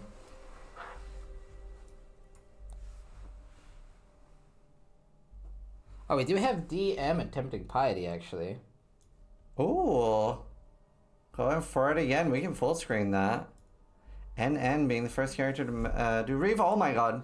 Why isn't he dodging it? Oh my god. Well, he's trying, Ziz. You sound like someone watching the telly. I know. Why didn't he kick the ball in the I hole? know. The ball was I'm so there. nervous for him. I want him to succeed. Oh, she's in the corner. Oh! Oh! Oh! Well, at least he doesn't instantly die in one hit, so... Oh, on the edge of my seat. Don't get hit by that. Oh, don't get meleeed. I think he has a lot of evasion, because I'm pretty sure 2 of those connected. Uh-oh. Uh-oh. Uh-oh. Oh. Pause champ. Oh. Hey, Woo! he's got the hang of it, probably, maybe. Oh. Look how it's oh, the shake. I love it. Not even close. Yeah. So both DM and Rex are very new to Path of X. I believe this is their first season, or maybe Rex has played a little bit before, but this is the first season that they've really gotten into it, being a little bit of Diablo 4 refugees. So they seem to be really enjoying their time here in PoE, and they're crushing it this Gauntlet. Yeah. The best part is he seemed a little bit he seemed a bit relieved there, oh, I got through that, but he's gone through that just to get to arguably a harder boss. Yep, out of the frying pan into the fire. Yeah. So yeah, he will be getting that waypoint because there's a good chance he's gonna have to leave. Will he do a little bit of prep, or will he jump straight into some bosses? We'll find out in a second. Yeah. If he is gonna do some bosses, we'll keep him full screen because there are 3 boss fights that could all kill him. So. Also, we do have a 30-minute warning for the cast today as well. Well, I mean, we can go longer or shorter if we want to. But that is the intended casting time.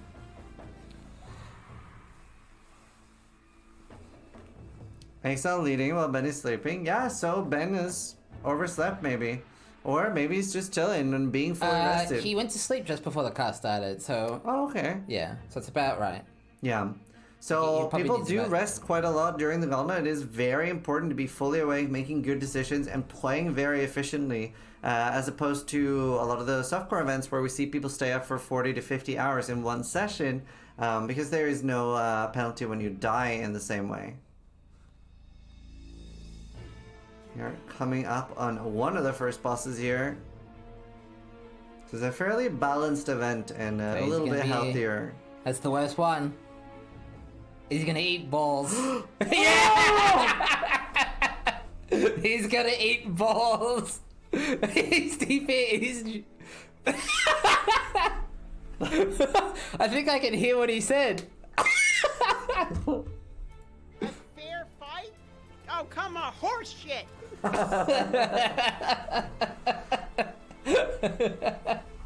Amazing. That's great. Will he go back in, or is he? I would recommend that he farms more. Oh, he's going back in. He's going back in. Oh no, dude. Oh no, he needs to move more. Yeah, just don't get hit, right? Oh, it's very hard to. I'm pretty sure he's gonna die. I am pretty sure he's dead here. I am so at the edge of my seat.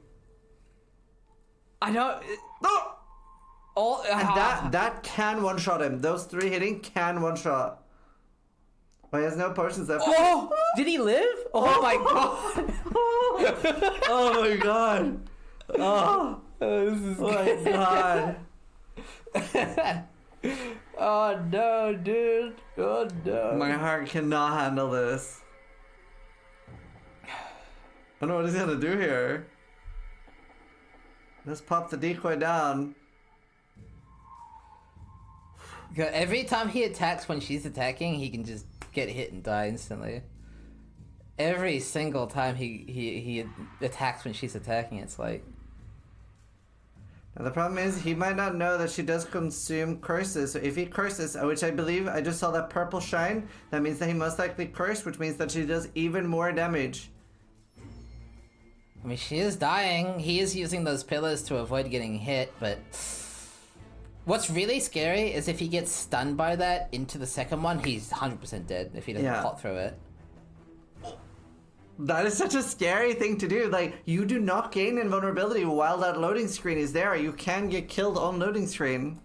Yeah, so depending on where you are as a viewer, you might have a different experience, but I can tell you firsthand, at least as an Aussie, those load times can be very long.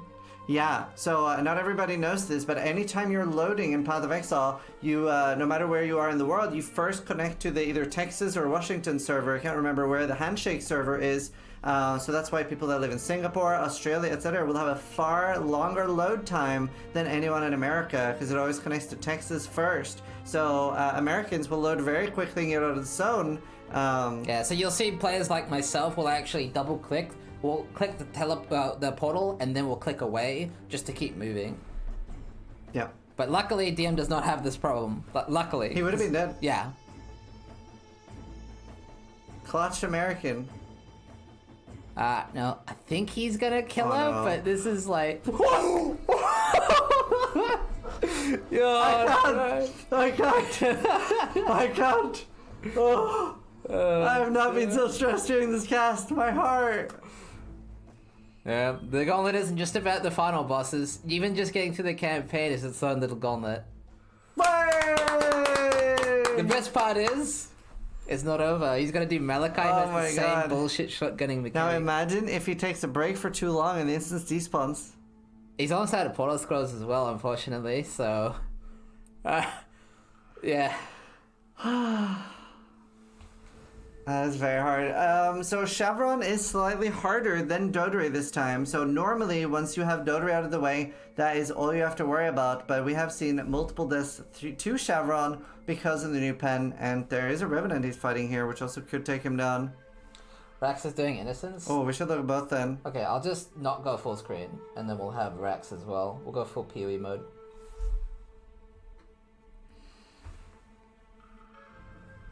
Now, hopefully he knows that he needs to have a portal open, because if that ball goes out, he's not going to live through that. My bad, chat. There we go. Production! We don't have a two-way split scene, unfortunately. We could make that for tomorrow. It would be in the tool, though. Oh, right. Yeah, you're right. I think Rax is managing. Uh-oh. Oh, no. Oh, no. Oh my god, we're getting some exciting moments here. Oh, the slam. Oh my god. Oh, no. Literal gamer god. Just dodging between them like there's no issues. And Innocence I is doubt down. he over-leveled enough either. I'm gonna take a quick peek. That's not him. Yeah, I just realized. Huh. It's kind of hard to put his profile. Oh I'm my afraid. god. But I'm pretty sure he's not super high level there. So And Topoi just died at level 87, position 24 on the ladder. We haven't opened his profile, I think. I think we did once, but that's okay. It's okay. But I think he might actually be a little bit low. We are hearing that fueled by death, Ben is awake and ready to keep grinding. Going to try to reclaim that rank 1 slot. He is exactly 1 level behind Exile. We have DM fighting here. Oof. I'm starting to feel a little bit like he is overestimating that portal security. That is definitely not a safety tool. Apparently Ben has come back to claim his rank 1. He is walkaged. Did you just say that? In my defense, I gotta do 2 things at once. This is not fair. I gotta do the That's fine. It's just funny as fuck. I love it. It's just the way you say it after I've said it. It's so funny. It's so good. If you can see what I have to... Spell echo. No, you're doing a great job with the production. We all tunes this out. Bessig. Shavron going very, very smooth here. Bessig.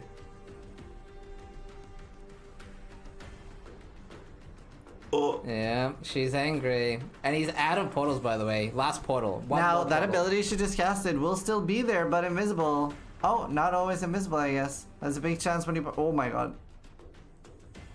I love seeing DM's frustration. Like, this is bullshit! And it is, by the way. It is bullshit. It's amazing. Now, like I said, he only has 1 more portal. Hopefully he recognizes that he will need extra He portals. does have 8 in his stash. Right. Because he will need to go grab those before Maybe he... he's saving those for the next run.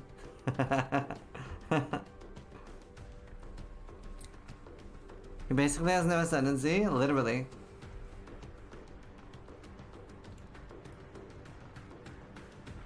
That's scary.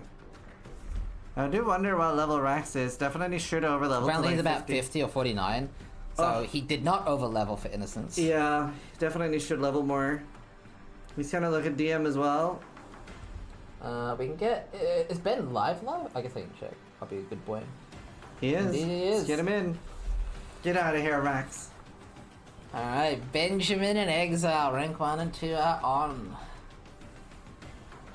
Oh, here we go. We can finish watching DM's run through the This Gauntlet. one should be pretty chill compared to the other stuff, and that like decoy totem really pulling some good numbers. Although sometimes. Malagara has DD, and we all know how DM fares against CD. That's true.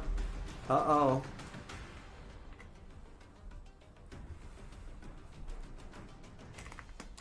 Jung just got a taste of hay. Oh, we'll need to see that. That's so big for him. That's huge. He has the coil and the taste. I would say Jung is honestly looking like he honestly might have a very big contender for literal global rank 1. Definitely class rank 1 by far. Like, by far class rank 1. So. We get a clip here in a second after this. Nice. Yeah, I want to see his reaction to that. About what just Gauntlet. But right now apparently play like Oh wow, from Betrayal. much more or something. But BL static is strong. No way, But dude. the problem with that is like doing that many eater Let's do it from a chest. Wow. Oh. Oh my god! Corvicius Crash. coming in clutch. Now, for those that don't know what Corvicius does on transport, this is something I've been doing for quite a few leagues now. But if you have Corvicius on transport, he will give you a full set of a divination card at level 3. And if you have them at level 3 in Duke Arena, you get 2 of this reward. And it is surprisingly high, where during this league, I think 3 or 4 different viewers linked me that they got a full set of Apothecary from Corvicius on transport. So you can actually get surprisingly high or high rarity div cards, especially a lot of very common ones like Taste of Hate. I think 50 plus viewers think me that they got a Taste of Hate. I got a taste of hate this one pretty Yeah, I also had one from Gravicious. So very good, and especially like double corrupted Get some Asenath. liquid courage there before the fight. Double corrupted Asenath is a very good one you can get through there. The IRL elixir flask. That was a smooth transition.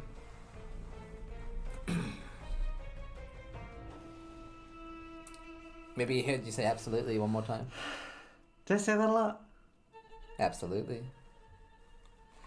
Alright, here we go. Now, this does have the same sort of bullshit multi-prod shotgunning. It has the slams. It has all the things in the fight. So, very, honestly, decently high chance of a rip here, but hopefully not. I think the trio before is hard. I don't feel like he respects the slam there. Well, that's the thing. You don't know what one-shots you till you get one-shot. So... He'll learn. He'll hopefully not the hard way.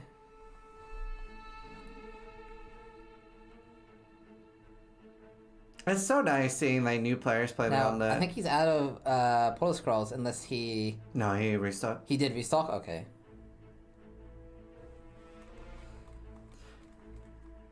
There's no way he makes it through the campaign. No, I actually... He really does not respect that. I do think he can get through the campaign if he gets through this. Yeah. That Chamber of Innocence farm zone really helps a lot. If somebody convinces him to farm Chamber of Innocence until he's 55, this build gets such a big advantage from that. Yeah. I'm surprised he doesn't like Portal while safe. Like when he's just Portal back in. Oh. Oh. Alright. His damage is decent. Yeah, least. definitely. But you see, he's used every single life flask, man. Every single flask there.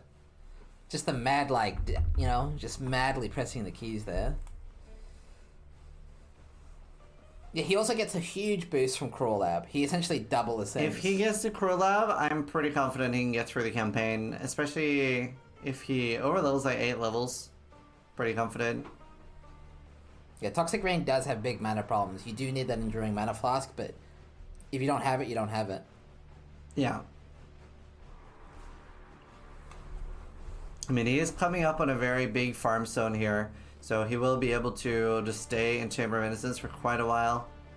He's going for Malachi and not the heart. There we go. But yeah, Chamber of Innocence and farming there for a while. Very nice dodges. Very clean. Just avoiding getting hit entirely. Going back out for more Portal Scrolls. He's going back to Act 1. Not sure why. Oh. Oh, he's sick of mana, dude. He doesn't have the toolkit yet to deal with mana. He also needs a transmute on him. Yeah. It would be nice if your stash was somewhat accessible during the defenders at least, but yeah, the technology is not there. It's a pain. I think he has that Amethyst Flask in lieu of proper Amethyst Rings just to deal with that Fizz's extra chaos. Yeah, so this during Fizz's the extra campaign. chaos. Yeah, so for those of you who don't know, this Gauntlet actually has chaos damage throughout the entire campaign. And pen. Yeah. So the Chaos Fizz is actually helping a lot. You wouldn't think it normally. Normally it's like, why is he using an Amethyst Flask? But in this Gauntlet it makes a lot of sense. It's very nice. Does need a blue socket on his helmet. Can't you buy gems from Clarissa? After Act 6. Oh, he doesn't have a jeweler and very few chromes. He can't really fit it. He's just gonna go back in. He did fit it. Oh, instead of Despair. He's helping a little bit. It's just a level 1 though.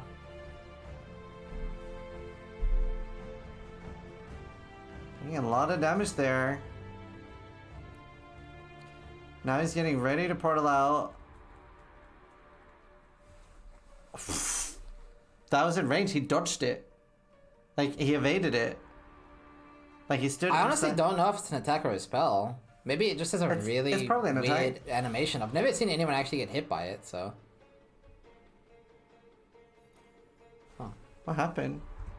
It's the way the tool works. Oh, there's a countdown on it? No, don't worry about it.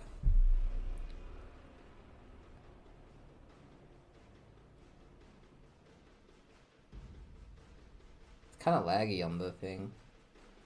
Why is it so laggy on the screen? I don't know.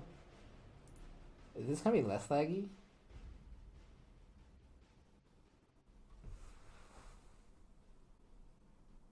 Well,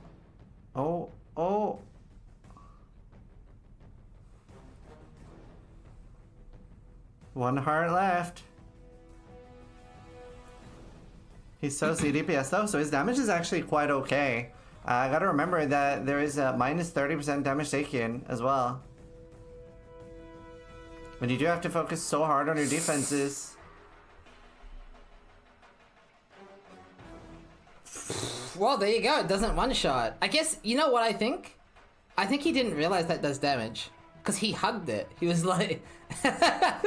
he was giving it a hug there, so... I don't think he knew that was a slam. Slow and telegraphed attack.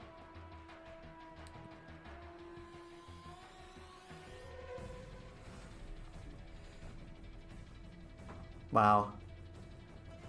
Gotta say, Rex was a lot smoother with oh my god. Well, the thing with Rax is he was able to tank a lot of those that chip damage Yeah. because of his ascendancy. So much sustain as well. Yeah. Which DM just does not have. He does have a bit more range, but that's only taking him so far.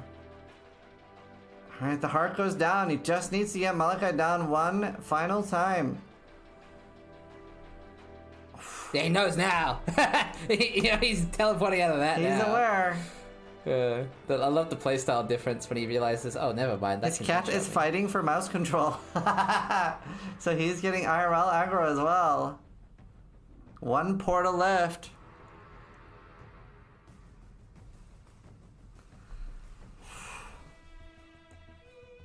Needs a little bit more alcohol.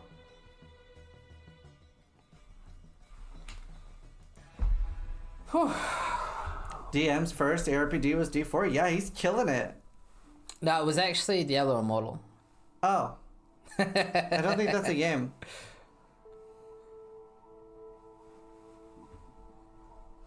Holy. He's so close. He's got this. And he's there we done. go. Imagine if he died after. Act 4. And now hopefully he will farm for a very long time in Act 5. The good news is that was probably one of the hardest parts of the entire Gauntlet. Absolutely. And he does get to the Chamber of Innocence, so... Yeah. That is, how to say... He gets to enter a bit of a safe haven now. So... And yes, we do indeed have Ben live. As you can see, Ben and Exile are both live, both rank 1 and 2 rank 2 and 1 respectively. And they'll be heading in for another long session, I think. Yeah, most likely. Probably expecting anywhere between 12 and 20 hours from most of the racers in sessions here. We just do want to be very, very awake, and we see a lot of red masks being rolled here from Ben. He is rolling them blue, and we'll be looking for no damage mods at all. So there's going to be a few mods that he maybe doesn't care about, but yeah, we will be avoiding a lot of damage mods. Multi-proj especially, has been something in past gauntlets where we saw players thinking, well, you know, it already has 2 proj, how about it's 2 more? And then following with them dying. Well, Kaiser is MFing, not quite sure what map tier, but ooh, Betrayal and Empowering them can be very scary. Just Look at Ben's stash, by the way. The richest Gauntlet player so 8 far. Divine Orbs. Yeah, getting that 4 Divines from an early Sanctum. I'm not sure where he got the rest from, but that's an impressive div count stack this early in the Gauntlet. Exile only having 1, so he is a broke boy. Cannot afford any cookies this gauntlet.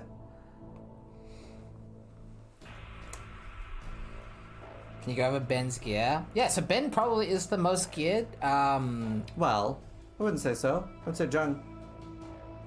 Jung's gear looked a lot better than He's Ben's not when we actually looked over using the Ben's coil gear. or the taste yet. Yeah, but Ben's gear was like pretty mediocre when we looked over it. I don't think it was. You specifically said Agree so. to disagree. But you were the one that called the gear mediocre. No, because he had all that suppression gear, remember? My caster is he's old, Chad, don't worry. I'll just go to the Pee-wee site and look on the official thing. So we can see because he had the better weapon and he had the good chest, he had the good belt, and he had all that suppression rock gear. Do you remember? Oh right, I'm confusing him from the last time we looked at his gear. The first time we did look at his gear was crap. Yeah. Yeah. Rent just went up. Because I think every single slot he had was better than Exiles. Yeah. Especially these gloves now are so insane. Yeah. They're literally perfect. Yeah. And he has slept and only just got on, so Exiles had a few more hours to farm. Probably mixing it with Exile's gear. True. Exile's gear is basically at-home bin gear at this point. Literally. But he is getting there. He is ramping. He's ramping. He's If I had a remember, few- Exile's helmet was very good, I believe. We can take a look just to compare both rank 1 and 2 respectively. You can see... Yes, Yeah, he had that Giga helmet with the fizz damage taken, suppression fracture. Yeah. Absolutely insane. And then Exile's weapon and the most of his other gear is quite mediocre last time we looked. Yeah. He still is not using a crystal belt, so I guess he's looking for a new chest and then putting on a crystal belt and getting suppression capped that way. And I'm wondering if he's doing red maps without being suppress capped. I would say he's not suppress capped and he has lucky suppression. Yes, so he is relying on that lucky suppression. For those of you who don't know, because suppression will roll twice. There's a lot of rips in the tool, apparently. Oh yeah, we can take a look at that as well. But because he has that lucky suppression, that if he has 50%, bumps it up to an average of 75, Yeah. which is serviceable. But unlike Ben actually has got cap suppression. So he does not have that lucky notable, and he has managed to get cap suppression through chest, the double shield to the implicit and the explicit. Are we seeing any annoyance yet? Oh, he's got Entrenched, yeah, entrenched. he even had, so that explains that suppression cap. Ah, same. Those gloves cost a ton of divines. Can you talk a little bit about the build and why it's good? So a lot of people were going to play Detonate Dead in this Gauntlet because it's so strong, and Ignite is incredibly strong because you can like keep renewing that same Ignite, so you just get one big one and renew it to infinity. And a good thing with that is you basically don't need to attack as much during boss fights, so you can focus freely on running around. Very similar to like Stormbrand and Penance Brand. But DD is banned, so instead people are doing Volatile Dead of Seething, and it is relying on the fact that it is consuming up to 10 corpses at a time. Now, this is hit-based, so you will actually have to attack so much more. Yeah, so because it has that corpse explosion mechanic, it's a hit-based version of DD essentially. Not dissimilar to Detonate Dead of Chaining. Yeah. So we're actually seeing Ben and Exile are the only people in the Gauntlet playing this. Ben and Exile are both on a 5-link, as you can see. Yeah. With Ben having the better chest by far of the two. Yeah, it's a very nice chest. Yeah. So far, Penance Brand of Dissipation and DD is banned. Let's start looking through some of the rips as well. Yeah, so production has given us a few clips to look at. We have lots of rips, lots of rip content. Unsurprising in this crazy man's Gauntlet.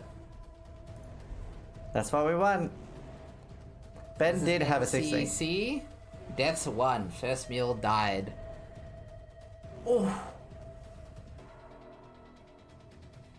Wow. So that was a very close call there. That was a very close call. Another close call here from Boxy on Mervale. It's gonna be the shotgun, isn't it? Definitely. Oh. Yeah. I think he was like on 5 HP there or something. 8 HP. Yeah, every bit of life matters there. And this is why the logout macro helps. Definitely coming into play there. The fish with the rip clip here. In the Wildwood, I assume? Oh, the purple. I think he's just gonna get overwhelmed. Oh, the Toxic Rain! Because they get very affected by multi-proj, and this is one where we see, we can see that again if you go back a few seconds. You can see the AoE overlap there, where because of the additional projectiles, and even more than normal, it's firing 5 projectiles, and it just has a sea of explosions. So you just get absolutely obliterated. Yeah, don't stand in all of that. Basically, don't stand on the same screen as the monster. It does look very pretty, though. Yeah. Get one more replay of that. Look at that. That hit him IRL. Oh no, mate. We have Moon Monk with a rip clip here. 2.7k no. life, wow. Just- Wonder what mods those monsters have. Hasted. Jeez. Damn. Just died. Just Could not get an attack off. died to his cheat death there. His adrenaline proc. Anarchy with a rip. Betrayal. I mean, Betrayal Betrayal is very completely- scary. Yeah, Betrayal's messed up. Especially Ashling is there, or Tora. Yeah, it's Tora, and she has extra chaos damage. Is this gonna be a Tora rip clip, Probably or- Tora. She does have that like scary dancey move. Yeah, that was the Just whittled down. yeah, that was the toxic rain there. You Yeah. can see it firing off in the ground there. Yeah. Yeah. Damn. Hell Tides is so fun has been slain. Deserved. Philip Way with a rip. Oh no, I love seeing these builds. We're seeing a lot of this. Yeah, the storm burst into the ball lightning of static totem. Not our first. We saw that close call from earlier. The exact same mechanic. It's those overlapping balls. You can see Damn. all of those hit. Yeah, so all of those balls have an AoE component, so very deadly when there's multiple projectiles. Archaic Lord, a classic Weaver rip. So this was hoping to see a lot more rips on Weaver. Obviously, it hasn't been too bad of a filter this time. It's also people are aware of it. So Yeah, it's a known Gauntlet filter. So you'll see, I assume this is going to be the web ball attack. Will just come out and probably shotgun him. Yeah. Is Oof. what I'm expecting to see. Yeah, maybe he'll like run away and then get webbed. There it is. There it is, the classic. There it is. The classic. Spexy with a rip here. Oh, wow. On Solaris, mini boss. It's pure elemental, so the pen definitely does a I lot of don't work really here. see people die to a boss like this normally, but the No. Gauntlet changes things, doesn't it? Yeah. Probably be the beam thing. I'm not even sure what's gonna kill him here. Oh no! Oh. No, dude! No! What? Oh no. Oh, bruv. Well, I mean, you know, It is what it it is is. what it is. NYGZY. Seeing another Chevron here. rip. Probably just gonna get completely obliterated by the balls here. They're just gonna pop and, yep, that is a classic. That We're is seeing a classic. lot of elemental rips. That pen definitely making work during the gauntlet. Flaxen Wall with a rip clip here. Ooh. What happened there? Like petrified. Oh, he got frozen! He just didn't have ailment immunity. I mean, you're not gonna... He actually has Arctic armor on his bar, too. I think he thought he didn't need it, maybe? Or did he turn it off? No, I think he just thought he didn't need it at this moment. He gets hit by the ball, gets frozen, doesn't know what to do, dies. It does look castable though. I think it would reserve all of his mana, is the only problem. Yeah. Respect Broccoli with a rip clip here. Thank you for the raid, Dexter. Hello, Dixon. Hello. Oof. Clean kill. Let's watch that again. What actually gets him? Oh, Oh, the volatiles. Just a lot of mechanics overlapping at the same time, I think. Look at his reaction there, too. Oh, no, dude. Wasn't expecting that. And we have Zibby as well with a rip here. Oh no, Zibby, the clip champion. Rip. Yeah, he just gets Here, obliterated. can I see He that made it again? all the way to Act 10, too. Let Just me see that again. I was typing to production. Yeah. But yeah, he did make it all the way to Act 10. He even got the Transgem Ball Lightning, so... Damn. Rip. Going a little bit too fast. Oh, so far, too. Showed his defenses at the end and they looked respectable. 4% chaos res. I mean, we could wrap it up there. That is the 6 hours we're planning That to do is today. 6 hours. Minus technical difficulties. Yeah, and then tomorrow's cast is being postponed 2 hours, so we're going to start at 2 p.m. tomorrow to just give us a little bit more time to normalize to a schedule. Yeah, we're just trying to push it back to midday hours. Yeah, so I'll tweet about that too, but yeah, 2 p.m. tomorrow the cast will continue. And tomorrow we are also going to be talking about, we are going to be doing a Starforge PC giveaway, probably starting tomorrow. Wow. And there are going to be flash bounties that we're going to talk about with you, because day 3 and 4 there might not be as many crazy things happening, although honestly I wouldn't be surprised if we start seeing some things like Shaper and Elder tomorrow, so we might be wrong about that. But yeah, we are going to try to like prepare some exciting things for day 3 and day 4. 2 p.m. Aussie time? No, sorry, everything is in UK time. We are in the United Kingdom. There's no spiders here. So that would be 9 hours ago. Yeah, correct. Quick math. Correct. But yeah, is everyone having a good time? Everybody enjoyed day 2 of the cast? Did we do an adequate job? You guys thoroughly satisfied and entertained by all the deaths? Also curious about the duration of the cast as well. Wouldn't mind some feedback on that. Like longer, shorter, that kind of Shorter. thing. Yeah, we're very open to feedback on anything in general. Best 24 cast. hours.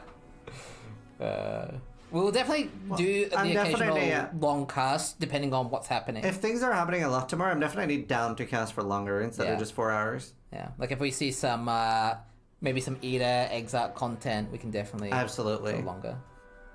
Absolutely. All right, let's play a few sponsor ads before the end and talk a little bit about our sponsors, because honestly, we do have a nearly $30,000 prize pool total, and that would not be possible without our sponsors. So hopefully, we're all appreciative of that and allowing us to run really cool events like this. That is a very sizable prize pool. So let's get some hype for a lot of the sponsors, and I think we'll just go through a little ad for each here and then talk a little about it at the end. Is everything bleak in the Gauntlet and it's got you a bit depressed and down? Brighten up your walls and put a display on them. But wait, there's actually more. We have loads and loads of cool different displays that you can brighten up your walls, and they're super simple to attach to a wall. As long as you have a straight and flat wall, you can put one of these sticky metal bits on them and boom, magnets. It's basically magic. It attaches to the wall, and if you have multiple displays and you want to move them around, it's super easy. You just pull them off the magnet and put them back on. Even I can do it. There you are, even I can do it. So you get a lot of hearts in chat for display, one of the very, very girthy sponsors, and we do have a new version of the display for this one, as well as the previous ones are available, and it's code Zizaran for that. So if you do want to decorate your walls, they're very easy to put, especially on flat walls. They go really well, and they're very easy to like change out with new ones if you get bored of the one you have. So code Zizaran for that, and then we'll move on to one of our new sponsors as well. Starforge is sponsoring this gauntlet. We'll move on to a commercial for that. This is a really hard gauntlet, and that means you need a really hard computer. And nothing is harder than the Starforge logo. Whether you want a cheaper, efficient PC on a budget or a top-of-the-line PC and go all out, Starforge has got you covered. So check out Starforge on the link down below and get your PC today. And tomorrow we will be unveiling how we're going to do the giveaway for a Starforge PC, which is beefy. And we'll be able to get you through all the PoE and ARPG content that's coming up this year. A lot of exciting things with Last Epoch launching soon as well. And then... Go to the next sponsor. well, it's just the shirt ones. Yeah, you know what? Let's play the shirt one. Why not? Just because they're fun. Are you enjoying the gauntlet? Are you enjoying the casting? Do you want to look cool like Steel Mage? Of course you do. Head on over to shop.zizaran.com and pick yourself up a shirt. We have printed ones and embroidered ones. And for those that haven't seen, we have added a new hoodie, which goes, especially for our viewers that are in their bulking process, goes all the way up to 6XL. There was quite a lot of requests for that, and they are available in every size. And yeah, they look very cool, so make sure you check it out at shop.zizaran.com. And Maxroll as well is joining us as a first-time Gauntlet sponsor. We've done some cool bounties, very good platform to be able to get guides and things like that. And there's going to be a little write-up for those that like reading text-based things. So we'll see that on the Maxroll website. And the headline sponsor of all. This would not be possible without Shopify Rebellion. So a huge thank you. And if you donate to the prize pool, which is still growing, it is over $30,000, and any donation will be doubled by Shopify up to $25,000. So pretty beefy so far. I think that's all from us. Thank you so much for joining us, and I hope you enjoyed today. And yeah, huge thank you to our sponsors. Yeah, thanks for watching. We are going to send you over to Nick Exile, the current rank 1 of the Gauntlet, and we'll see how long that lasts and see if he can take it home. Alright. But the biggest thank you of all, thank you so much to all of you that are watching the Gauntlet. Literally nothing here would work without you all watching, so we super appreciate that. Whether you're playing and watching along or just watching, thank you so much to all of you. Alright. Are you gonna say the line? And chat, try to die Less than he does. Alright. Bye. absolutely.